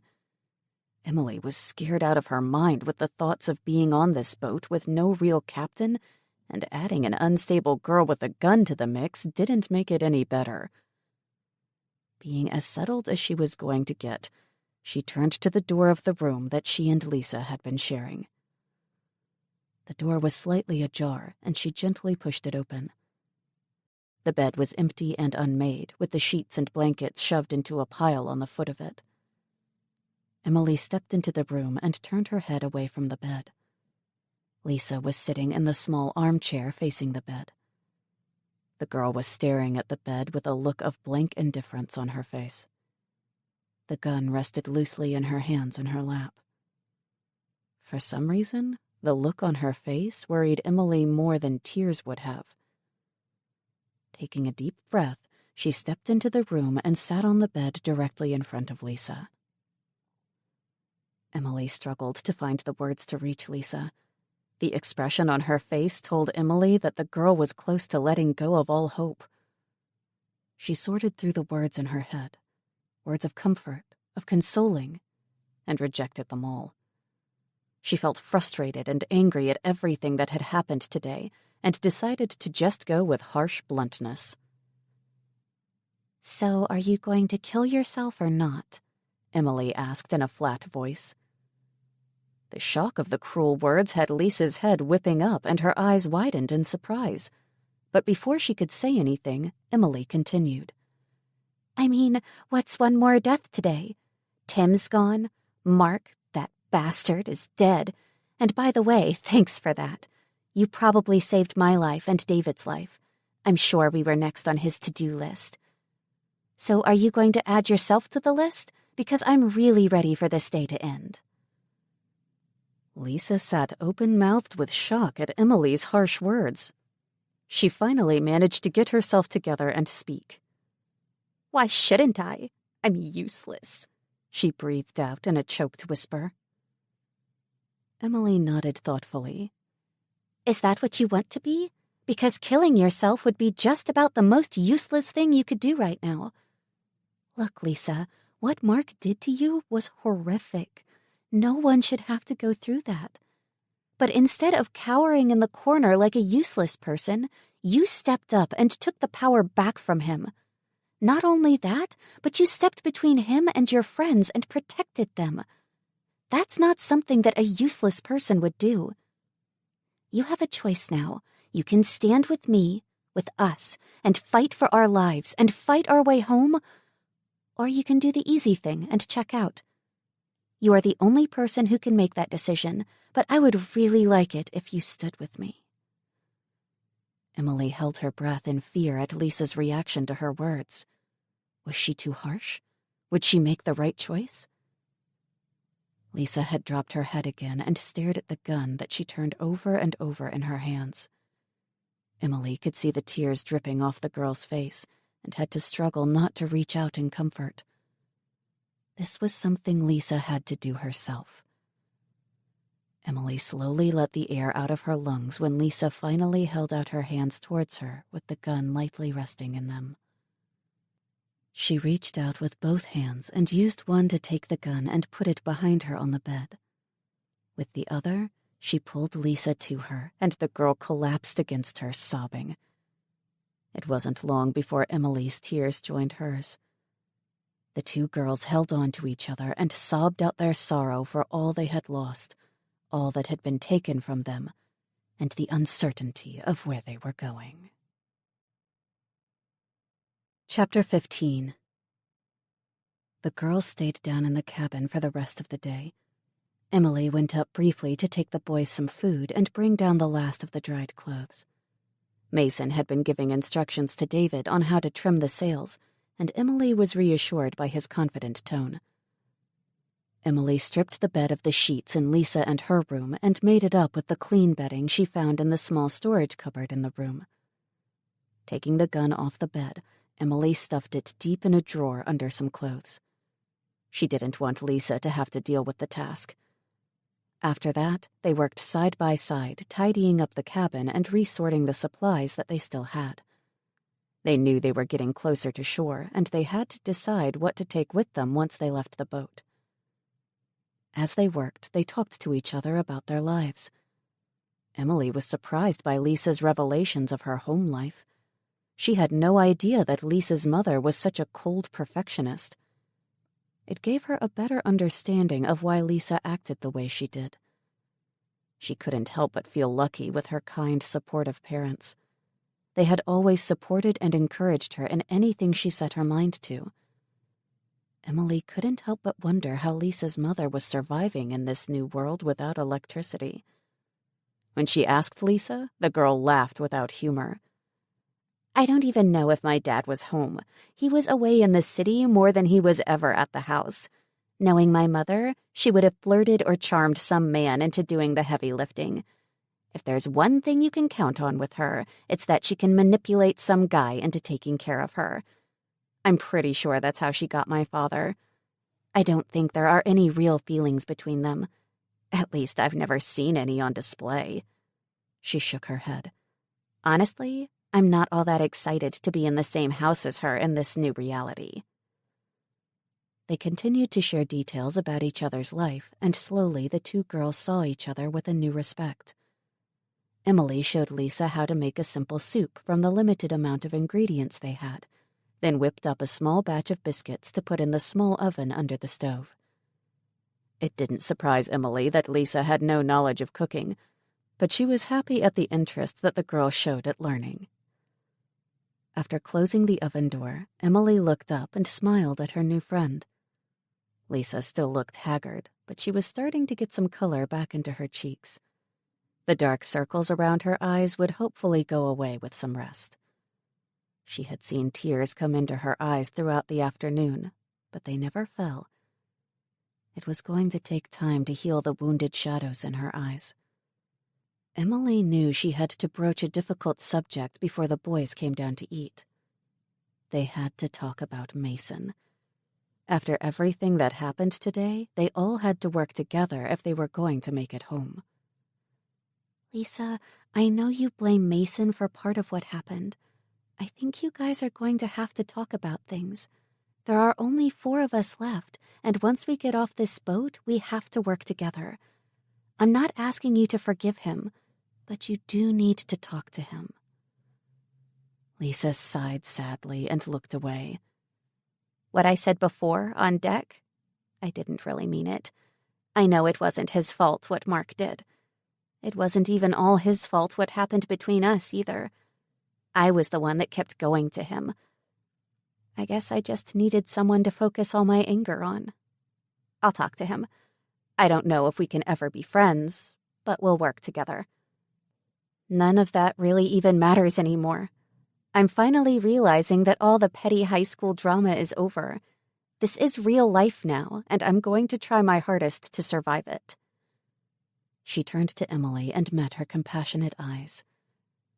I just want to say thank you for what you did earlier. I think I would have done something really stupid if you hadn't said what you did. I owe you. You saved my life right back, she ended on a whisper.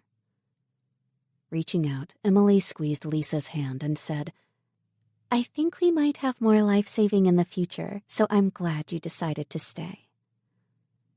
It wasn't too long after that conversation that the wonderful smell of baking biscuits filled the cabin. As if it was a signal, the girls felt the motion of the boat change and guessed that they were going to stop for the night. They had been sailing almost constantly since they left land, and they really felt the difference in the boat's rocking in the waves. Emily steadied herself against the counter as David came bounding down the stairs from above. His serious face was topped by wind-blown hair. He offered Emily a quick smile and nodded at Lisa. Mason is doing something called heaving to, which I'm guessing is sort of parking the boat for the night. He will be down in a minute. Wow, something smells amazing. Emily smiled. Good timing. Lisa and I made supper, and the biscuits should be just about done. Man, I never knew how much I could miss butter, but we can use jam or peanut butter on them. David looked at Lisa in surprise. Hey, that's great. Thanks, you guys. I will happily take fresh bread any way I can get it. Lisa nodded shyly and went to help Emily ladle out bowls of soup. There were rubber placemats on the table that helped to keep the dishes from sliding on the table. They really helped as the boat moved up and down with each wave. Mason came down the stairs and moved to the table just as Lisa placed the plate of hot biscuits on it.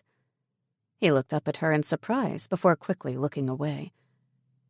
Everyone could feel the tension in the room. Until Lisa and Mason talked things out, everyone would be uncomfortable. It was David that broke the silence after a few minutes of eating. So we need to talk about where we are going from here. It's awful what happened to Tim, and I would do anything to change it, but we can't. I really wish there was some way we could let his family know what happened to him. He deserves so much more than what happened to him, but there's nothing we can do, and with him gone, we have no reason to go to Washington anymore.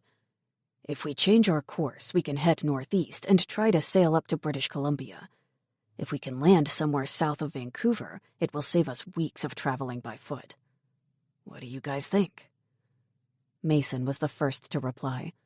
I will look over the charts that Tim has on board, but I'm a little nervous about sailing between Vancouver Island and Seattle. There's lots of room at first, but then there are a lot of little islands all through there. I really don't think I'm confident enough to sail through that. It would be a disaster if we wrecked the boat on one of them and we were stuck with no way to get off. Everyone was surprised when Lisa spoke up. There was so much tension between the two that no one expected her to talk to him. She didn't look at him as she spoke. We have all that gas. Why don't we switch to the motor when we get close to them and not worry about using sails? That way you would have more control of the boat. There was silence around the table as Emily and David looked at Mason and waited for his reply. He sent a tentative smile at Lisa before quickly looking away from her intense stare. You're totally right. It would give us more control. I would have to do the math on how far we could go with what we have, but I think we should be fine. We did take a lot of extra from the other boats back in the marina. Thanks, Lisa, he ended softly. David was nodding and was about to speak when Lisa cleared her throat. All eyes went to her. She looked at everyone around the table and then dropped her eyes to her lap. I just wanted to say a few things. I know I haven't been the most useful person on the trip so far, and I haven't really contributed, but I'm going to change. Her speech stalled as she tried to find the words. Before she was ready, Mason jumped in. Lisa, I'm sorry. I'm so sorry for what I did to you. It's my fault that Mark hurt you. If I could go back and change things, I would do it in a heartbeat.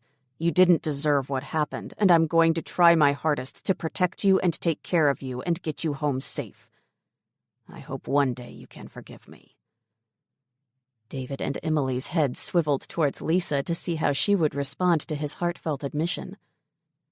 Lisa had tears trickling down her face, and she brushed them away before raising her head and looking directly at Mason. She took a deep breath. It wasn't your fault. We haven't been very nice people, and we have both done really stupid things. Mark did what he did because he was evil. He wanted to be in control of us, and he was jealous of you. From some of the things he told me, I know he would have made a move no matter what happened. He was a really damaged guy, and no matter what he did, I will have to live with killing him. It wasn't your fault, Mason. Mason's eyes had tears in them. They both sat silently. David looked at Emily, and she shrugged. This was something that Mason and Lisa would have to work together to get through. After a few moments of silence, David started talking. I don't think anyone knew that Mark would go psycho. Lisa, I really don't think you should feel guilty for killing him. After what he did to you and Tim, he would have come after me. So you probably saved my life. I'm not saying that killing someone is okay, but I really believe that you did the right thing. If I had had the chance, I would have thrown him overboard after what he did. You did the right thing. Mason, Mark made his own choices. No matter what happened before, he made the choice to hurt people, so stop blaming yourself. What happened between you and Lisa is between you two, but you guys need to talk about it and get past it. I know I've said it before, but I'm going to say it again. After we get off this boat, we need to work together. We have to trust each other and watch out for each other. We're just teenagers. We aren't trained commandos or fighters, and we might have to fight, so we need to count on each other. If we are fighting with each other, then we won't make it. So from now on, we are a team, and we work together and help each other, or we might as well go our separate ways once we hit land. Do you guys agree? Everyone nodded their heads, so after a minute, David leaned over the map and they got to work. It wasn't very late before everyone started to yawn and feel the effects of the emotional day. After cleaning up the supper dishes, they made a plan to start packing up supplies in the morning, and they all went to bed. Emily wasn't sure if Lisa would want to sleep in the room where Mark had hurt her, but she followed Emily into the room. Once they had settled into bed, they both stared at the ceiling, each girl lost in thoughts of the day they had just lived through. The sound of Lisa crying brought Emily back to the present, and she reached across the bed and took hold of her hand. Lisa squeezed back and tried to get control of her tears. Emily, I'm scared, she whispered. Emily closed her eyes. Me too. Will you help me? I don't know anything. I don't even know how to cook food. I don't want to be taken care of. I want to learn to take care of myself. I never want to be dependent on anyone to survive. Emily nodded her head in the dark. I'll help you, Lisa. I'll teach you as much as I can, but there's something you need to understand. In this new world, we are all going to be dependent on each other. I don't think anyone can survive on their own. What's important is picking the right people to depend on and giving back as much as they give. Being taken care of isn't a weakness when you take care of each other. It has a name. It's called family, and that's what we are now. The four of us, we are a family. The two girls laid there holding hands, thinking about that term, and it comforted them as they fell asleep. Chapter 16. They got a late start the next morning. After a quick breakfast of leftover biscuits with jam and peanut butter, they all sorted through their belongings and supplies to determine what they would take with them when they left the boat. With only 4 people to carry supplies, they wouldn't be able to take as much as they would like. Emily knew they would take the backpacks that they had already packed and attached to the lifeboat, but she was racking her brain to find a way to take more. What they really needed was a way to transport the extra supplies. She discussed the idea with David, and they decided to try and find a wagon, stroller, or shopping cart once they landed before they all left the boat for good. Mason spent some time studying the maps and charts that were on board to plot out their new course. His best guess was that it would take them an extra 2 days to go further north and land them on the BC coast. Once he was finished with the charts, he and David went up on deck to get underway. There wasn't much more that they could do until they actually came ashore, so the girls went up on deck as well once Mason had gotten them up to speed. The sun was shining bright and clear, but there was a buildup of clouds in the distance. There wasn't much conversation as they sailed closer to land. The events of the previous day weighed heavily on them all. It would be a long time before Emily got the sound of the gunshot and the image of Tim flipping over the rail and into the ocean out of her head. Tim's death filled her with so much sadness and guilt. He had been such a nice man, and she felt partly responsible for his death. She remembered sitting in the golf cart with David and deciding to split from the others after Mason had left her in the street. If she had followed through with that, Tim wouldn't have taken them on his boat, and he would still be alive.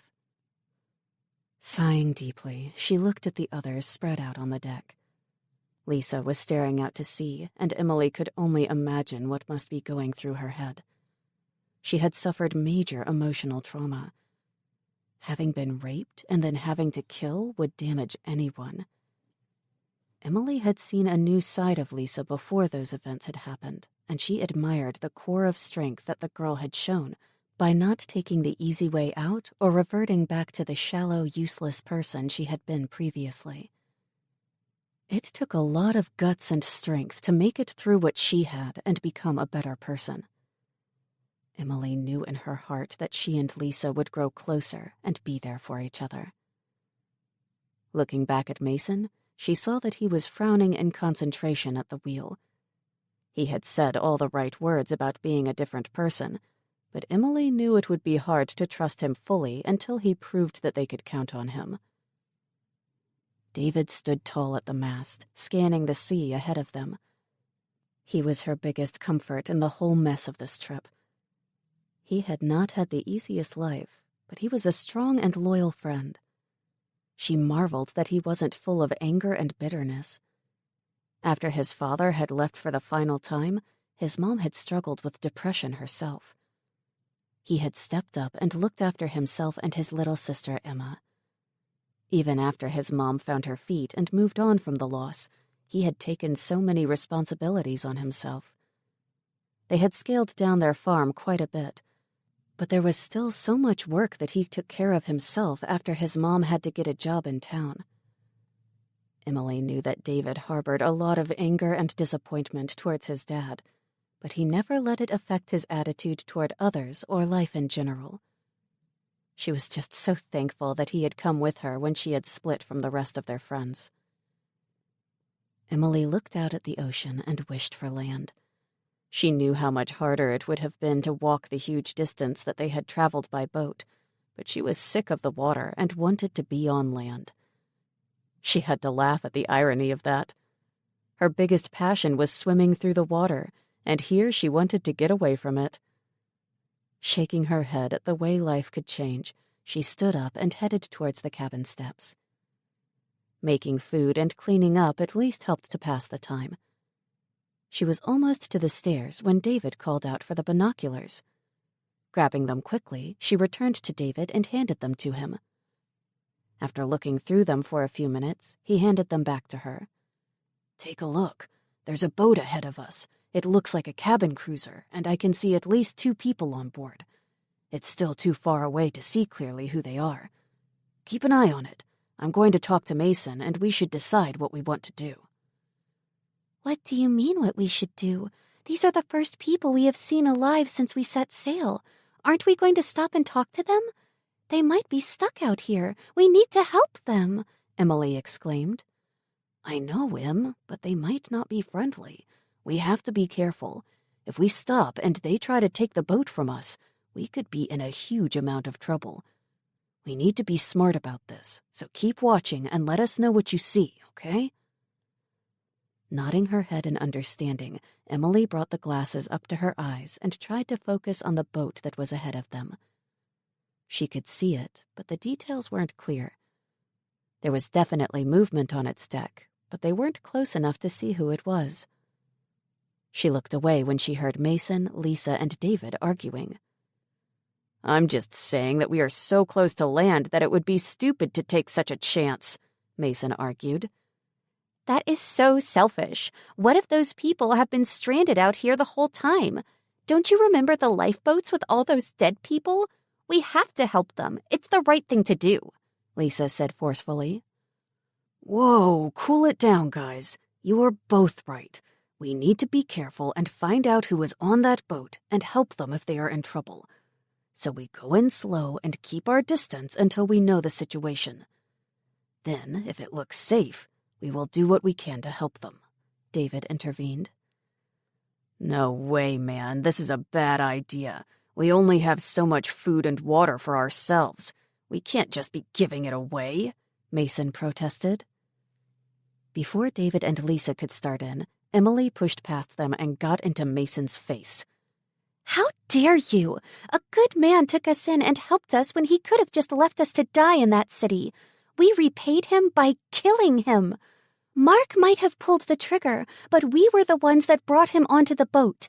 We owe Tim, and we need to repay his kindness. We will help these people if it looks safe because it's the right thing to do and because that's what Tim did for us. If you can't understand that, then you really are an asshole, and I don't want anything to do with you. Emily's chest was heaving with anger, and Mason took a step back with shock from her words. Emily, I'm sorry. I know it's the right thing to do. It's just... I'm scared, he said softly and with shame. Emily's face relaxed slightly. Yeah, well, so am I. I'm scared every minute of every day, but that doesn't change the fact that helping those people is the right thing to do. She heaved out a breath. Slow us down and switch to the engine or whatever it is that you have to do, but get it done. We are getting closer, and we need to be able to maneuver closer or away depending on what we find, she ordered and walked away. Lisa followed her down into the cabin, and they gathered water bottles and power bars together. They felt the speed of the boat drop as Mason and David adjusted the sails. As Emily added the first aid kit to the bag they were going to take on deck, she felt the vibrations of the engine as Mason fired it up. The girls were about to go back on deck when she heard David call out. As they rushed up the stairs to see what was going on, Emily came to a dead stop and spun around, almost knocking Lisa back down. She thrust the bag of supplies at her. Here, take this up. I forgot something. Be right up, she said as she pushed past her and ran back down into the cabin. Making her way quickly into the main bedroom, she ran to the dresser and reached out to yank one of the drawers open. She paused for a minute as her head whirled with possible scenarios of what they might find on the other boat. She shook her head abruptly at her indecision and pulled the drawer out. Reaching under the folded clothing, she grasped the cold metal of the gun and pulled it out. It was a simple revolver, and she could see that there were 5 bullets in the chambers. She kicked herself for not searching through Mark's things to see if he had any more bullets hidden. Emily studied the gun for a few minutes. She had fired many rifles and shotguns in her young life on a farm, but she had never fired a handgun. She closed her eyes briefly and prayed that today wouldn't be the day that she would. She quickly stuffed it into her pocket and pulled her shirt out so it would hang down and cover the bulge, and then flew back out into the cabin and up the stairs. Mason was at the wheel, and he locked eyes with her the minute she stepped on deck. Emily, I'm sorry. You were right, he said seriously. I know, Mason, but we need to be stronger and make better decisions, she said distractedly, trying to adjust her shirt to cover her front pocket. I know, but that's not what I meant. The boat has little kids on it. We do have to help them, he explained. What? Oh no, I hope they are okay. Emily whirled around to get a look at the boat they were slowly approaching with concern on her face. She couldn't imagine how scary being stranded at sea would be for little kids. She almost went back into the cabin to return the gun to the drawer, but decided she could do that after. She moved towards the bow of the boat where Lisa and David were standing.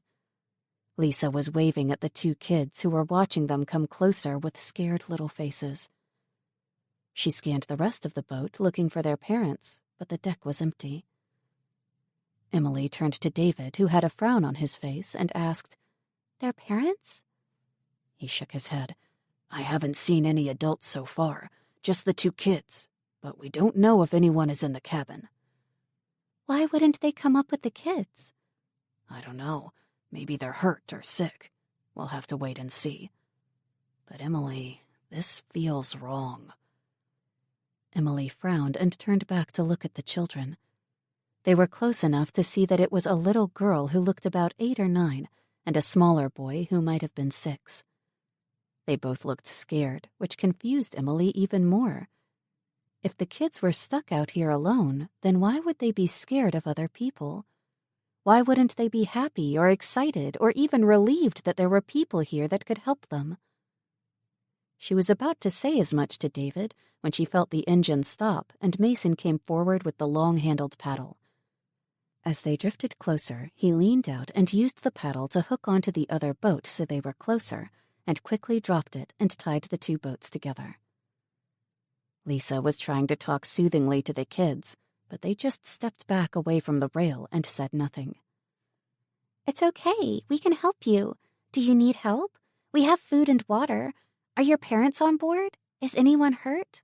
We can help you. Lisa tried to get a response, but the kids just backed away further. She turned to look at the others. They're terrified, but I don't know why. They're dirty, but they don't seem hurt. Maybe you should try talking to them, Emily. Emily nodded and reached down to brace herself on the rail so she could swing across to the other boat when David grabbed her arm. She looked up at him in confusion, but he wasn't looking at her.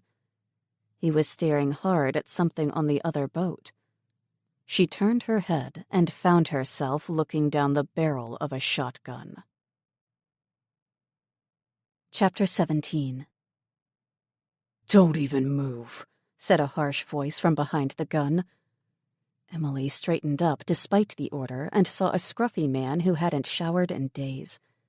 His eyes were fierce, and they held depths of desperation. She looked at the kids now standing behind him, and they still looked scared. The little boy was quietly crying into the girl's side. The girl met Emily's look, and she could see a hint of steel in her eyes. Looking back at the man, she tried to reason with him. Mister, do you guys need any help? We saw the kids on deck and came to offer food and water if you need it. If you are stranded, we could take you to shore. You don't need to point that gun at us. The gun never wavered as he let out a bitter laugh. "Oh yeah, that's what the last people who stopped to help said before they took all of our supplies and my wife. So yeah, I'll accept your help. I'll accept that boat you're on and everything in it as well." Emily glanced at the others and saw Lisa frozen in shock. Mason was scowling, and David was shaking his head. He tried talking to the man. "Sir, you don't have to do that. We will share everything we have and help you and your kids get to land. We stopped to help you guys." The man nodded his head determinedly. "A week ago I would have taken you up on that, but now it's too late. I'm all my kids have left, and I will do anything to keep them safe. So I want all of you to back up and stand together near the mast. Don't try anything or I'll shoot." He gestured with the gun barrel further back on the boat. David put his hand on Emily's shoulder from behind and pulled her gently back away from the edge of the boat. Once they had all moved back, David stepped in front of her so he was between her and the gun. The man kept his gun on them as he quickly maneuvered over the rail and onto the Lawless. Once he was braced on their deck, he scanned it from side to side. Lisa was clutching the bag to her chest, and he nodded at her. "What's in the bag?" Lisa looked down at it with a blank look until she realized he was talking to her, and then her expression turned into an angry scowl. "This is the food and water we gathered to help your family. Guess you want that too," she spat at him. The man almost looked ashamed for a second before his face hardened again. "No, you hold on to that for now." He looked the others over and addressed David. "Who else is on board?" David shook his head. "There isn't anyone else. We all came up to help you guys." The man frowned again, and Emily was getting the feeling that he wasn't as hard as he was pretending to be. He glanced back at his kids and waved the girl forward. "Sarah, come over here and go around the other side of the cabin. Take a quick look down there and make sure no one else is on board with us. Ben, stay there for a minute until Sarah comes back," he told the crying boy when he tried to follow his sister over the rail. Sarah scampered over the rail easily and ran around the opposite side of the boat to reach the stairs.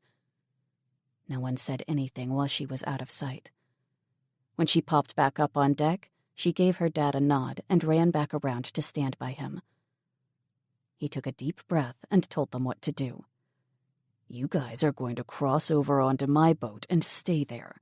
You can take that bag of food and water with you. I'm sure someone will come along and find you. I've set up rainwater traps, so you should be okay for water. I would ration the food, though. There's none on board.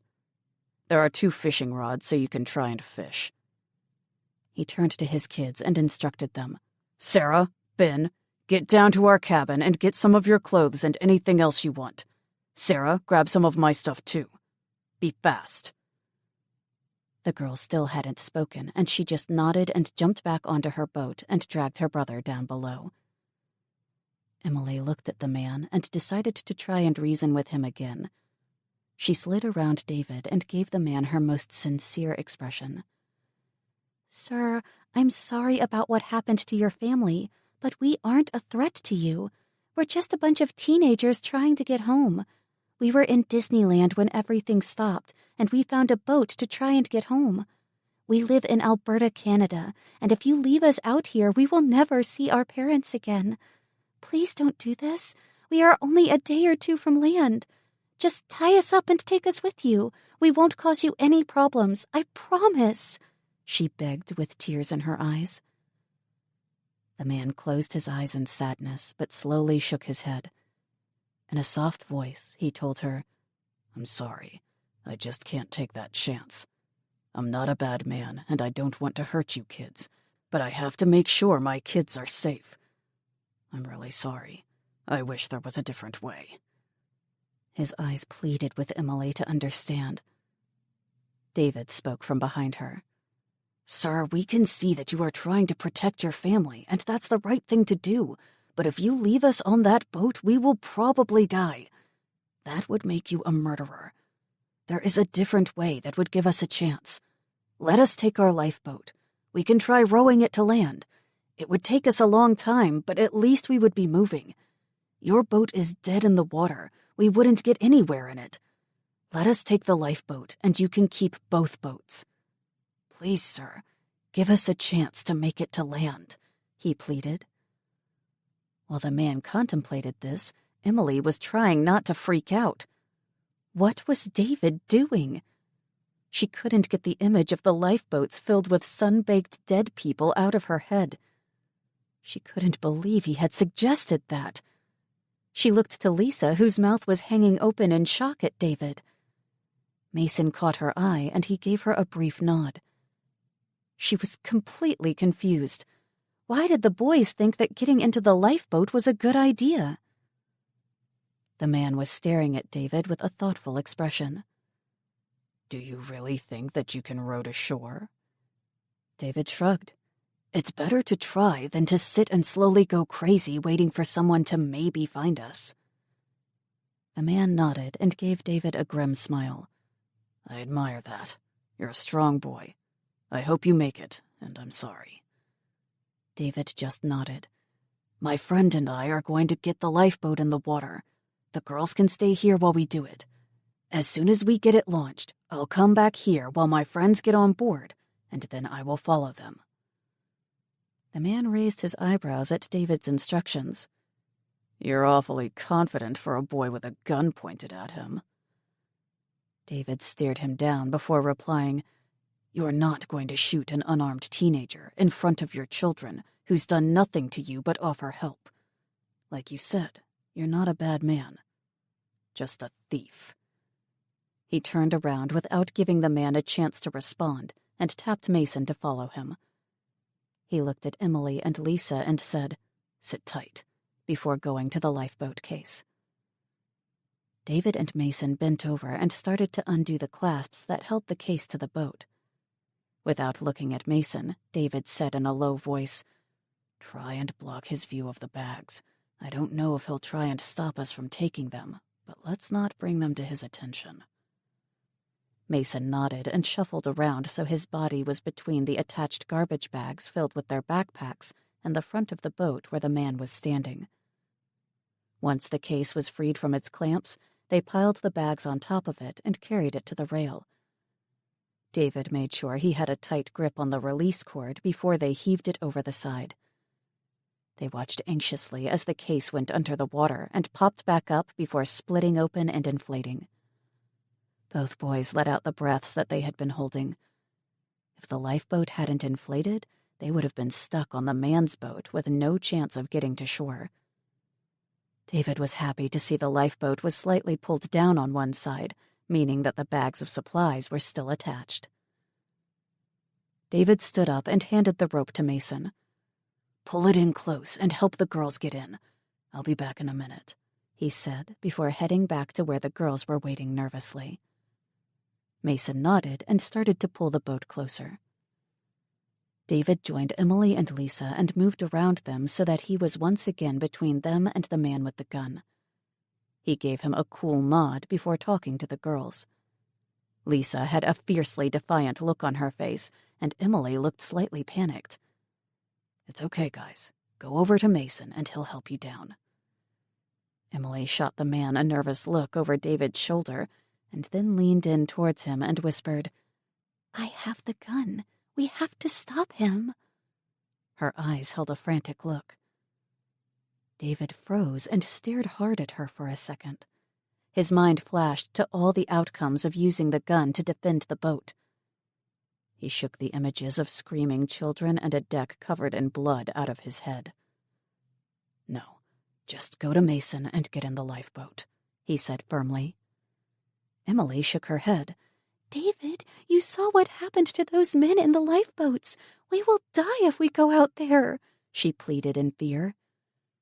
He took a hold of her shoulders and gave them a squeeze. "Those men weren't prepared. We're prepared for this, remember? We will have everything that we will need. Please, Emily, trust me," he told her quietly while staring hard into her eyes. He turned towards Mason and urged her on. Lisa was slowly nodding her head in understanding, and she turned and followed Emily. David watched Mason help Emily over the rail and then motion for Lisa. Once he was sure they would be okay, he turned to face the man. The children had returned to the deck of the other boat and stood watching, with bags at their feet. "A good man owned this boat. His name was Tim.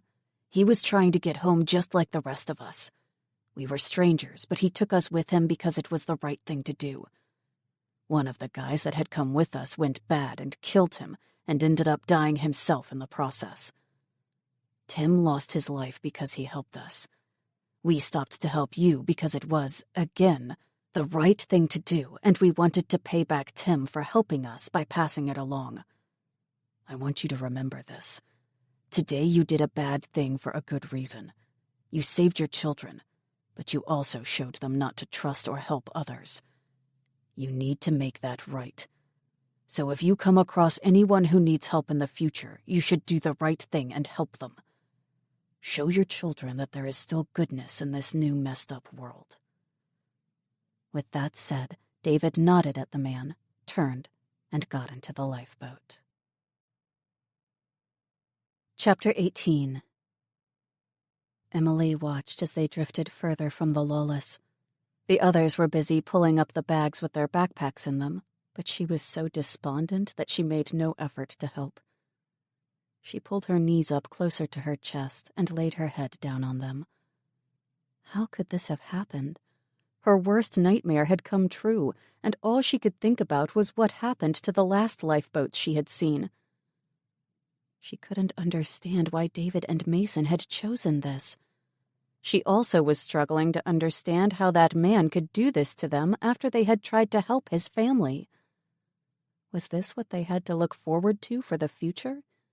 Every person for themselves and no one willing to help each other? She felt the tears slide down her face and dampen her knees. She missed her mom and dad and just wanted to go home. She felt her heart ache at the thought of never seeing them again and let out a sob. Lisa settled down beside her and put an arm around her shoulders, trying to console her. "It's going to be okay, Emily." Emily lifted her tear-stained face and looked at her blankly. "How is it going to be okay? We are going to die out here just like those other men we saw." David shuffled over to her on his knees. "No, we aren't, Emily. I'm sorry I couldn't explain before we got off the Lawless, but I didn't want that guy to change his mind. I know you think it was a mistake, but let me explain. If we had been forced onto his boat, we probably wouldn't have made it. It was dead in the water and way too big to try and row. The chances of anyone finding us on it are slim. We could have been out there for months, and a bad enough storm will probably swamp and sink it. I know being on the lifeboat is scary, but we have a better chance. It's small, and we can all take turns trying to paddle. We figured we were only a day or two from land with the Lawless, and this will take us longer. But we shouldn't be out here for more than a week. We have 6 backpacks full of supplies and the emergency kit that was already on the boat. That man's boat had nothing on it for food and water. The canopy on this one will protect us from the sun and rain, and we should be okay in any storms because it's light enough. We will get tossed around, and it won't be fun, but we shouldn't sink. Emily, we honestly have a better chance in this one." He looked to Mason for help when Emily didn't respond. "It's true, Emily. If we were farther away from shore, I would have picked the other one and hoped for rescue. But we could have sat on that boat for months, slowly dying of starvation and dehydration. We have a better chance in the lifeboat for making it to shore. That other boat had no way to steer into the waves if there was a storm. We would have been broadsided and sunk. You also need to remember that those lifeboats with the dead guys were really old. They didn't have canopies on them, so they were exposed to the elements," Mason explained. Emily looked at all her friends' faces, and they all seemed confident in their survival. Slowly, the feeling of hopelessness eased, and she took a deep breath and nodded. "Okay, so who's paddling first?" she said with a trembling smile. "Actually, that would be me." Lisa surprised them. At their skeptical looks, she lifted her chin. "What? I've been using the rowing machine in the gym for the past 2 years. It's a great workout for cheerleading. I know it's not the same as real-life rowing, but at least my muscles are used to that exercise. I bet I last longer than you boys and won't hurt as bad after," she said smugly. Emily smiled at her friend's proud expression. "Wow, Lisa, is that one of those skills you thought was useless?" she teased. Lisa blushed in embarrassment. "I guess there are some things that I can help with after all." Mason was looking at Lisa with a thoughtful expression, and David was grinning. "All right, then, let's get this canopy pulled down halfway and get rowing," David said in an upbeat tone. Emily marveled at how her friends were staying positive in such an uncertain situation. She firmly squared her shoulders and leaned forward to help. The sun was going down, and they were all exhausted. Lisa was right about the new muscles they needed to use for rowing. It was impossible to tell if they had made any real progress, but they all felt like they had rowed miles.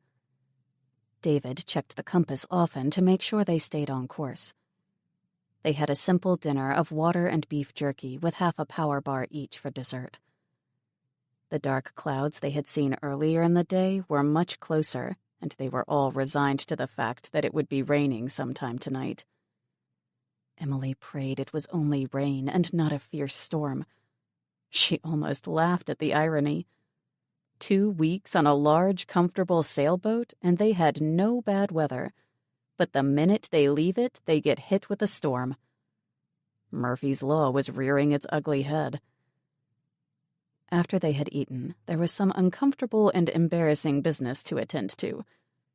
Going to the bathroom over the side of an inflated boat was not fun. The boys had an easier time of it, but that would change once they had to do the second job. Emily and Lisa worked out a system where they held on to each other's arms while hanging over the side. It was embarrassing, but with the boys' backs turned, they got it done. They all settled down for the night, and David closed the canopy. It was a lot like being in a tent, except for the rocking and rolling over the waves. The emotional and physical day took its toll, and they all fell asleep quickly. Emily was dreaming. She was just a little kid, and she was playing on her parents' waterbed. She loved the way it would roll her around when she bounced her bum on it. She was giggling with delight when the man who had forced them off the Lawless came into the room and shoved the end of the water mattress, sending her flying up off the bed. Her laughter turned to screams. Emily was torn from her dream as her body crashed into Lisa's and their heads connected. Dazed from the blow, she was unable to control her body as it was sent tumbling in a different direction. She once again connected with a body, but this time her head bounced off the side of the canopy. Strong hands gripped her, and she was dragged up against Mason. He had anchored himself against the side of the boat and wrapped one arm around her and held on with the other.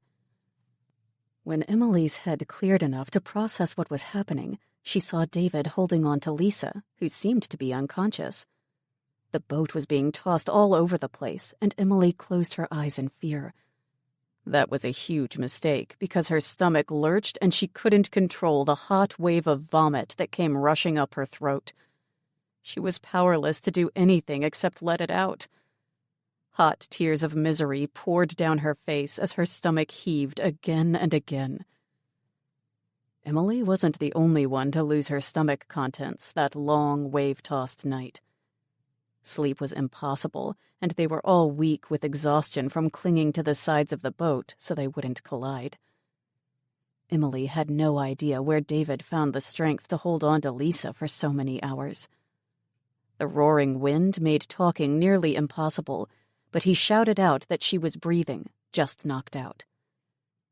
Emily thought she might have lost her sanity if not for the small light that was clipped onto the canopy. It wasn't very bright, but being able to see her friends made all the difference. Her eyes were grainy and her head ached when the canopy slowly started to lighten and the waves calmed. She had to peel her fingers away from the handle as they were without feeling after clutching it for so long. She used her other hand to massage some feeling back into the bloodless fingers. David lay Lisa on her side and crawled over to the opening. He pulled the flap aside and tied it back. The fresh air blew in and washed away some of the vomit stench. Emily breathed the clean air in gulps, and with the sun lighting up the inside of the boat, she took stock of the night's damage. Their bags were tumbled everywhere, and many of their supplies had come loose and were scattered all over the bottom of the boat. Worse was the vomit that coated almost everything. The fresh air helped to clear some of her headache, and it also seemed to help revive Lisa, who let out a moan and struggled to sit up. Ignoring the mess around her, Emily scooted closer to her and helped her sit up. She winced at the bruised knot on Lisa's temple and raised her hand to gently probe the matching goose egg on her own forehead. When Lisa's glassy eyes cleared, she looked around at the mess in the boat with confusion. "What the heck happened?" she asked and wrinkled her nose at the foul smell. Emily slumped down beside her. "A big storm hit us, and we knocked heads when the waves tossed us. David, Mason, and I all contributed to the wonderful aroma that you currently smell. How's your head?"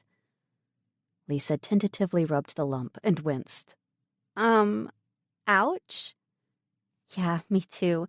Just be grateful you weren't awake for that roller coaster ride. It went on for hours. Emily sighed. She snagged a backpack and rummaged through it until she pulled out a bottle of aspirin. She handed Lisa 2 of the pills and took 2 of her own. Thank God for the canopy. If it wasn't there, we would have lost everything and probably gone over the side, too. Lisa gave a half-hearted laugh. Yeah, but at least it would have washed the puke away. Emily sent Lisa a devilish grin. So, remember when you said you would do the laundry next time? Lisa started to shake her head frantically. Oh no way. That's not fair. I didn't even puke. I shouldn't have to clean this up. Just as Lisa took a deep breath to make her case, a gust of wind came into the boat and sent a strong waft of the foul air right into her face. Her eyes got huge, and she lunged towards the opening, but she wasn't fast enough, and her vomit joined the mess that the other three had left on the bottom of the boat. After wiping her mouth on her sleeve, she flopped back beside Emily. Emily closed her eyes and shook her head. Welcome back, Murphy. Chapter 19. In the end, they all helped to clean the mess. After wiping down the inside of the canopy, David tied it back almost all the way. They used ocean water to wash everything, as their drinking water was too precious to waste, mopping the bottom of the boat as best they could with one of the few towels they had packed, and taking turns leaning over the side to wash out clothes. When Emily felt the sticky mess in her hair, she gave up trying to clean over the side and just jumped over into the water. The shock of the cold water cleared the last of the pain from her head, and after dunking repeatedly, she felt her hair was puke-free. Once she got used to the temperature, she enjoyed treading water. It had been weeks since she was in a pool, and she hadn't realized how much she had missed it. Even so, she knew she couldn't stay in the water very long or she would risk hypothermia. Scrubbing her clothes as best she could, she stripped off under water and handed them up to Lisa, who wrung them out and spread them out to dry in the sun. When she was down to her bra and underwear, she asked the boys to turn around so she could get back in. Lisa was ready with the other towel they had, and she had gotten Emily's spare clothing out also. Emily heaved up onto the side of the boat and rolled over the edge. When Lisa wrapped the towel around her, she saw that Emily's teeth were chattering and her lips had a slight blue hue to them. Get that wet stuff off and pull on some dry clothes. I'll hold the blanket up for you. You're freezing, Lisa said with concern. Emily nodded and quickly wrung out her hair over the side before rubbing her chilled skin with the towel and diving into her clean clothes. She hadn't thought she would get cold after such a quick dip. She and Alex and their other friends had plenty of experience swimming in cold Alberta lakes, but she had never done it before the end of May. After dressing, she wrapped the towel around her wet hair and tried to rub out as much water as possible. Lisa draped the blanket she had been holding up around her shoulders and settled down beside her. I was going to jump in after you were done, but after seeing your blue lips, I think I'll pass, Lisa said. Emily nodded. Yeah, I don't think I'll be doing that again. Holy cow, that was brutal cold. But at least the puke is gone. Now I just have a layer of salt on me. She dived into her backpack again and came out with some toilet paper. She moistened it with a little bit of bottled water and ran it over her face and hands. Taking out the baggie of sunscreen, she was thankful it hadn't broken open during the storm and coated everything in the bag. She worked the cream into her face and hands before handing it to Lisa so she could do the same. The boys had finished washing out their stuff on the other side, and Lisa carefully passed the floppy bag of cream over to David so he and Mason could coat their unprotected skin. Once they had repacked the supplies that had needed to be cleaned off and draped their clothes out to dry, they settled down for food and water.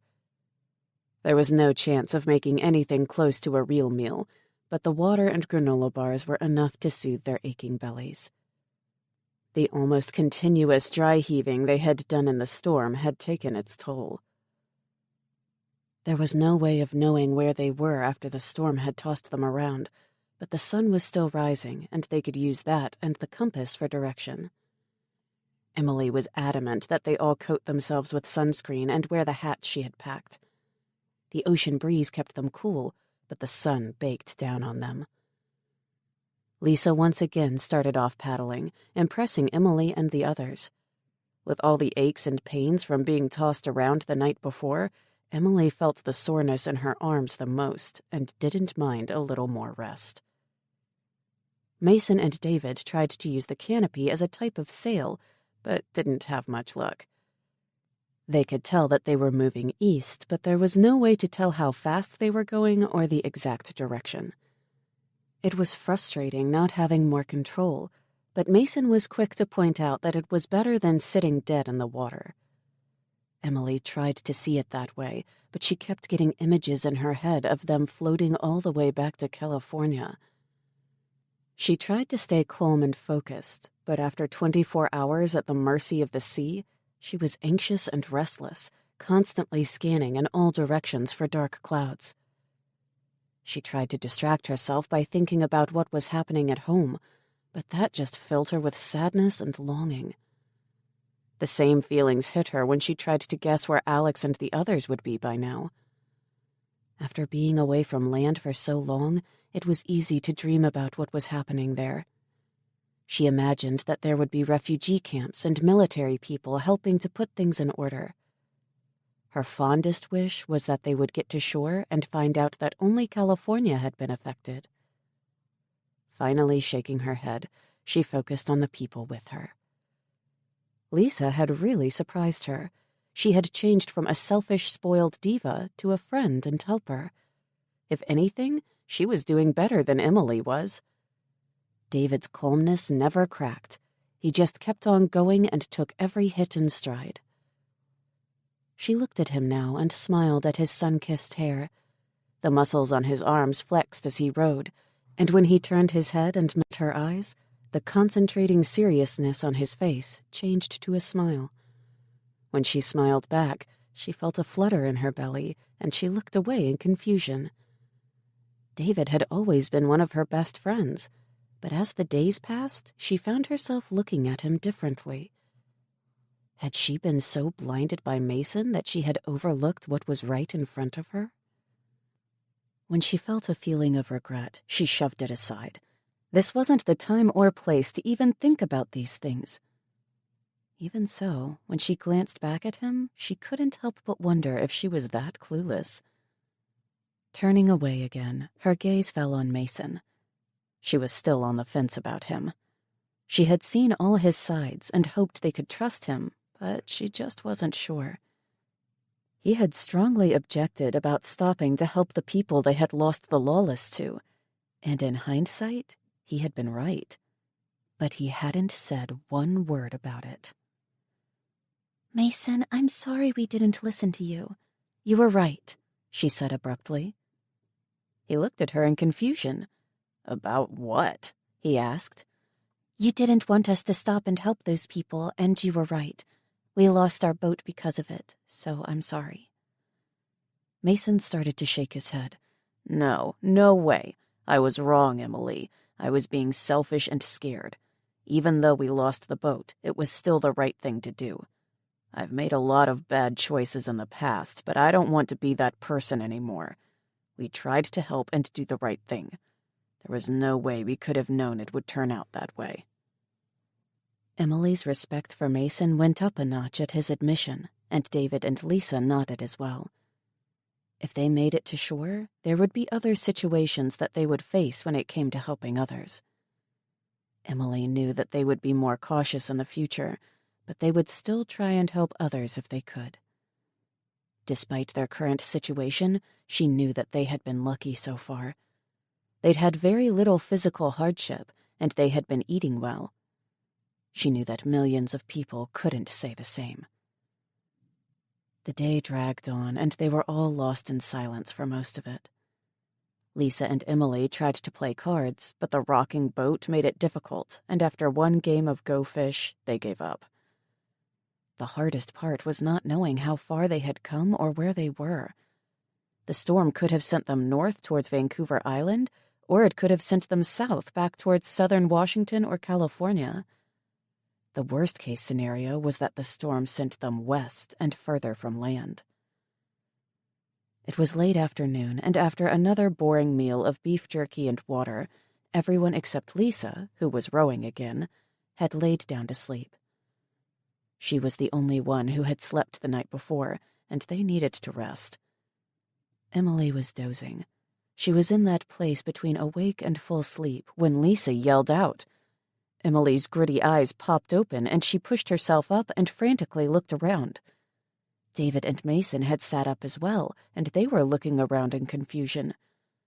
Lisa was paddling hard, and her face was a mask of determination. What's wrong, Lisa? Why did you yell? Emily asked her in bewilderment. Lisa didn't even look at her. She just grunted out, "Boat," in between heaving breaths.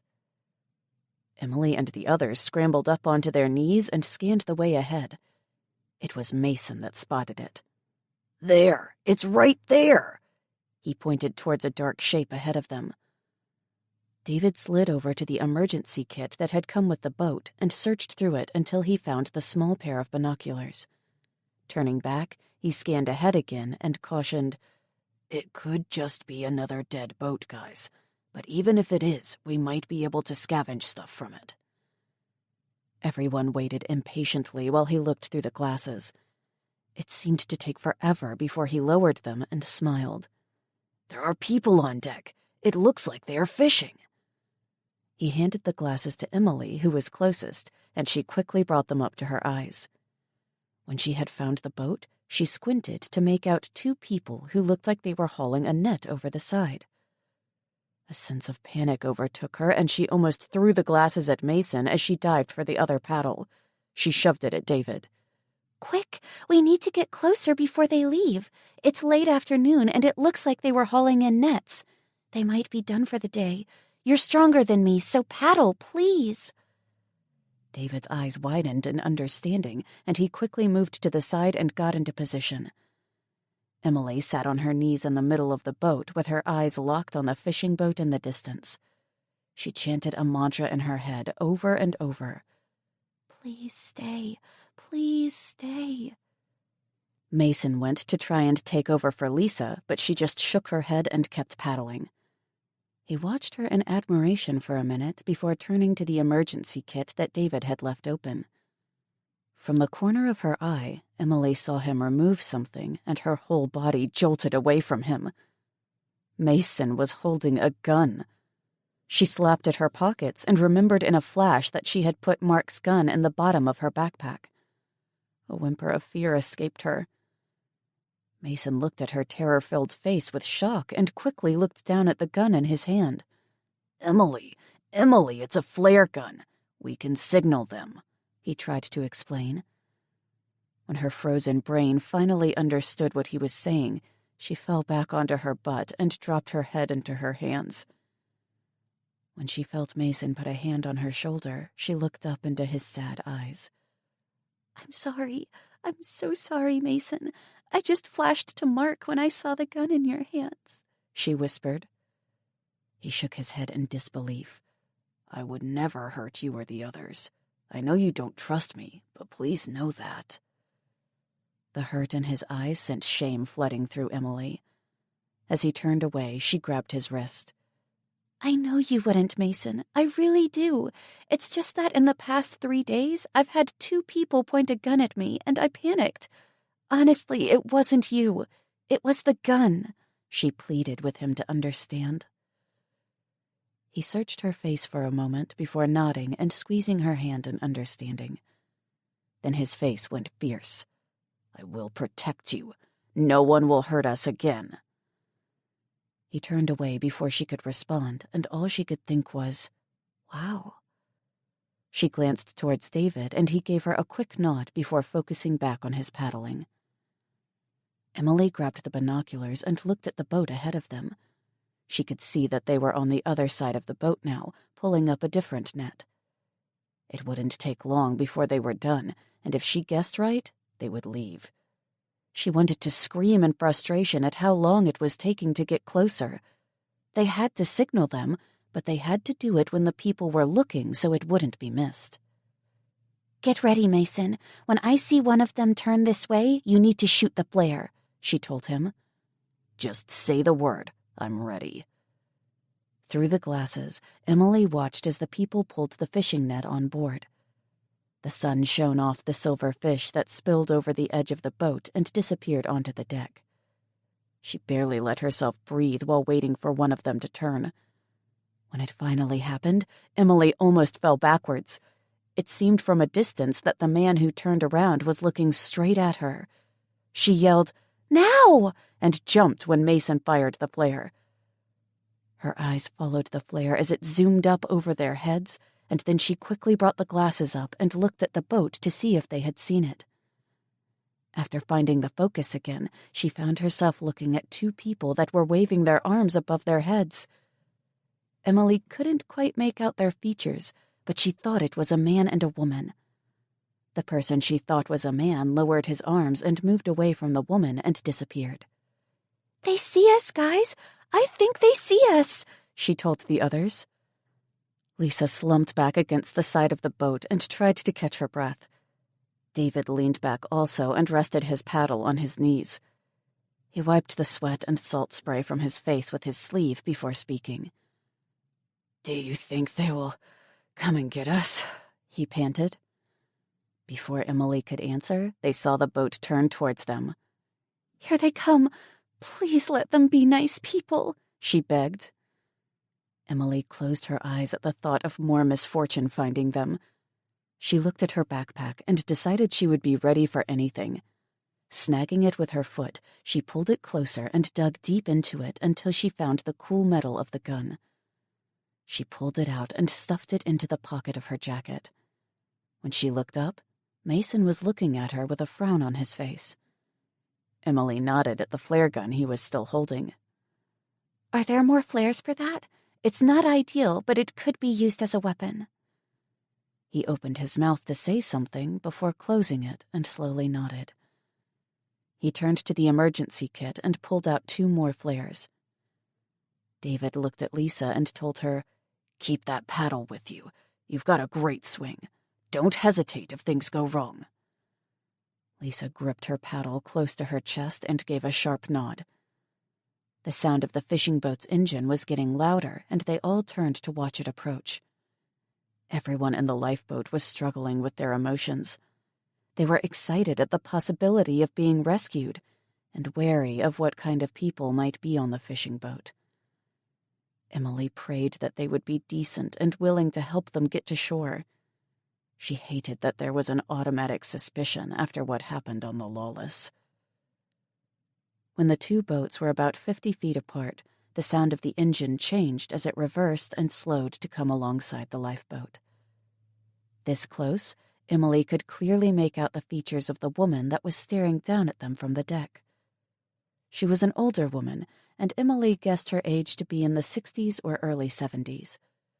She had a kind but weathered face, as if she had spent many years outdoors. The woman had a concerned expression on her face, but as the distance closed, it changed to one of astonishment. She turned away, and Emily could clearly hear her yelling at the man. Luke, they're kids. There are 4 teenagers in that boat. Hurry up and help me get them on board." She turned back and yelled over the side at them. "Just hold on. We'll get you out of there in a jiffy." And she disappeared from view.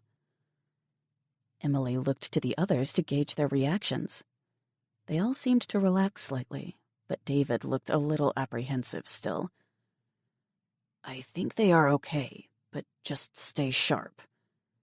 He reached over and started to gather up things that were loose and stuffed them into the closest backpack.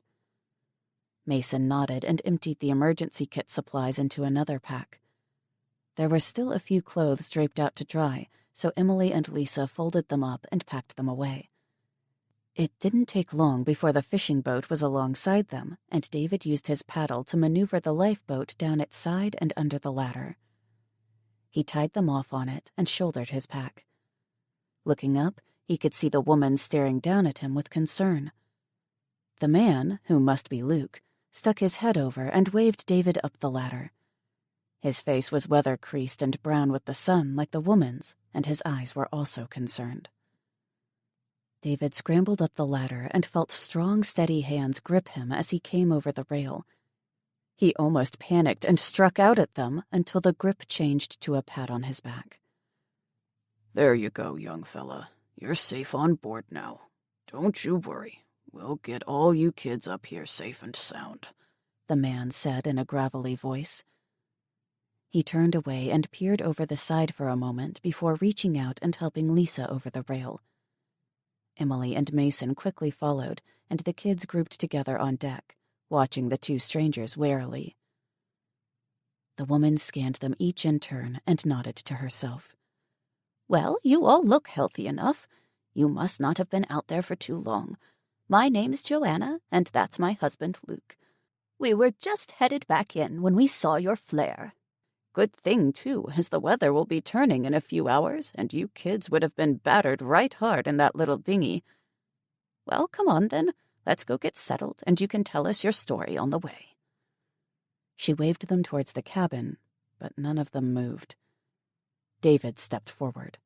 "Ma'am, we just want to say thank you for picking us up, but could you tell us where we are and where you are taking us? We haven't had the best experiences with people out here, and we are a little nervous right now," he said seriously. The woman's face made a comical "oh" expression before it turned thunderous. She looked at the two girls and then swung back to David. "Did somebody hurt you kids?" she asked in outrage. Before David could respond, she barreled on. "Well, you don't have to worry about that on my boat. No, sir. Luke and I will take care of you and see that you get to shore. Oh, you poor babies. Imagine that. In a disaster like this, people should be coming together to help each other. Unbelievable." She seemed to run out of steam then, and when she took in the wide-eyed stares, she smiled reassuringly and said softly, "It really is okay. You're safe with us." Emily felt tears come to her eyes. This woman was so much like her granny, who would also go off on tirades. In an instant, she felt like a little kid again. After all they had been through, here was an adult that wanted to take care of them. She found herself pushing past David as the tears broke free, and wasn't surprised at all that Joanna opened her arms and wrapped them around her in a comforting hug. Chapter 20. After Lisa had gotten a motherly hug and the boys received back pats, they entered the cabin and settled in. Joanna quickly presented them with hot coffee and ham sandwiches. While the kids ate, she filled them in on what had been happening on land. "We were lucky. We live on an island named Samish, and it only has a narrow land bridge to the mainland. There are only about 500 houses on the island, and half of those aren't full-time residents. Most of us are already self-sufficient with generators and gardens. There isn't a big commercial presence on the island, so we are used to fending for ourselves. The mainland wasn't so lucky. We could see the fires and smoke for days. Our youngest son made it home to us on day 4, and he told us of horrible things. So many people died on the first day from accidents and crashes. He told us that by day 3, people were rioting at stores, and there was chaos everywhere. We barricaded the land bridge and posted guards, but we couldn't just turn away families who were trying to find a safe place for their kids. We set up the community campground as a refugee center, and we've just started to move people into empty homes. There's plenty of food to be had as long as you like seafood. Almost all the locals have knowledge of fishing, crabbing, and clamming, so no one will starve. Luke used to fish for a living on this old beast, and he only retired from it a few years ago. This warhorse was old enough not to be affected by the pulse, so we've been hauling in fish for the past 10 days.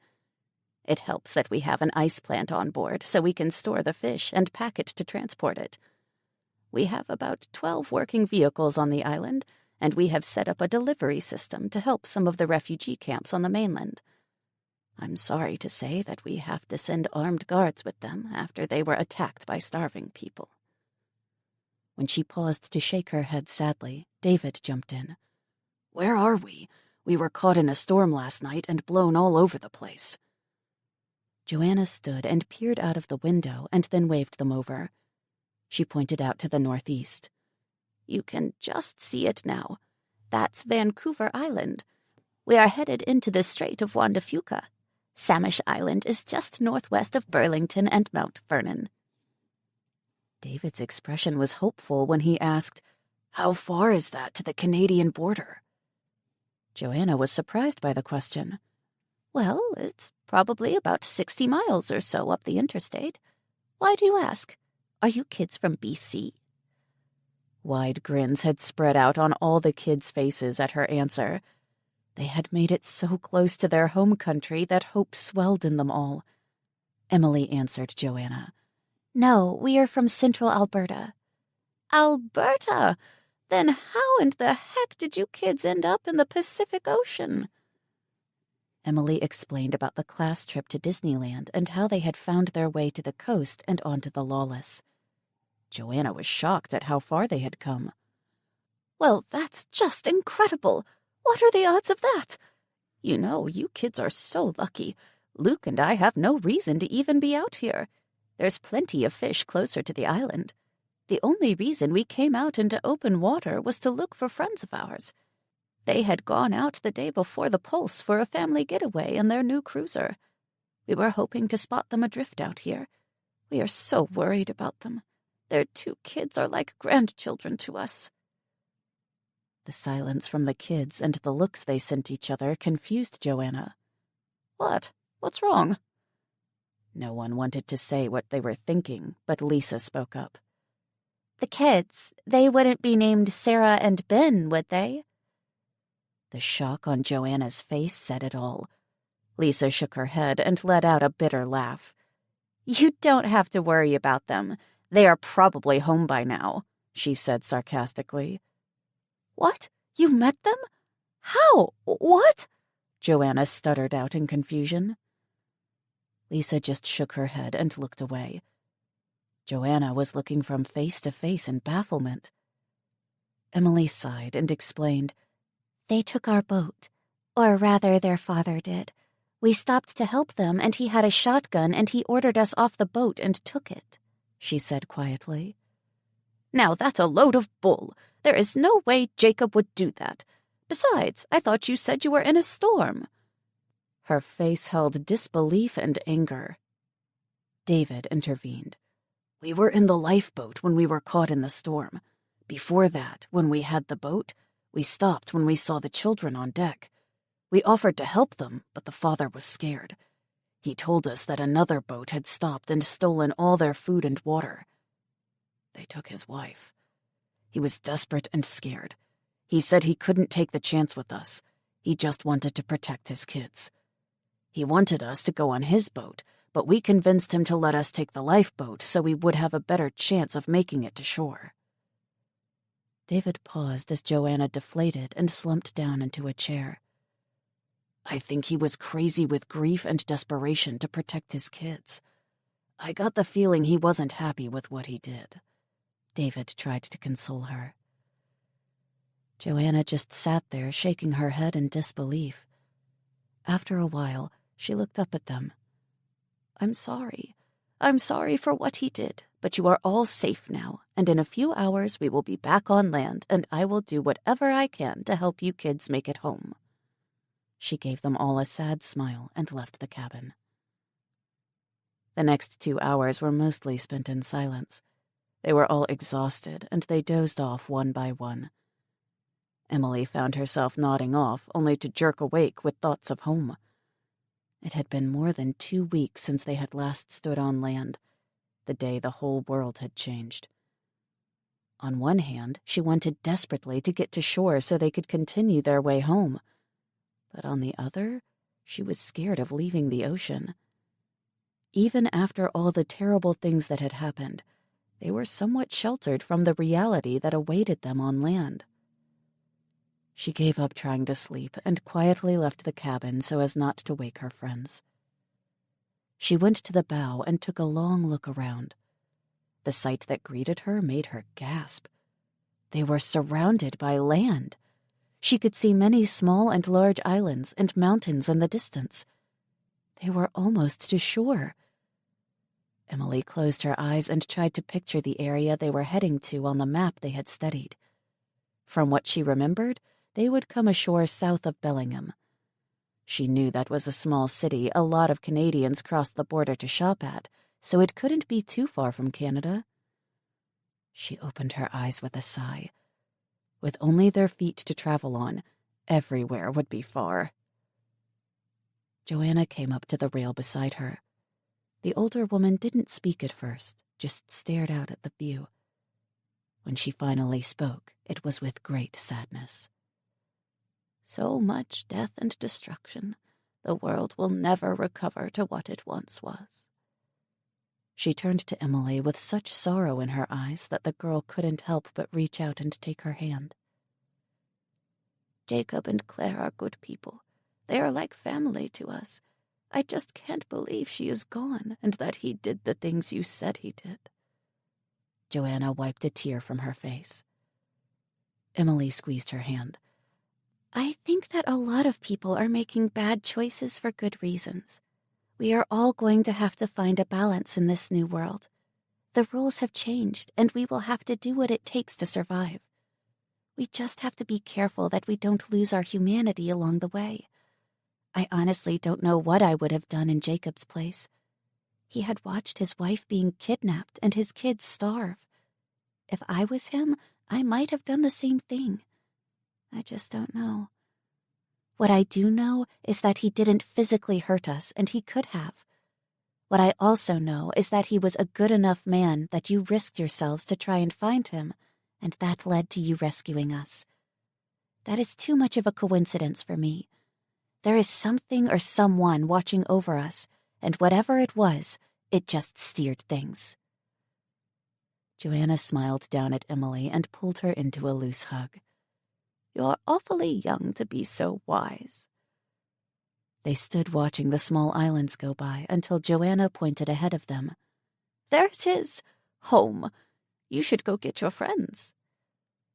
Once everyone was on deck, Joanna pointed out features of her island home as they passed. She explained what was going to happen. We are going to drop you kids off at the campground. They have it set up for refugees.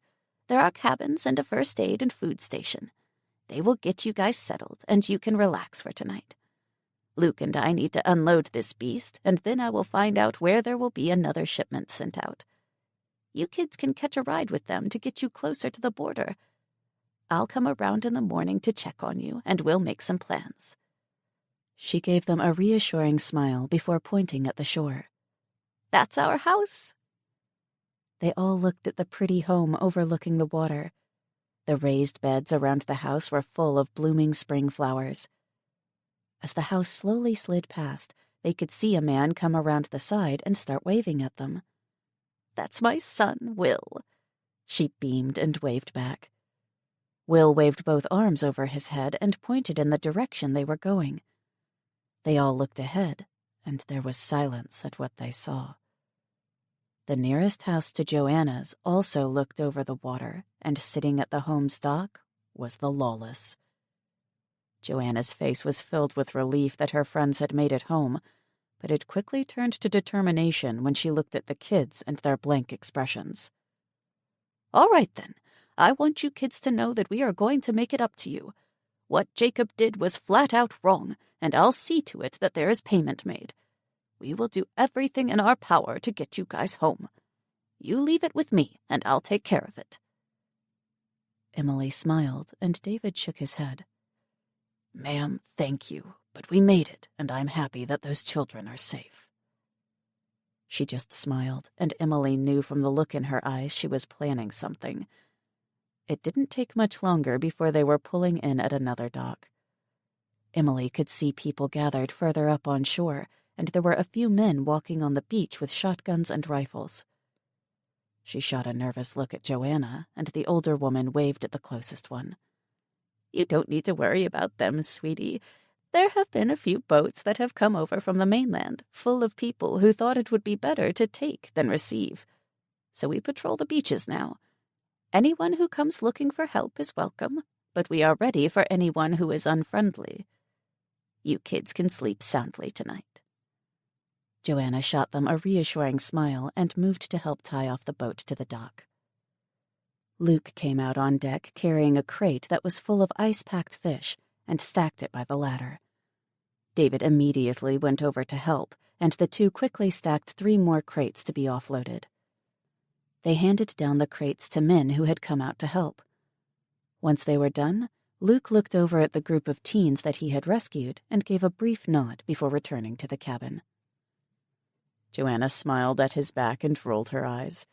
Don't mind Mr. Chatty. He's not much for words, but he's got a big heart. Okay, let's get you kids onto solid ground. Grab your stuff and climb down onto the dock. I'll walk you up to the camp and introduce you to Betty. She's the one who organized everything and is running the camp." Emily slung her pack over her shoulders and took a deep breath. "Here we go," she thought, and for the first time in over 2 weeks, she climbed down onto land. The others were quick to follow, and Joanna led them up the gentle slope into the camp. Emily found herself trying to look everywhere at once. There were groups of people sitting at picnic tables and others who were walking in between the cabins. There were children racing around in a game of tag, and the sounds of their laughter calmed Emily's racing heart.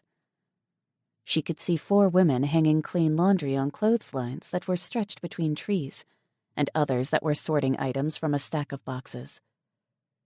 As they drew closer to the main building, the trees opened up and there was a huge cleared area that was being worked on by many people. Some were tilling the land and others were planting seeds. It was a beautiful sight to Emily, and she ached for the chance to be home doing the same. When they finally arrived at the main camp building, there were long tables set up with various foods spread over them. 3 men and 2 women were chopping and slicing vegetables. On a table further away, there was a man and woman working on the freshly delivered fish. At the main table, a woman in her mid-40s looked up from her chopping and frowned at the group of teenagers heading her way. When she caught sight of Joanna, her whole expression changed to relief. She came hurrying around the table and caught Joanna up in a hug. "You're back! Thank goodness, I was so worried." She pulled back and stared closely at Joanna's face. "Did you find any sign of them?" the woman asked hopefully. Joanna looked over at the teens before turning back and answering her. "We think he made it back with the children. It's a long story. Betty, this is Emily, David, Lisa, and Mason. We found them in a lifeboat out in the open water. Can you set them up in a cabin tonight? I want to head over to Jacob's place and see them." Betty looked confused by Joanna's answer about their neighbor, but quickly nodded and smiled in welcome at the kids. "Of course! Welcome to Samish Island. If you will come with me, I will show you to an empty cabin and fill you in on what's happening here." As she stepped away from them, Joanna gave them another smile and said, "I'll be back in the morning after breakfast, and we will discuss how to get you kids home. Enjoy supper and have a good sleep." They all stood watching as Joanna went back down the hill towards the old fishing boat. After a few minutes, Betty ushered them away, and they followed her to a small wooden cabin with a pretty little front-railed porch. Betty went in first and started to open windows to air it out. The cabin was small with 2 rooms. The main room had a worn sofa and armchair that faced a fieldstone fireplace. Under the front window was a tiny dinette with 4 chairs. The bedroom had a double bed and a set of bunk beds against one wall. The room also had the smallest closet that Emily had ever seen. Once the tour was over, they stood in the main room facing Betty. "There are outhouses just behind the cabin and buckets by the water pump over at the main building so you can bring water over for washing up. The main building has working toilets, and showers are available in the mornings and in the evenings. There's a sign-up sheet on the wall by the washroom doors for that. Dinner is at 6 tonight, and breakfast is at 7. Lunch is very small and cold, usually just a sandwich and piece of fruit. Once I show you boys to your cabin, you can get cleaned up, and we will all meet for supper. We can discuss what work skills you have and where you will be working in the future." When Betty took a breath to go on, David interrupted her. "Thank you, ma'am. We appreciate you letting us stay tonight, and the hot supper is a real treat. But we will be heading on in the morning after we talk to Joanna. Also, we would be much more comfortable staying together in one cabin." Betty's face creased into a huge frown. "Young man, it's not proper for you 2 boys to be spending the night in the same room as these girls. The world out there is in chaos. It's no place for children to be running around. It would be wrong of me to let you leave here where it's safe and protected." This time it was Emily that interrupted her. "Thank you again for your hospitality. We will get our things and leave now." She stared the woman down with deadly serious eyes. Betty sputtered, "You have no idea what's out there." Emily tilted her head and said with the same dead serious tone, "We were in California when it happened. We know what's out there because we walked through it. We have spent every night together since this all began, and we will continue together until we make it home." When Betty just stood there in shock, Emily continued, "May we please stay together tonight in this cabin? After we speak with Joanna in the morning, we will be heading out. Our parents and families are waiting for us." Betty finally nodded. Yes, of course. I'm sorry. I didn't know you had come so far. Well, I'll leave you to get cleaned up, and we'll see you in 20 minutes at supper." She hurried out of the cabin and softly closed the door. Emily slumped down on the worn sofa. She was suddenly drained, and all she wanted to do was sleep. Lisa sat down beside her and leaned against her. It was comforting in a way. Mason sat on the armchair and tilted his head back before closing his eyes. David wandered around the room for a minute before leaving the cabin. They were all so tired that they dozed off. David woke them up 10 minutes later when he came back with a bucket full of water and a bar of soap. Emily felt drugged as she washed her hands and face, and then followed the others out of the cabin and over to the main building. As twilight fell, there were people lighting torches along the pathways. The doors of the main building were propped open, and the bright light of electricity flooded out. The combination of light and amazing cooking smells perked Emily up. They went in and joined the line that was edging towards a simple buffet. There was a huge pot of soup as the main meal, but it was the small plates of greens that caught Emily's attention. It had been so long since she had anything fresh that she felt her mouth water at the plates of salad with chunks of tomatoes on top.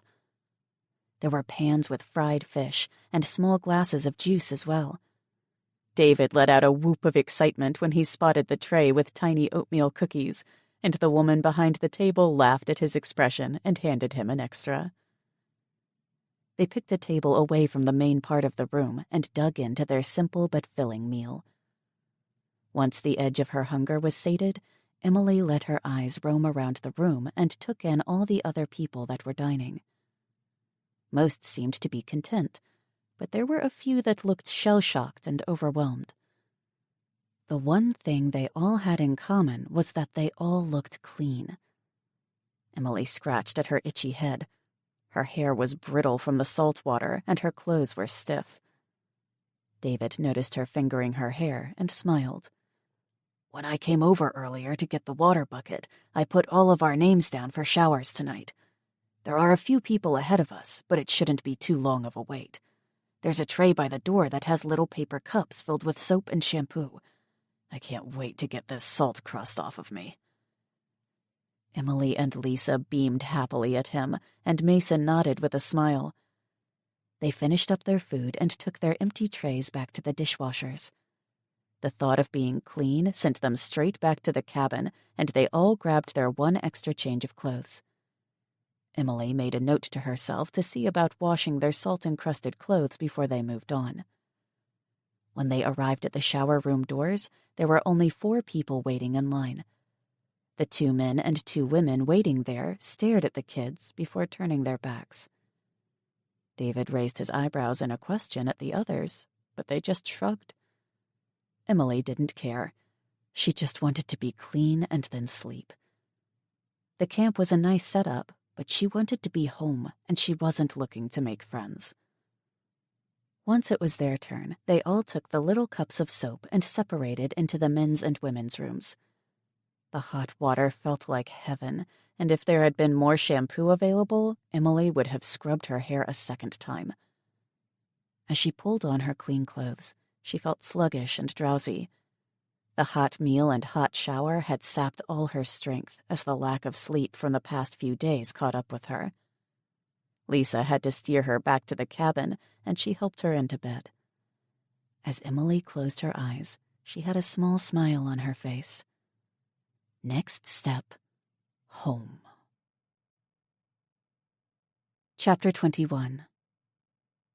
In the morning, Emily woke with a sense of excitement. Even though they had traveled hundreds of miles by boat, it didn't feel like they had. Today they would start the final leg of their journey home, and she was itching to start walking. Everyone else must have felt the same because they were up early and ready to go. The main building was set up for breakfast, and they eagerly joined the line that was forming. The meal was once again simple but filling. There was the biggest pot Emily had ever seen, filled with oatmeal and raisins. A few bowls filled with canned fruit and small glasses of juice were also available. The teens savored the meal as they knew that it would be the last one they had before they had to cook over a campfire. After they had finished their meal, they headed back to the cabin and packed their bags. Emily was getting antsy to leave, but there was no sign of Joanna. They had gathered on the front porch with their bags ready at their feet. Emily was pacing back and forth, ready to be on the way. They had just started talking about getting directions and leaving when they heard the sound of engines heading their way. They all turned to look around, trying to spot where the noise was coming from. It wasn't long before 2 ATVs and 1 quad came towards them from the main road leaving the camp. Joanna was leading them, and Emily could see the other 2 riders were men. As they got closer, she saw David stiffen and Lisa gasped. As the riders got closer, Emily realized that one of the riders was Jacob, the man who had stolen their boat. When the 3 riders pulled up to the cabin and stopped, the teens were all on their feet on the porch staring down at them with grim silence. Jacob looked them over quickly and then stared at the ground. The other man with them was in his early 30s, and he stared at them with a scowl on his face. Joanna approached the cabin and smiled. Good morning. I hope you all had a good night. This is my son Will, and you know Jacob. We have some ideas about helping you kids get home. Jacob? She turned and waved him forward. Jacob didn't seem like he was going to speak or even look at them for a minute. Emily was about to say something when he finally reached up and rubbed his forehead. He took a step forward and raised his eyes to them. What I did to you kids. He stopped and shook his head and cleared his throat. What I did was wrong, and I'm sorry. I was out of my head with grief for my wife and desperation for my children. I'm sorry, and I'd like to try and make it up to you. He lowered his head again, and Emily clearly saw the regret in his eyes. It was David that replied to him. Sir, we are sorry for what happened to your family. I'm glad you got your kids to safety. We would appreciate any help you could give us to get home. Emily shot a quick look at Mason, who was frowning, and Lisa, who stood with a blank face. She hoped they wouldn't say anything. There was no point in rehashing what had happened, and if these people were willing to help them get closer to home, they should just let it go. Jacob nodded at Joanna, and her son crossed his arms and looked away angrily. Emily couldn't tell who he was mad at. Joanna sent Jacob a compassionate smile and turned to the teens. All right, then. Will is leaving tomorrow to make a fish delivery to some of the rescue camps set up on the mainland. They go with armed guards, and we think you should go with them. Their route will take you to about 30 miles from the Canadian border and past some of the more dangerous areas. Luke, my husband, and I talked it over, and we want to give you kids this ATV. Jacob is going to give you his. You can double up on them and make much better time. Gas will be easy to find with all the abandoned cars on the roads. You just need to siphon it. We will give you some extra food and water, and with a little luck, it should only take you about a week to get home. Emily was shocked by the generous offering and saw her friends felt the same. Mason's face had a huge grin on it, and Lisa had closed her eyes in relief. David had walked down the steps with his hand out to Jacob. Sir, we can't thank you enough, he said as he shook the hand of the now smiling man. When he tried to shake Joanna's son's hand, the man angrily waved him off and sent a glare at his mother. Emily saw this over Joanna's shoulder as she hugged the woman in gratitude. She pulled back from her, and her smile changed to concern. Joanna looked behind her and met the glare of her son. He opened his mouth to speak, but she beat him to it. "Not one word. For the last time, this is not your decision to make," she snapped at him harshly. Will shut his mouth and turned and walked away. Joanna took a deep breath and turned back to the kids. "He's not happy with giving up the ATVs, but we have an extra one and a truck that still works. It's more than most people have, and it's the right thing to do. Don't worry about him. He'll get over it." Joanna smiled reassuringly at them before continuing. "You kids just relax for today, and I'll be back at dawn to get you. Be ready, because they like to get on the road as soon as possible. I'll head over and let Betty know that you'll be staying another night." Joanna called her son back over, and Jacob gave them a nod before they started up their machines and rode away. David slung his arm around Emily's shoulder as they watched them leave. "This is huge, Emily. We will be home in no time now. I figured on at least 2 or 3 weeks walking to get there, but with ATVs, it will only be days." Emily smiled up at him. His face was so full of hope and happiness.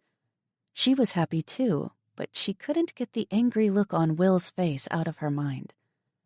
They would be leaving with him in the morning, and she hoped he had a change of heart by then. "I'm going to grab Lisa and see about washing up our clothes. Everything is still covered in salt, and it would be nice to clean them while we can." "Good idea. Would you mind doing mine as well? I want to go around and see if anyone is familiar with what's between here and the border.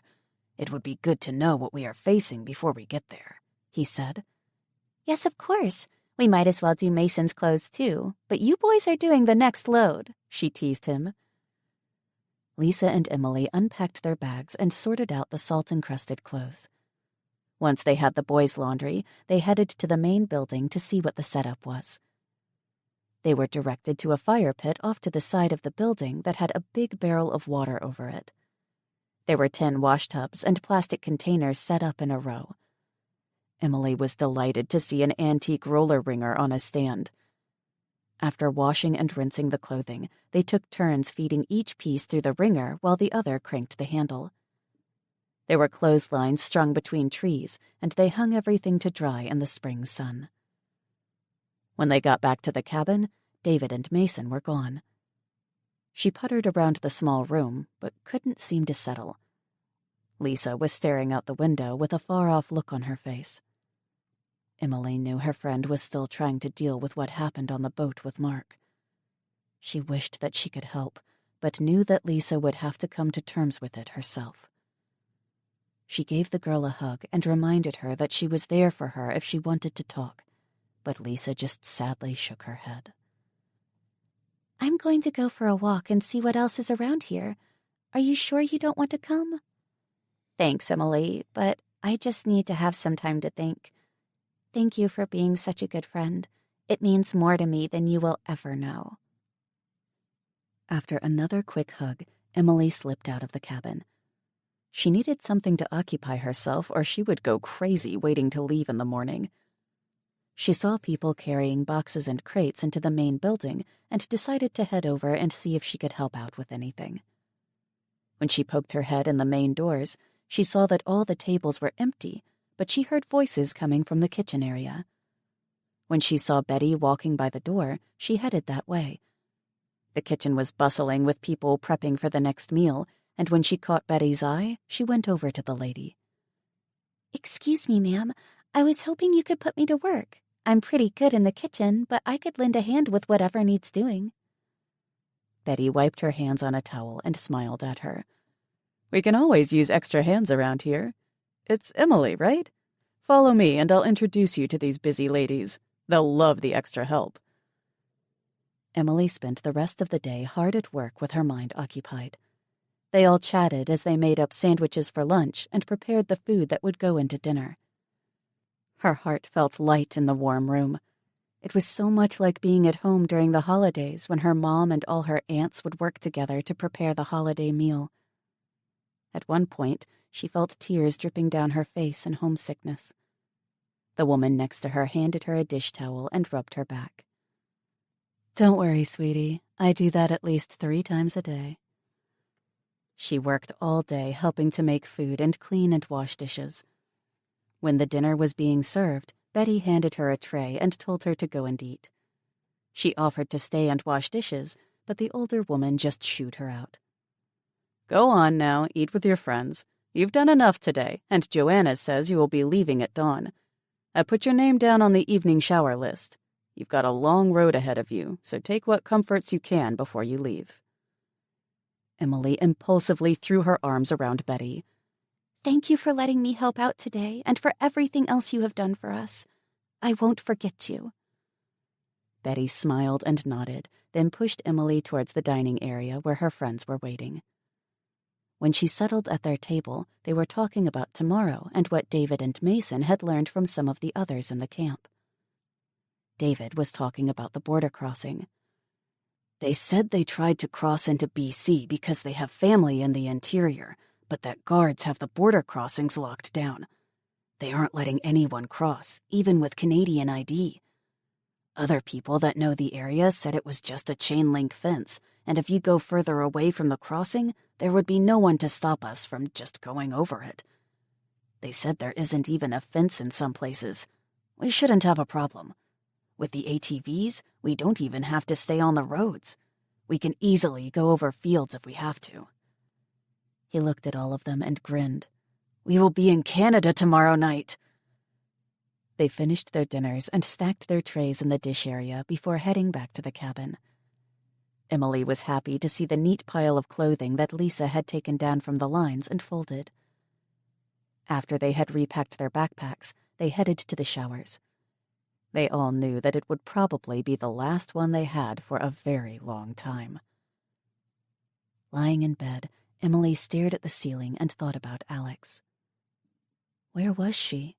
How far had they come, and were they all still alive? Her biggest hope after seeing her parents was that Alex and her other friends would already be home, or that they would arrive soon after. Chapter 22.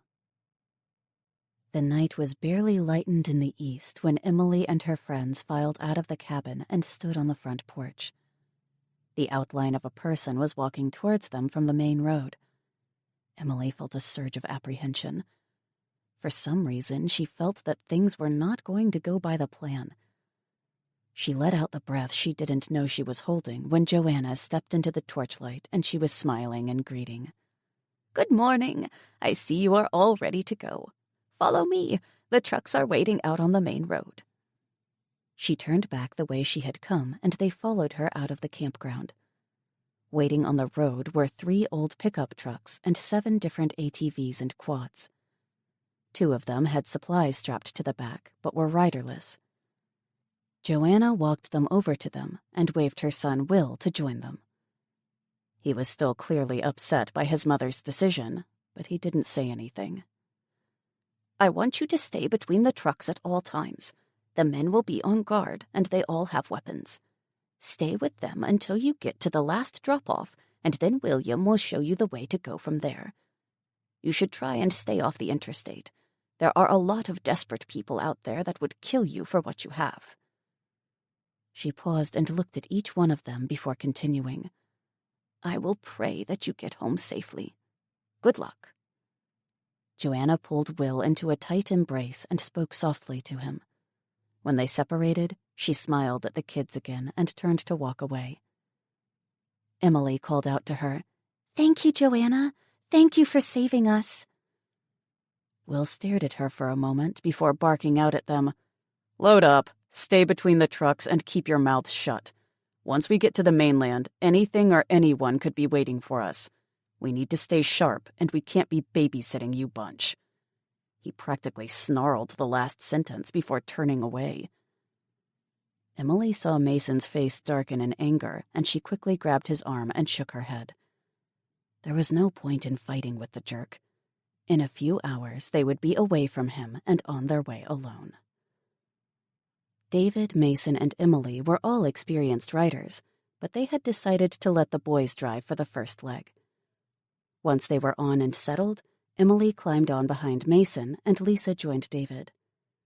Lisa had made peace with Mason over their past, but she was still uncomfortable being too close to him. They stayed tucked between the first and second truck. It was still too dark to see any of the scenery, so Emily spent the first hour with her head tucked down behind Mason's back. By the time the sun was up and it was bright enough to see, they had crossed the land bridge and were on the mainland. Emily didn't know what she expected to see, but everything looked fairly normal. There were all types of vehicles that had been pushed off to the side of the road, but that was the only thing out of place. As they got closer to the first town that they would drive through, there were more signs of destruction. Some of the homes were boarded up and had smoke coming out of the chimneys, but others had windows smashed out and doors hanging open. There was a block that they drove by that all the houses had burned to the ground. The strangest sight to Emily was a long stretch of road that had every car wide open. Front and back doors and trunks were all open. What she didn't see was people. No one was out walking around, and that, coupled with the silence, made her shiver. As they went through the main business district, the damage was much more prevalent. Stores and restaurants had been looted heavily, and there weren't any windows left intact. She was saddened by all the damage around her, and then baffled. For some reason, someone had pulled down the golden arches of a McDonald's sign, and it hung from its pole by wires. Shaking her head at the senselessness of it, she heard her belly rumble, and images of the restaurant's famous breakfast came to mind. She groaned at the knowledge that there might never be another one made. A sudden anger came over her. Who had done this? Who had caused the misery all around them? They had been so focused on getting home that none of her friends had even asked that question. They only had what Emily had seen on CNN the day everything stopped to go by. Did anyone even know who had done this terrible thing? At this point, did it even matter? A shout from ahead pulled her from her dark thoughts, and she felt the ATV slow before coming to a stop. With the big truck in front of them, she couldn't see what was happening, but a look at the relaxed guards told her everything was fine. They were moving again in minutes, and they passed through an open gate. Chain-link fence surrounded a building that Emily recognized as a large hotel. The guards jumped from their machines and dropped the tailgate of the truck that they had been following. David quickly jumped in to help when he saw that they were unloading the boxes and crates and carrying them inside. Will scowled at him, but didn't say anything when David lifted a crate and followed the others. Emily nudged Mason, and he joined in as well. The men made quick work of the unloading, and they were heading back through the gate within 20 minutes. Emily was happy when they left the damaged town and got back into the countryside. It was easier to look at the new spring growth on trees and in fields than the destroyed town. That thought ended when she started to see people walking along the sides of the road. They were like zombies.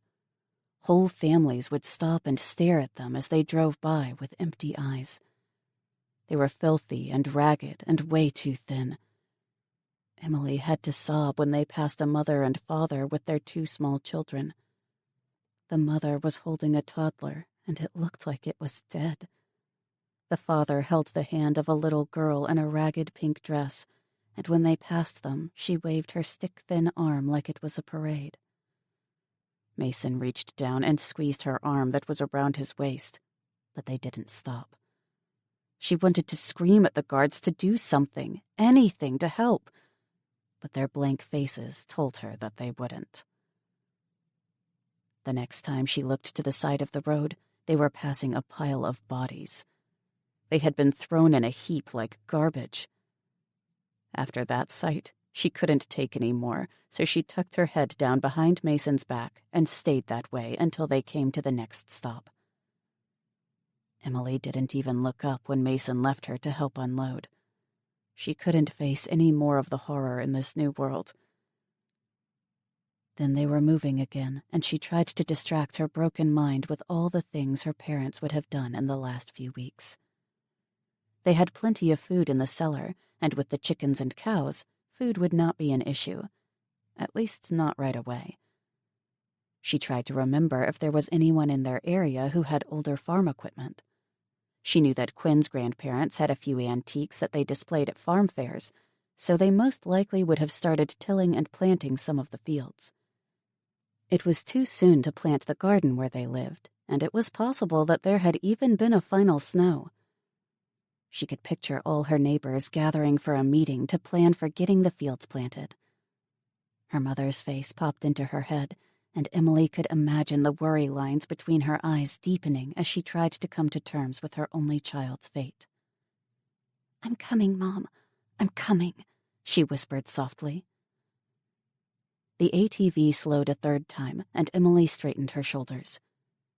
This was it. They would be leaving the convoy and heading out on their own after this. After the men had unloaded the final truck, this time into a huge community center, they went back out the gate and drove on for another 20 minutes. When they finally stopped, they were away from any buildings, and there were trees and fields all around them. The guards all dismounted and stood around them. Will came out of the lead truck and walked back towards them. He scanned their faces and set a firm expression on his face. "All right, this is as far as we go. Grab your stuff and as much of the supplies as you can carry," he told them in an even tone. Mason, David, and Lisa looked at each other in confusion, but Emily just stared right at him. David was the first to speak. "What are you talking about? Why do we have to carry the supplies?" Will didn't answer him.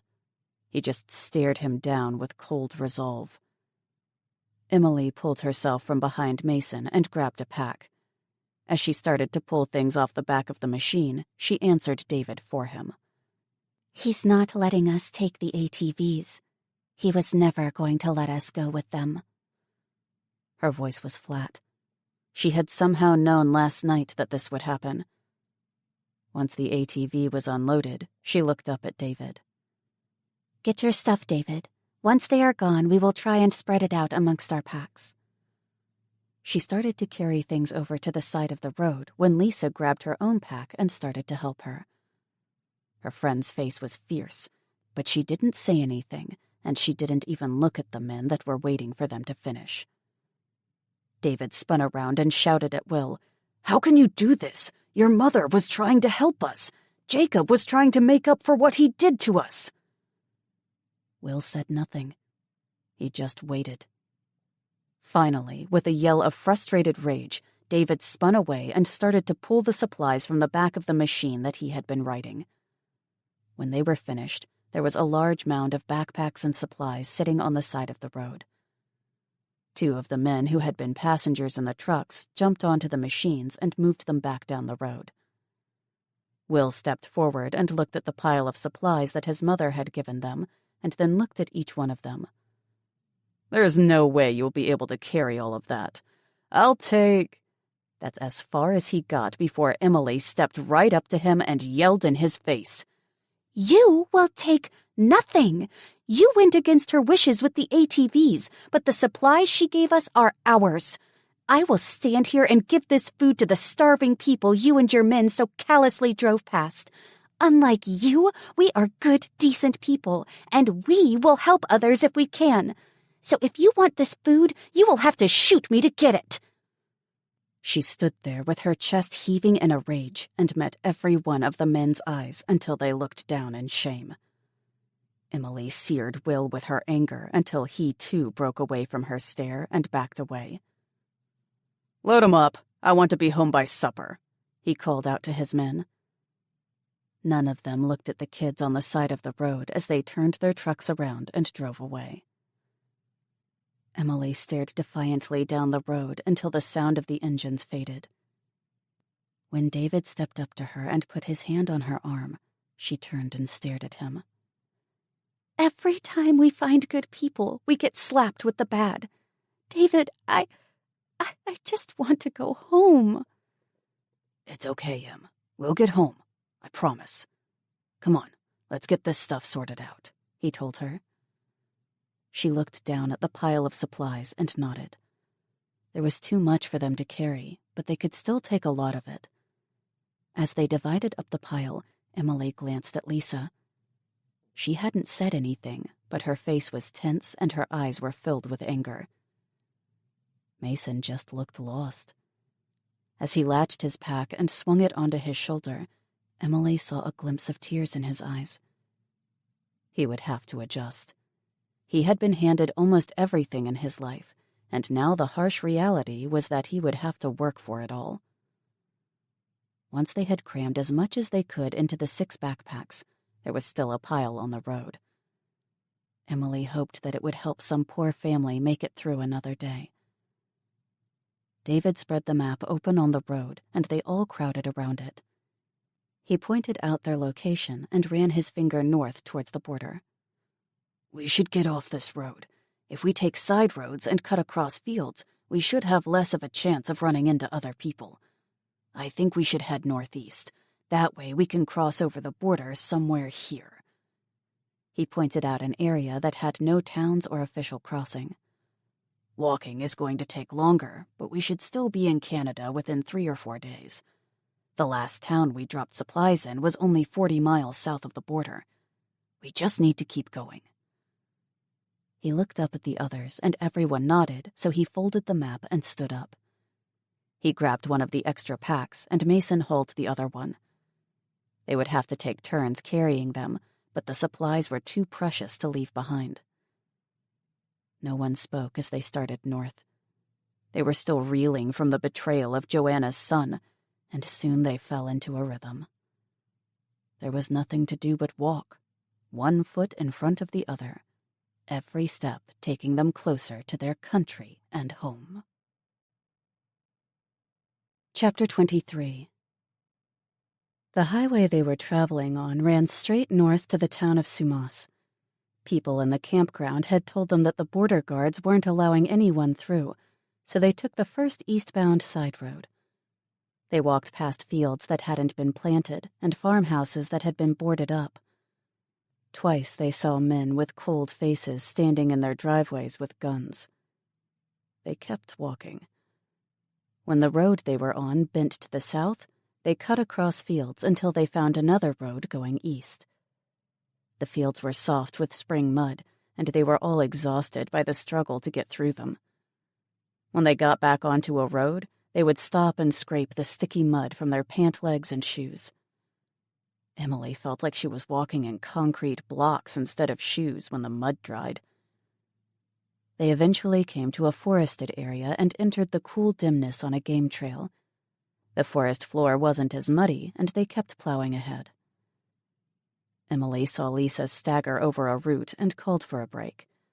She had no idea how many miles they had walked, but she knew that they all needed to rest and eat. Her best guess was that they still had 3 or 4 hours until dark. When she dropped her pack to the needle-covered floor, her shoulders ached from the unaccustomed strain the straps had caused. She was hungry and thirsty, but she needed to just sit for a minute before addressing either need. Looking at the others as they'd dropped down onto the forest floor, she could see that they were just as tired. It was to be expected.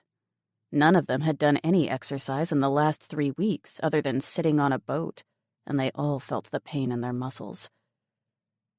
Emily dragged her pack over and pulled out a bottle of water and 2 granola bars. They disappeared quickly into her hungry body, and she added a strip of beef jerky to her meal. It wasn't the most satisfying food, but it gave her flagging energy a boost, and she knew in a few hours when they stopped to camp for the night, they would have a hot meal. While they rested, there was no conversation. That suited her just fine. There was nothing to say. When David stood, the others did the same, and they trudged on.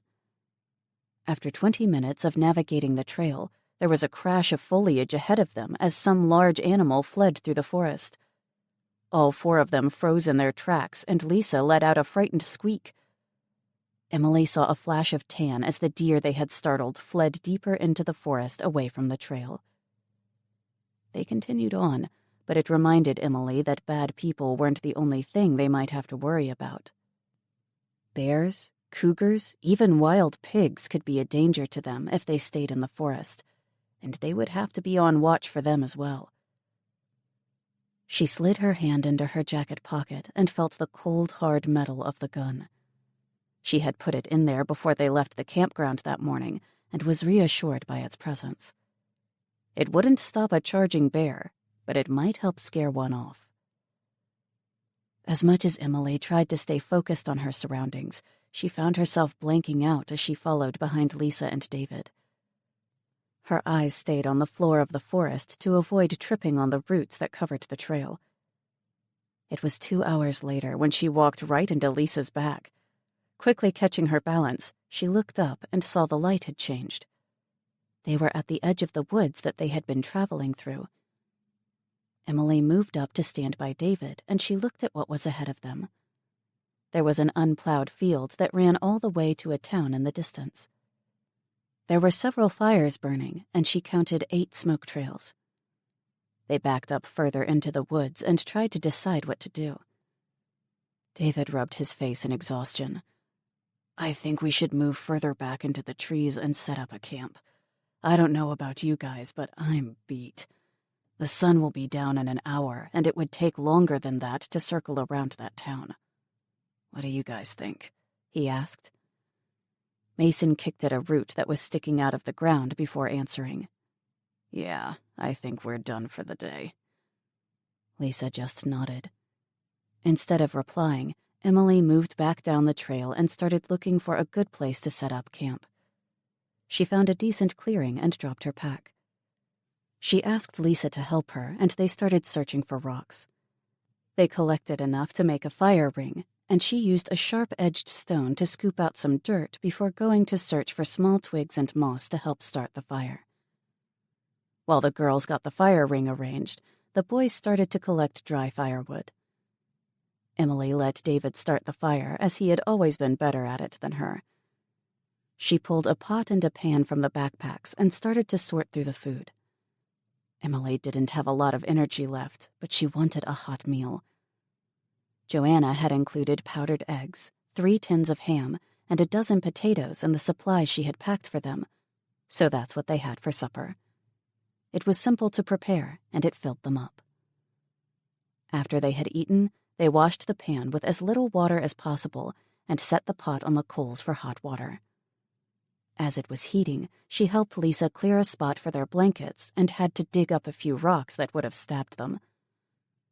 They only had a few blankets from the boat, and Joanna hadn't included any in what she had provided for them, so Lisa and Emily were going to double up. With the water steaming, they used a washcloth and cleaned themselves up as best they could before banking the fire and laying down for the night. The soft forest sounds and Lisa's warmth, coupled with the long day, helped Emily fall asleep despite the hard ground. She felt like she had just closed her eyes when Mason's angry curses jerked her awake.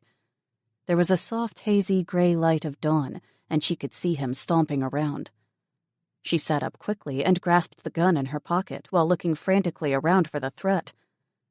When she spotted David sitting with his head in his hands, she relaxed slightly, but still looked around in confusion. Lisa sat up and looked at Mason in annoyance. "Mason, what is wrong with you? What's going on?" she snapped at him. He swung around to stare at her and opened his mouth to answer, but then shut it and walked over to a tree and kicked it. Emily looked at David, who met her stare across the almost-out fire. Before she could ask, he told her. "We were robbed. Somebody came in while we were sleeping and stole our packs," he told her in a dead voice. She automatically reached down and flipped her and Lisa's ground sheet back. Relief flooded through her at the sight of the 2 packs they had used as pillows. "Lisa and I still have ours," she exclaimed. David closed his eyes in relief for a moment before they flew open in anger.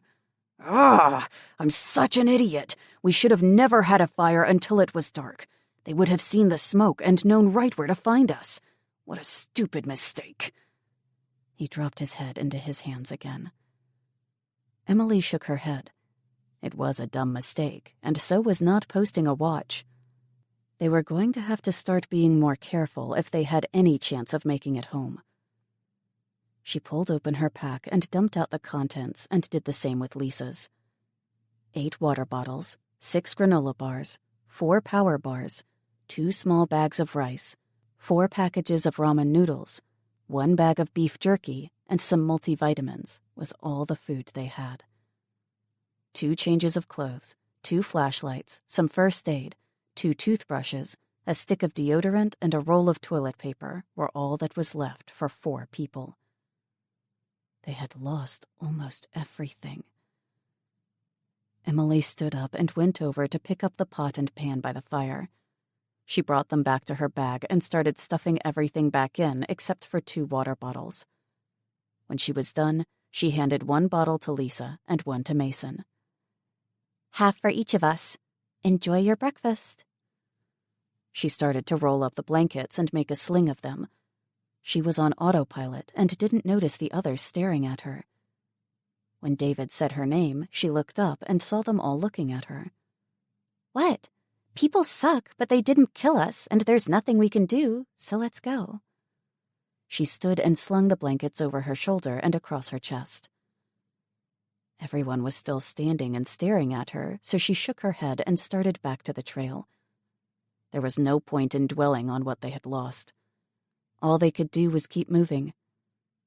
When she hit the trail, she stopped to wait, and the others joined her in a few minutes. She looked to each one of her friends as they joined her and raised her eyebrows in a question. They all nodded determinedly, so she fell in behind David, and they headed north.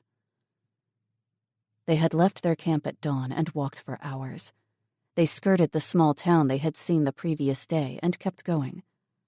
She and Lisa passed the bottle of water back and forth, taking small sips so that it lasted for 2 hours. The hunger she ignored. Emily knew that it was nothing more than a nuisance at this point. They had eaten well for the last 20 days, and after seeing the starved people on the highway, she knew her rumbling stomach didn't mean anything. Her biggest concern was water. They would have to get more, and as their small supply of bleach was gone, that meant boiling and filtering it. All of that would take time. As she followed along, she kept her mind focused on what steps they could take to get food. When David slowed down and came to a stop, Emily guessed that they had been walking for 6 hours, and it was somewhere around noon. He dropped the pack that he had been carrying and looked off into the distance. They were in a field, and there was a house not far away. When he asked if they still had the binoculars, she could only shake her head. With a grim expression, he squared his shoulders. "Okay, you guys stay here and take a break. I think that house is empty, and I'm going to go take a look. If it's abandoned, I'll come back and we can all go in and see if we can find some stuff to help us." When no one objected, he turned and jogged towards the house. While they waited, Emily broke a power bar into 3 pieces and handed them out. The small amount of food only made her want more. David was back in less than 10 minutes. He squatted down and took the small section of the bar that Emily handed him. As he ate it, she pulled another bottle of water out, and they all shared it. When David finished his portion of the water, he told them what he had found. "Both the doors are wide open, and a couple of the windows have been busted. I didn't go in, but it looks like no one's been there for a while. I think we should go check it out. At the least, we might find some clothes for Mason and me." Everyone got to their feet and followed David to the ransacked house. When they walked in the open front door and into the destroyed living room, Emily tried not to let it affect her. The place had been trashed, and she carefully stepped over a family portrait that was lying in broken glass on the floor. She looked away quickly and tried to harden her heart, but it was hard not to realize that this used to be a family's home. The kitchen was beyond bare. Whoever had come in here had ripped the cabinet doors off and smashed all the dishes. She knew it was useless, but she tried the kitchen faucets anyways. Nothing. They were bone dry. They all separated and started looking for anything they could use. Emily wandered from room to room. She felt like a ghost. Is this what her home looked like? Had people come into her family's home and ripped it apart? She went up the stairs, and the first room she came to was done in shades of purple and pink. Stuffed bears had been thrown everywhere, and posters of boy bands had been half ripped from the walls. An iPhone and a hot pink case caught her eye. It was halfway tucked under the bed ruffle on the floor. She reached down to pick it up and saw that it was clipped to a dark purple school backpack that had been shoved under the bed. Emily sat on the bed and opened the zipper. It had a few binders and notebooks in it, so she removed them and set them carefully on the nightstand. In the bottom of the bag were 3 Mars bars and a package of Jolly Ranchers. She closed her eyes and thanked the girl for the calorie-packed treats. Emily left the room and went into the master bedroom down the hall. David and Mason were sorting through the pile of men's clothing on the bed, so she went into the attached bathroom. It was a spa-like setting with a huge sunken tub. There were bottles of lavender bath salts and creams on the side, and she imagined sitting in a steaming tub of hot water filled with bubbles. With a sigh, she turned away and started to search through the cabinets. 2 towels and a half roll of toilet paper went into her new empty pack. After digging around under the sink, she came out with a half-filled box of tampons and sighed in relief. Taking one last look around the room, she started to leave when something made her stop. Her forehead furrowed in concentration. What was she missing? Something about the tub and a hot bath? When it came to her, her face broke out in a grin and she raced into the bedroom. David, we need to find the hot water tank. It should be filled with clean water, she told him happily. He smiled at her and started nodding. Good thinking, Emily. Can you put these clothes in that pack? I'm going down to the basement and start looking for it. See if you can find some containers or plastic bottles we can use. He handed her the clothes he had picked up and left the room. Mason followed him with a confused look on his face. When she got downstairs, Lisa was in the dining room and she had some things spread out on the table. Emily, I found a sleeping bag. It was in a garbage bag in the garage. And look, this is lamp oil. We can use it to help start our campfires, right? Good job, Lisa. This will definitely help. They were in the house for almost an hour, and they left with water, a few candy bars, and a much better frame of mind. They walked all afternoon through fields and on roads where they could. Emily estimated that they had walked around 20 to 25 miles that day when they finally stopped. They moved into a wooded area and crossed a stream before finding a cleared area where they set up camp. After 2 days of walking, they were all stiff and sore and starving. The stream that they had passed had given Emily an idea, so while the water boiled on the small fire David had lit, she used the utility knife he had found at the house and started to cut and strip small green branches.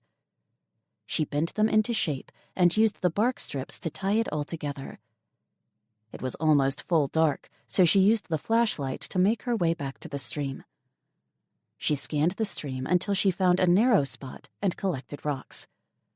Placing her trap into the water, she used the rocks to wedge it in tight and weigh it down. With any luck, they would have a fish for breakfast. Lisa was fascinated by the trap and asked question after question on how to make one. Emily smiled over at David as she was remembering the summer that they had learned how to make one. Josh had gotten a dangerous book for boys manual for his 10th birthday and had proudly shown off the trap he built from the instructions. Of course, Alex had made it into an adventure. They had all built their own and set off to see who could catch the most fish. Quinn had won, and they were completely grossed out when his grandma had made them all gut and clean the fish before she would cook them for the group. Emily looked at David, and they started to laugh. They had the same memory of Josh dumping fish guts down Alex's back and how she had chased him all around the farm until he begged for mercy. They shared their story with Mason and Lisa over a split package of hot ramen noodles and beef jerky. Lisa had a sad smile on her face when they finished the story. You guys are so lucky. You both have great friends and amazing memories. I wish I did, she said, looking down. Emily reached over and grabbed her hand. You do have great friends, and we are making memories together every day. Lisa smiled gratefully back. It was fully dark, and they were all tired from another long physical day, but they had learned their lesson from the previous night, and tonight there would be a watch posted. Emily was happy to take the first shift because it meant that she would get uninterrupted sleep after she was done. They would have to change the roster every night to make it fair. The sounds of the forest and her friend's soft breathing kept her company until she woke Mason to take over. As she closed her eyes, she pictured Alex smacking Josh across the face with a dead fish in payback, so she fell asleep with a smile on her face. Chapter 24. The smell of cooking fish woke Emily and Lisa up that morning. She opened her eyes and looked at David, who was tending the pan on the fire. When he saw her looking at him, he smiled. I figured you caught them, so I should clean them. You did good, Em. There were 2 decent-sized ones in the trap. This is going to be a great day. There are 2 cups of hot water over there for you girls if you want to wash up. These bad boys will be ready in a few minutes, and I made some rice to go with the fish. Emily had to smile. It was a much better way to wake up than yesterday. Fish and rice to start the day sounded pretty good. She poured out some warm water on a cloth and scrubbed her face and arms. She and Lisa braided each other's hair to keep it out of the way, and a quick rinse of their toothbrushes had them ready for the day. Even without seasoning, the fish was amazing, and everyone scraped their plates clean. They all pitched in to clean up and used the nearby stream for washing. Once all the backpacks were on and the bedrolls slung, they started north once again. They didn't really know where they were, but they had to be close to crossing over the border.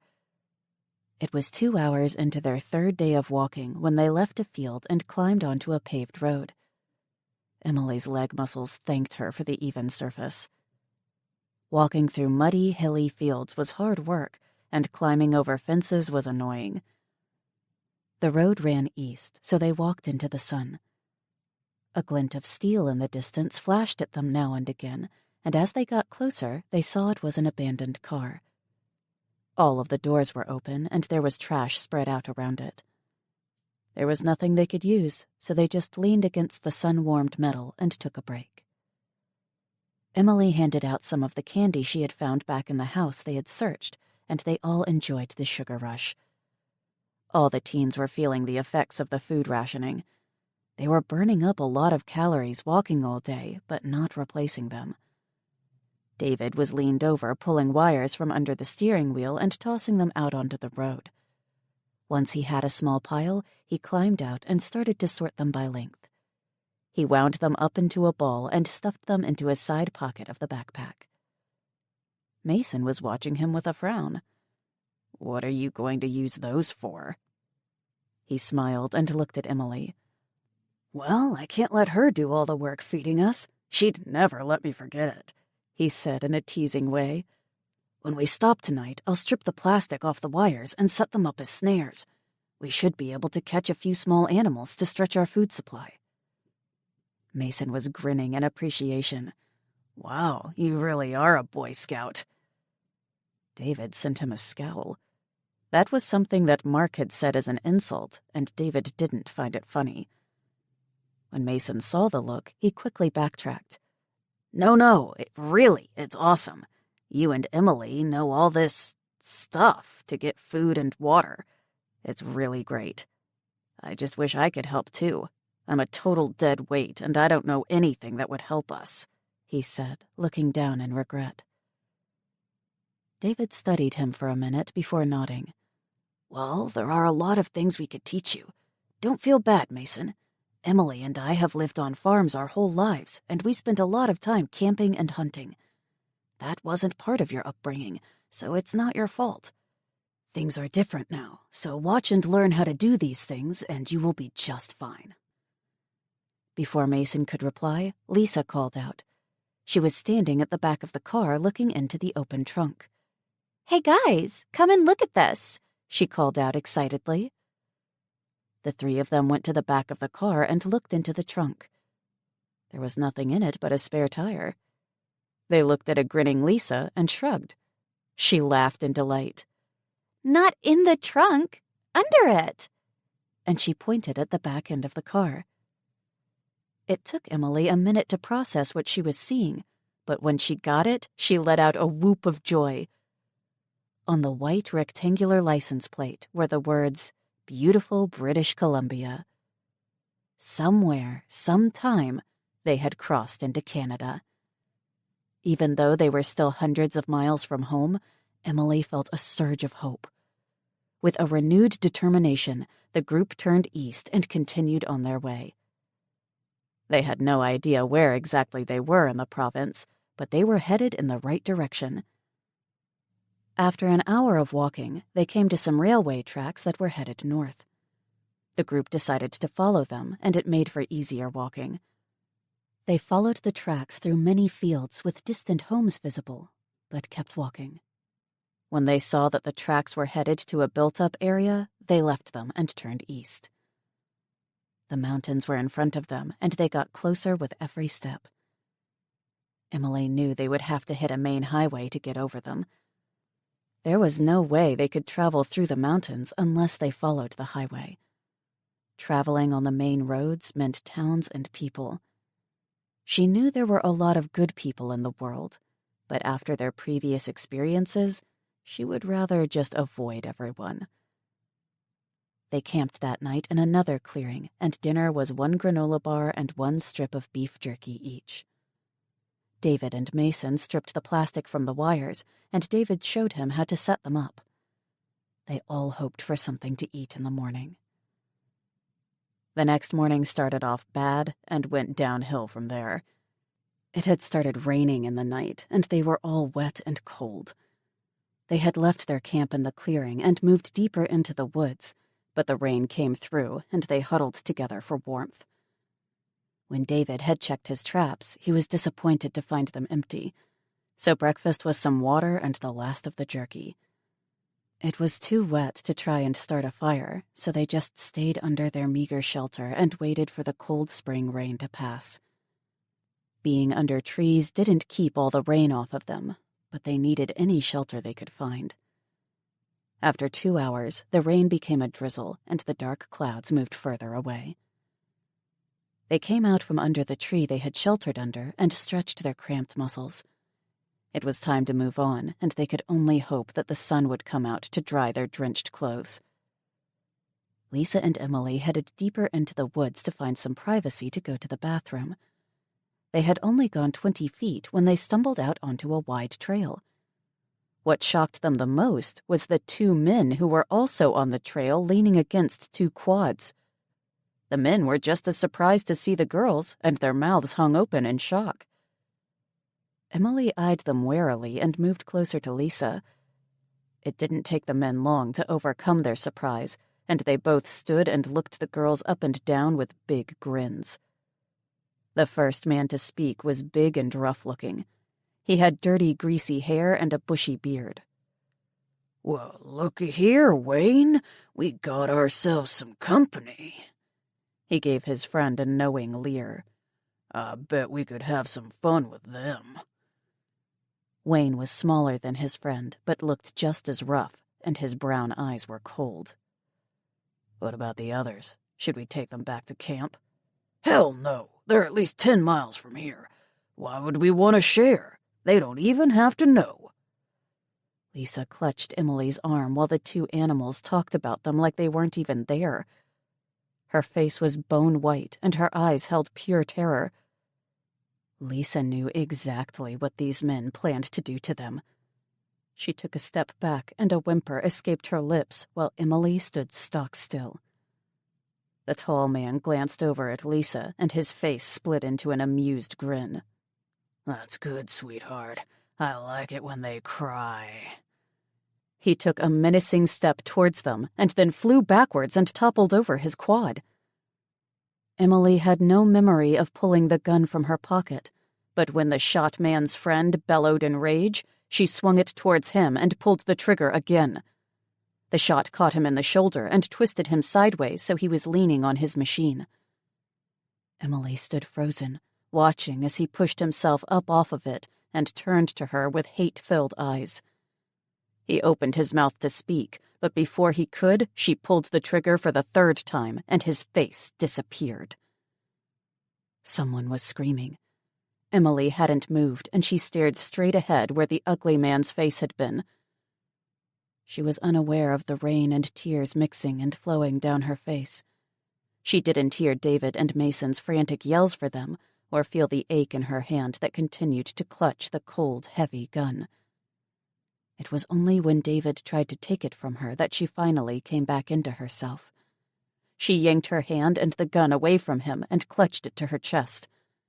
The scream that came out of her made the others freeze and stare at her in horror. It contained all the fear, rage, and hopelessness of a broken soul. She fell to her knees and rocked back and forth on the muddy trail. Why? She wailed in a pitiful voice. David looked down at the girl he loved, and his heart broke. All he wanted was to gather her up in his arms and hold her and keep her safe, but he was afraid to touch her. He looked around at the others and saw Lisa staring blankly at the ground. Both of the girls were in shock, and he didn't know what to do. Mason was checking the men's bodies, so David went to help him. They were both dead, and he had to force the vomit back down when he saw the one man's face. He helped Mason pull the bodies off the trail and into the woods. Both of the men were wearing camouflage rain slickers, so their bodies weren't visible after the boys threw some branches on top of them. It was grisly work, but he knew that Emily wouldn't have shot them if they were good people. He didn't know what had happened on the trail, but when they heard the gun going off in the direction the girls had gone, he tore through the trees with no thought but getting to Emily. When the two boys made it back to the trail, Lisa had Emily up and was holding her tight. The gun was gone. David didn't know who had it, but he was relieved that it was no longer clutched in her hand. David stepped towards them, but Mason stopped him with a shake of his head. So they checked over the two machines and the supplies strapped onto the back of them. There was some food and water, but not a lot. Both had an extra fuel can, but what they didn't find was any guns. David was sure that the men would have rifles or shotguns, but other than a sharp hunting knife, there were no other weapons. Lisa's urgent voice had them both spinning around. We have to get out of here, out of the woods. They said there are others in a camp. We need to get away from here in case they show up. Mason and David looked at each other in concern, and they both tried to start the quads. When they started up right away, they shut them off, and Mason helped Lisa get Emily on one. David made a mad dash back to where they had left their things when they had bolted to find the girls. It didn't take long to gather the backpacks and get back to the trail. Mason helped strap them down, and when he went to get on the quad that Emily was sitting on, David grabbed his arm. "No, she's riding with me," he said with fierceness. Mason looked at him in confusion until understanding dawned. He slowly nodded his head. "Okay, man. Take care of her." David nodded curtly and climbed on in front of Emily. He reached back and pulled her arms around him so she wouldn't fall off. When he felt her hand grip his waist, he closed his eyes for a minute. He almost lost her. All this time he had been sitting back and waiting for her to figure it out, and he almost lost her. No more. He wasn't waiting anymore. He loved her, and he was going to make sure that she knew it. They started the machines up and drove down the trail. When they came to an opening in the forest, they could see a road in the distance, so they left the trail and headed for it. David and Mason had decided to travel the roads from now on. They would make much better time and distance, and they would need to be close to abandoned cars to siphon gas along the way. Once they were on the road, they increased their speed and made 20 miles in the first hour. It was right about then that Emily started to sob into his back, and he knew she was coming out of her shock. The only thing he could do was briefly squeeze her hand and keep going. They eventually connected with a bigger road and turned north onto it. There were more and more cars and trucks abandoned on the road, but nothing they couldn't get around. To David, it felt like they were flying after walking for 3 days. After 2.5 hours and 70 miles, they stopped to refill the gas tanks from the spare cans. At the next group of abandoned cars, they stopped again and took turns siphoning gas into the cans. They didn't want to take a chance and lose the precious vehicles. By the time the sun was going down behind them, they had gone a huge distance, and they started to look for somewhere they could stop for the night. It was almost dark when they came to an old gas station that had been abandoned even before the lights went out. After carefully checking that no one was around, they forced the garage door open and pushed the quads through. It was dirty and dusty, but it was dry and out of the wind. Emily hadn't spoken all day, but she was more alert and followed Lisa into the small bathroom where they changed into the dry clothes from their packs. When the girls came out, Emily looked much better, and she had some color in her face. She gave David a small smile as she passed him and settled down onto the floor. Lisa took one of the few dry blankets and wrapped it around her before hanging the wet ones to dry. As the boys changed into drier clothing, she started to go through the men's supplies. Her hands had stopped shaking hours ago, but she was chilled to the bone, and she knew it wasn't just from the rain. Emily had saved them from being used and murdered, but the callous way the men had talked about it had damaged her. Is this what they had to look forward to in this new world? Women having only one value and then discarded? She remembered what Mark had said back on the boat. He had said that only the strong would survive, and they would take what they wanted. She looked up as David came into the room in dry clothes. The look he sent Emily was so full of love and concern that it hurt her heart a little bit that no one had ever looked at her that way.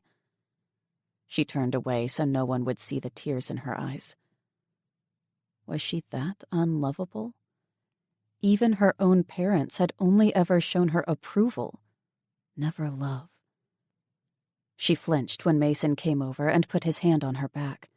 He quickly pulled away and his face reddened. "I'm sorry. I just wanted to see if you were okay," he said quietly. She nodded her head without looking at him and opened another bag from the back of the quad. It had 6 cans of chili and beef stew in it. At the bottom of the bag was a small folding camp stove with a can of steno oil. She glanced over at Emily, but David had sat down beside her and she had her head on his chest while he smoothed her hair. It was so obvious that David was in love with her, and the only person who didn't seem to know was Emily. Lisa turned away and carried the bag to a workbench. She studied the stove until she figured out how to set it up and then looked at Mason. "Do you have any matches or a lighter?" No, but let me check in the other room and see if I can find something." It was dark and gloomy with the overcast sky, so he took a flashlight and went over to the sales counter and started to look around behind it. While he searched, Lisa got the pan from her pack and dumped 2 cans of beef stew into it. She hoped Mason found something because the cold stew wasn't very appetizing, looking like lumpy brown jello in the bottom of the pot. She filled the other pot with water after she discovered a small jar of instant coffee in one of the other bags on the quad. Mason came over grinning and held up an old, dried-out book of matches. She waved him forward, and he tried to light one of the matches. It was so old that it just crumbled, and it took 4 tries before one of them caught. Lisa sighed in relief and set the pan of stew on the stove. The little stove warmed the pan quickly, and the smell of the heating stew filled the garage. David and Emily stood up and came over. They found 2 bowls and spoons in the bags. They would have to take turns with them, but they were just happy to have a hot meal. Once everyone had eaten and coffee had been made in the 2 travel mugs they found, They settled down and passed the hot drink back and forth between them. David looked around the abandoned building. Anyone know where we are? Mason perked up. Yes, actually, I do. There's still an old map taped on the front wall in the other room. Someone circled an area in red and wrote, "You are here," on it. We somehow got around Hope, and we are now on the Coquihalla Highway. It looks like we are about 100 miles to Merritt. Emily jerked up and turned to David with a look of surprise. He slowly smiled and nodded. Mason looked at Lisa in confusion, but she just shrugged, so he asked, "Wait, what's so special about Merritt?" Emily just closed her eyes and breathed out, "Peter."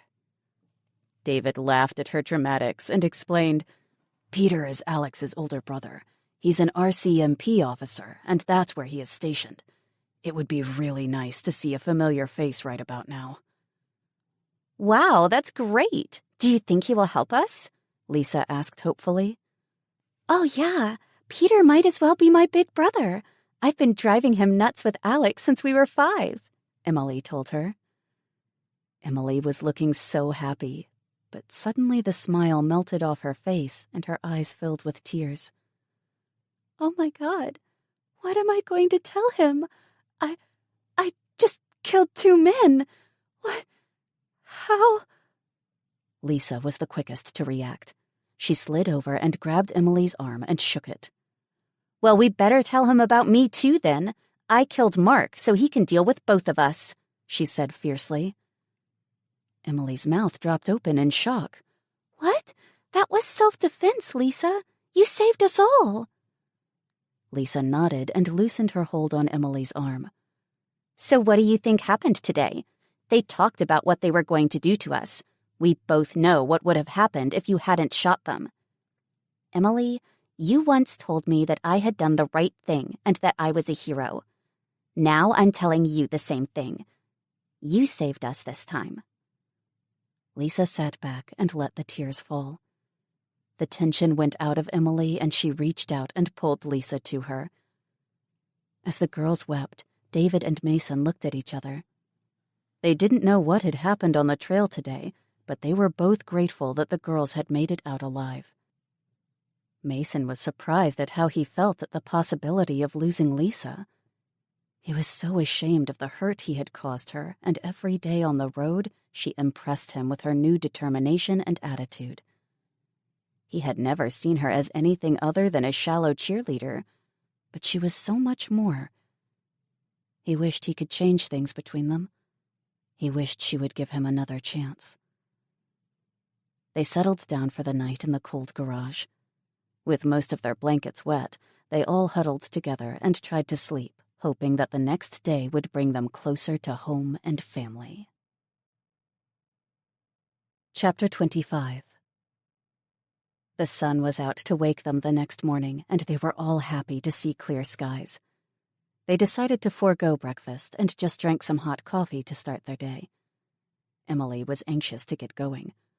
More than anything, she wanted to find Peter, the closest thing she had to a brother.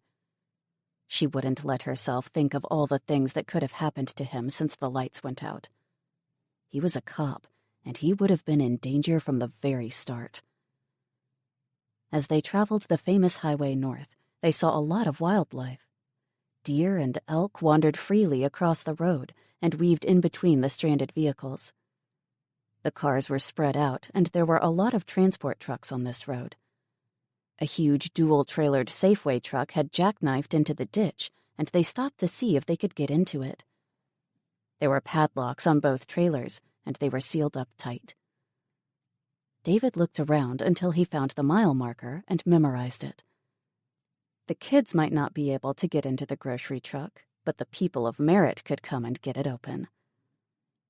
What they didn't see was people. There were campgrounds and recreation areas along the highway, but not a lot of residences. Anyone who had been stranded on this road would have walked out a long time ago. It had been 24 days since the world changed, and most people would have made it to where they were going by now. The highway mileage signs counted down the distance to their destination, and they had to keep slowing down to a safe speed as their excitement got the better of them. Even in the excitement to get to Merritt, it was impossible not to be in awe of the amazing scenery they were passing. There were mountains, lakes, valleys, and meadows filled with new spring growth all around them. The peaks still had snow on them, and the clean air filled their lungs. It was one of the most beautiful places on Earth, and it inspired a peaceful feeling in all the teens. The Coquihalla Highway was beautiful in spring and summer, but was dubbed the highway through hell in the winter. It twisted and turned with the land, and avalanches happened often. There were tunnels in the highest danger areas that would protect travelers from the rushing slides of death. The road didn't go through the town they were heading towards, but circled around. They came to the exit for the town in the early afternoon, and as they made their way off the highway, they could see the huge visitor center ahead of them, and for the first time since they got the quads, people. As they got closer, they could make out 4 men and a woman sitting in lawn chairs around a fire in the middle of the parking lot. When the people heard the engines of the quads, they got up and walked towards them. One man raised his arm and waved. The people were all armed, but the rifles stayed slung on their backs or shoulders, and no one seemed hostile. As the teens came to a stop at the entrance to the parking lot, one man stepped towards them, and Emily could see he was wearing an RCMP uniform. She smiled a huge smile at him and removed her hand from her pocket. She had been clutching the gun tight. There was only 1 bullet left, but she would make it count if she had to. He looked them over with a nod.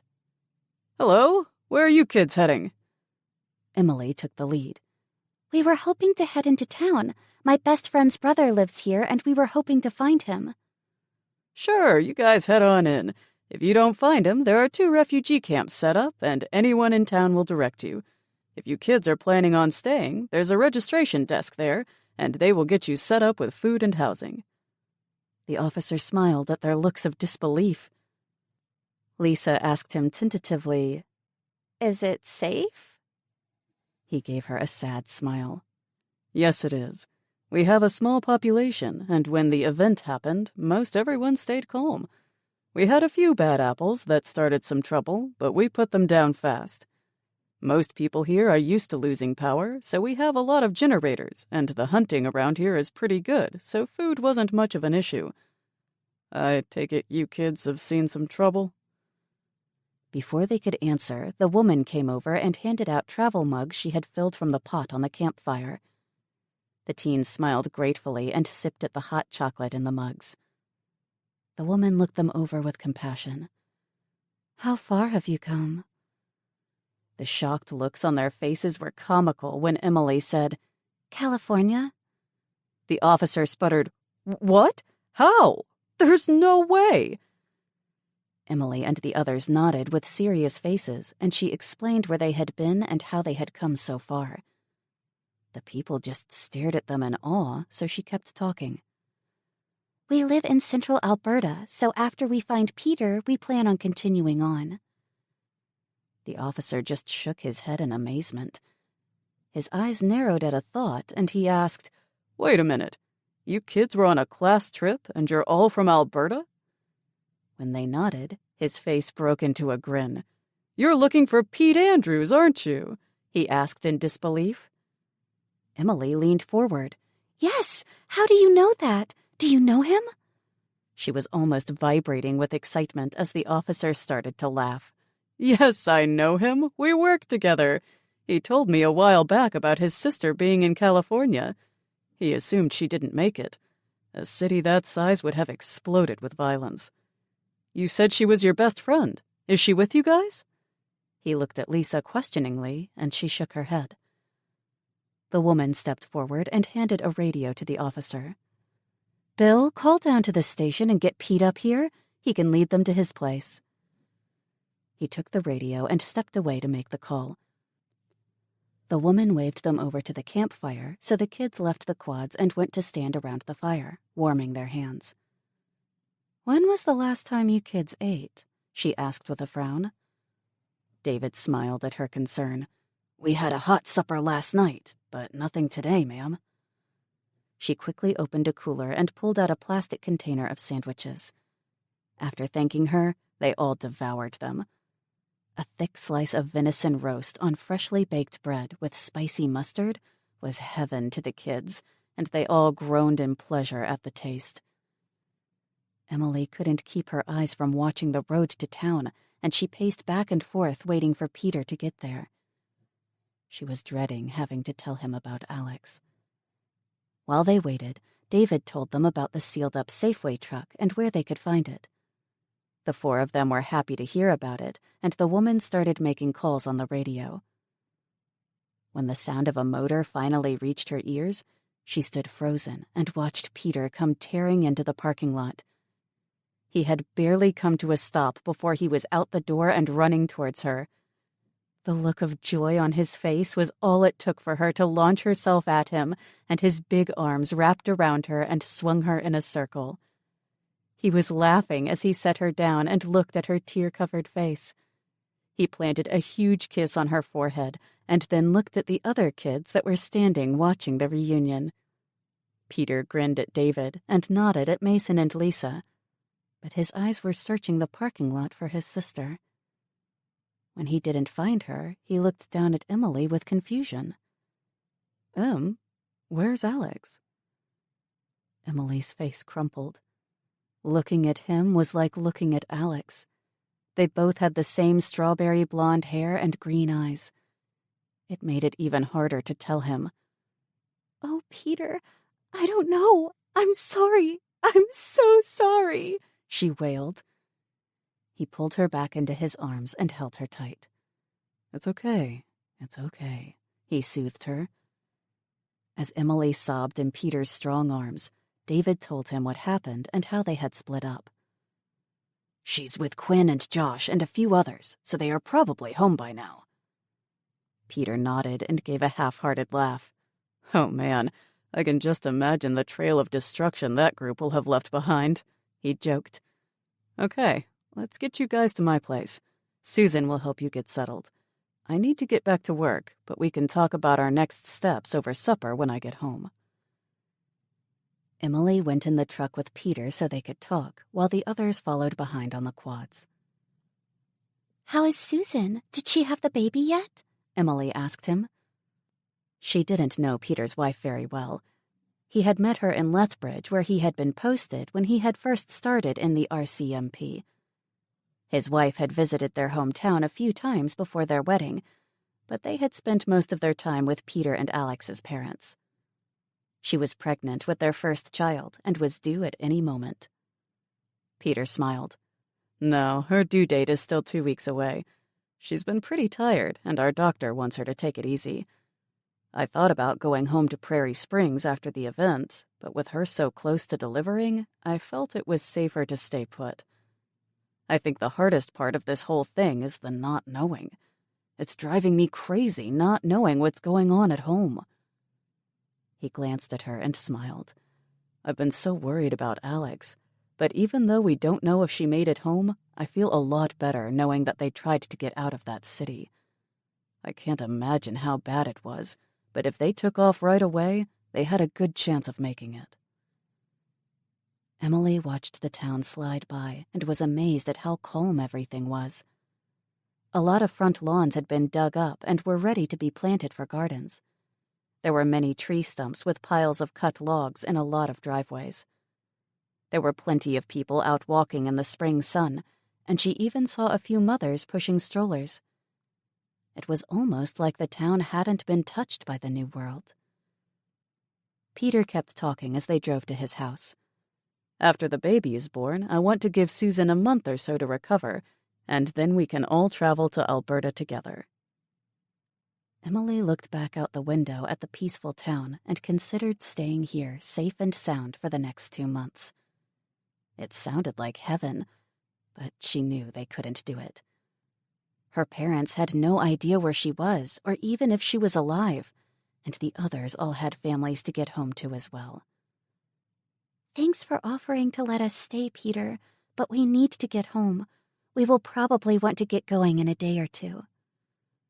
Peter looked at her as if she were crazy. Are you kidding me? It's almost 800 kilometers from here to home. There's no way I can let you kids travel that far alone. It's way too dangerous. Emily just tilted her head and stared at him in silence until he glanced away from the street ahead and looked at her. What? He asked in confusion. Peter, how far is it from California to here? When he didn't respond, only looked back at the street and frowned, she went on. It's a lot further than 800 kilometers. We have been traveling alone for 24 days. I know exactly how dangerous it is out there. I've lived through it. The last was said with bitterness, and Peter looked at her sharply. Did something happen out there? Did someone hurt you, Emily? She could only shake her head and look away. The rest of the drive was in silence, and they were soon at his home. As they were getting out of the truck, the front door opened, and a very pregnant Susan came down the steps. Peter made the introductions, and they all went into the house. Peter kissed his wife and told her briefly what had happened to the teens before leaving to go back to work. Susan was very gracious to them, and she showed them where they could sleep. They had a generator, so there was hot water for a few showers, and Peter had set up a solar shower in the backyard as well. The boys offered to use the solar one, and the girls raced each other to the bathroom. It felt amazing to be clean, and even better to have clean clothes when Susan offered some of her pre-pregnancy clothes. Emily felt amazing. They were safe and clean, with the closest thing to family she could find. She and Lisa helped Susan prepare for supper, and the simple, normal task of peeling potatoes and carrots made her smile. By the time Peter returned from work, the house was filled with the smell of roast venison and baking bread. They were all sitting in the living room sharing stories with Susan, and it was the most relaxed any of them had felt in almost a month. When Peter joined them, he sat beside his wife on the couch and leaned over to kiss her large belly. When he addressed them, it was in a serious tone. Emily said that you guys want to keep going in the next day or so. I just want to ask again if you would consider staying until after Susan has the baby and we can join you. When they all shook their heads, he went on. I understand you want to go home, but you've already been through so much, and it scares me to think of you leaving alone. So I put out some feelers and got some information. There is a group of people leaving here tomorrow in a convoy. They are headed up to Kamloops and then east on the Trans-Canada to Golden. Some of them are stopping in places along the way, but 4 trucks plan to keep going and head up to Jasper. It doesn't get any better than that. They would drop you off at the Highway 11 junction, and from there it's a straight shot home. The junction to town is only about 150 kilometers, so on the quads it shouldn't take you more than a day. 2 of the trucks going are pulling toy hauler campers, and they agreed to take you guys for some trade goods I put together. Emily sprang across the room and hugged Peter. We can't thank you enough. Oh, Peter, 2 days and we will be home. Thank you, thank you. He studied her face in seriousness. I don't know what happened to you out there, Emily, but from this point on, I want to make sure you are safe. He looked at the others. I want all of you to be safe. So, who's ready for supper? It smells like it's done. Dinner was amazing, and there was even enough for second helpings. Emily groaned from her stretched belly. None of them were used to eating so much after days of rationing. After the dishes were washed and put away, they all settled around the coffee table for a game of Monopoly. There was a lot of laughter, and Emily was surprised to realize how much she missed laughing. There had hardly been any reason to laugh since they left California. The night wound down, and when Susan went to bed, the others followed quickly. They would have an early start in the morning, and they wanted to get a good night's rest.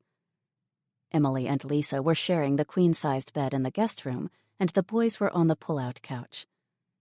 It felt so good to lay down on a soft mattress with clean sheets, and Emily figured she would fall asleep right away. 2 hours later, she was still awake, staring at the ceiling. Her mind was on overload with thoughts of home and her parents.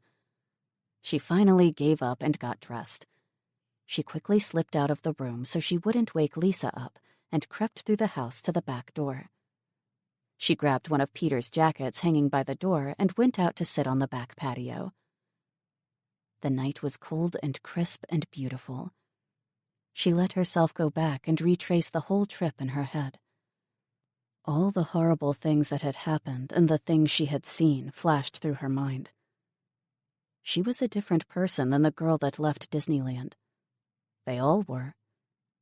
Mason and Lisa had changed so much from the people they had been, and she was glad that she could call Lisa a friend now.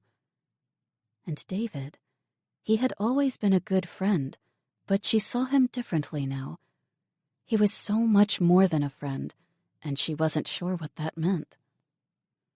As if her thoughts had summoned him, he came out of the house and sat down on the bench beside her. "Are you okay?" he asked softly. She smiled and took his hand in hers. Yes, I was just thinking and looking at the stars. They're so beautiful, aren't they? He squeezed her hand and said, "Yes, beautiful." When she looked at him, he wasn't looking at the stars, but at her. She felt her cheeks redden, and she looked down at her lap in embarrassment.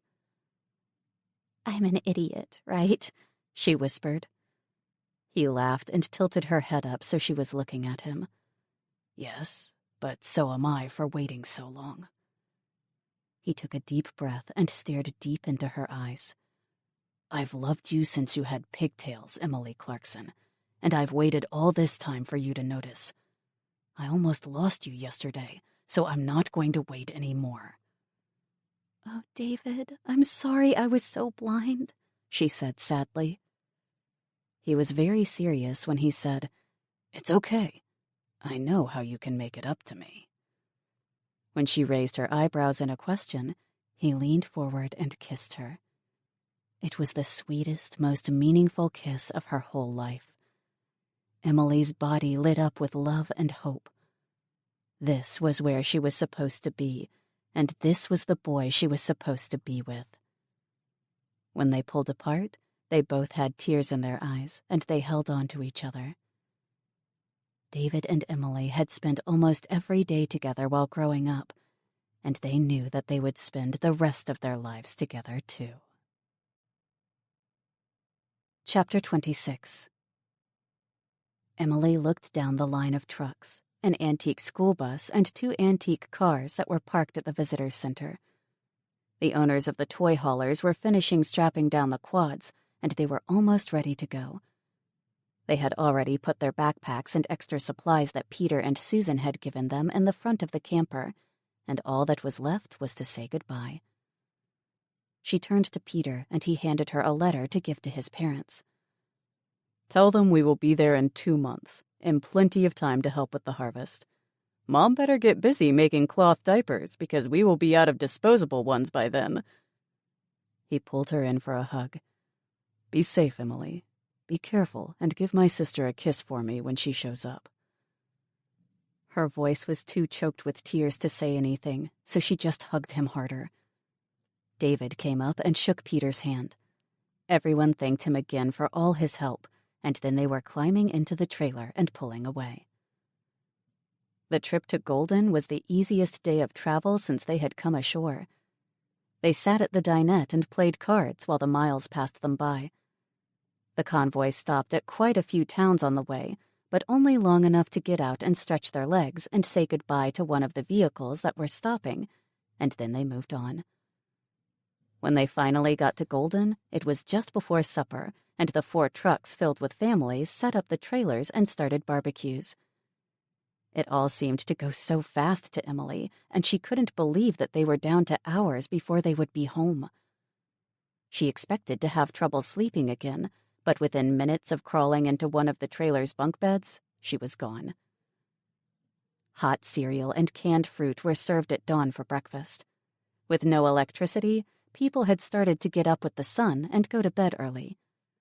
With everyone pitching in to clean up, they were on the road by 7. The teens weren't used to traveling so fast after days of walking, so they were all surprised when they felt the truck slow down and stop. When they opened the camper door, the first thing they saw was the highway sign for the exit to Highway 11 and Prairie Springs. Emily jumped down onto the road and ran over to it. She reached up and ran her hand over the name of her hometown. So close, she thought to herself, and spun around to smile at her friends. It didn't take the men long to unstrap and unload the quads, and after much thanks and hugs and handshakes, the small group of teens stood and watched the trucks drive away. When they couldn't see the trucks anymore, they climbed onto the machines and made the turn east. As they drove down the road that would take them home, they were all smiling. They had to stop and fill the gas tanks a few hours later, and even though they wanted to hurry, they took the time to siphon more gas so they would have full spare gas cans. No one wanted to stop to make food, so they ate as they drove and kept it to deer jerky and granola bars. Emily's cheeks hurt from smiling at every landmark she recognized. They were coming up to the access road to the lake and all the RV resorts when 2 old pickup trucks pulled onto the highway and blocked the road ahead. It was only 20 minutes to town from there, so they all assumed that they were townspeople on security. The teens stopped the quads and got off. They were all grinning and trying to see if they recognized anyone when 4 loud motorcycles drove around the trucks and stopped. Emily felt a shiver run down her back. Something was wrong here. None of the men looked like they were from her town, and when they got off their bikes, they pointed rifles and shotguns at them as they advanced. The looks the men were giving her and Lisa confirmed that they were in big trouble. A man with long, greasy hair and dirty yellow teeth stopped ahead of the others and gave them a huge smile. He zeroed in on Emily, and she shrank back from his cold, reptilian eyes. "Hello, pretty girl. So nice of you to come to our party. And you brought a friend." His rough voice oozed fake charm. Emily lifted her chin and swallowed the lump in her throat. "Who are you?" she asked cautiously. He kept walking towards her and stopped when he was a few feet away. Still smiling, he gave her an exaggerated bow, but when he came up, he was no longer smiling, and he had a handgun pointed at her head. "Let's just say I'm the Prairie Springs Welcoming Committee. You and your girlfriend are welcome. The boys, not so much. Get into the truck!" He roared the last command. Emily was frozen. What was going on here? What was happening in her town? Who were these animals? The man made an ugly face at her and cocked his gun. He opened his mouth to yell at her again, but before he could, a voice called out from the ditch on the side of the road. "I'm pretty sure she doesn't want to go anywhere with someone as ugly as you," the voice taunted. Emily's eyes flew wide. That voice! She had known that voice all her life. Her head turned as if in slow motion, and there she was.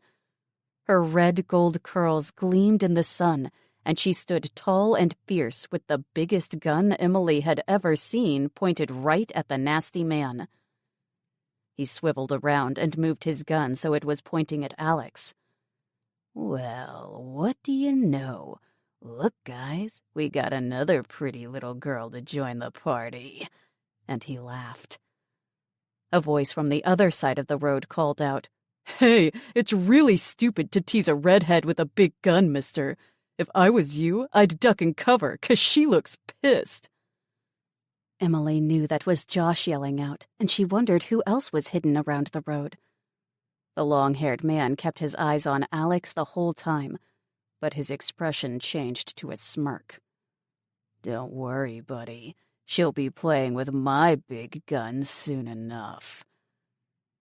Emily was looking at Alex, and her heart was pounding.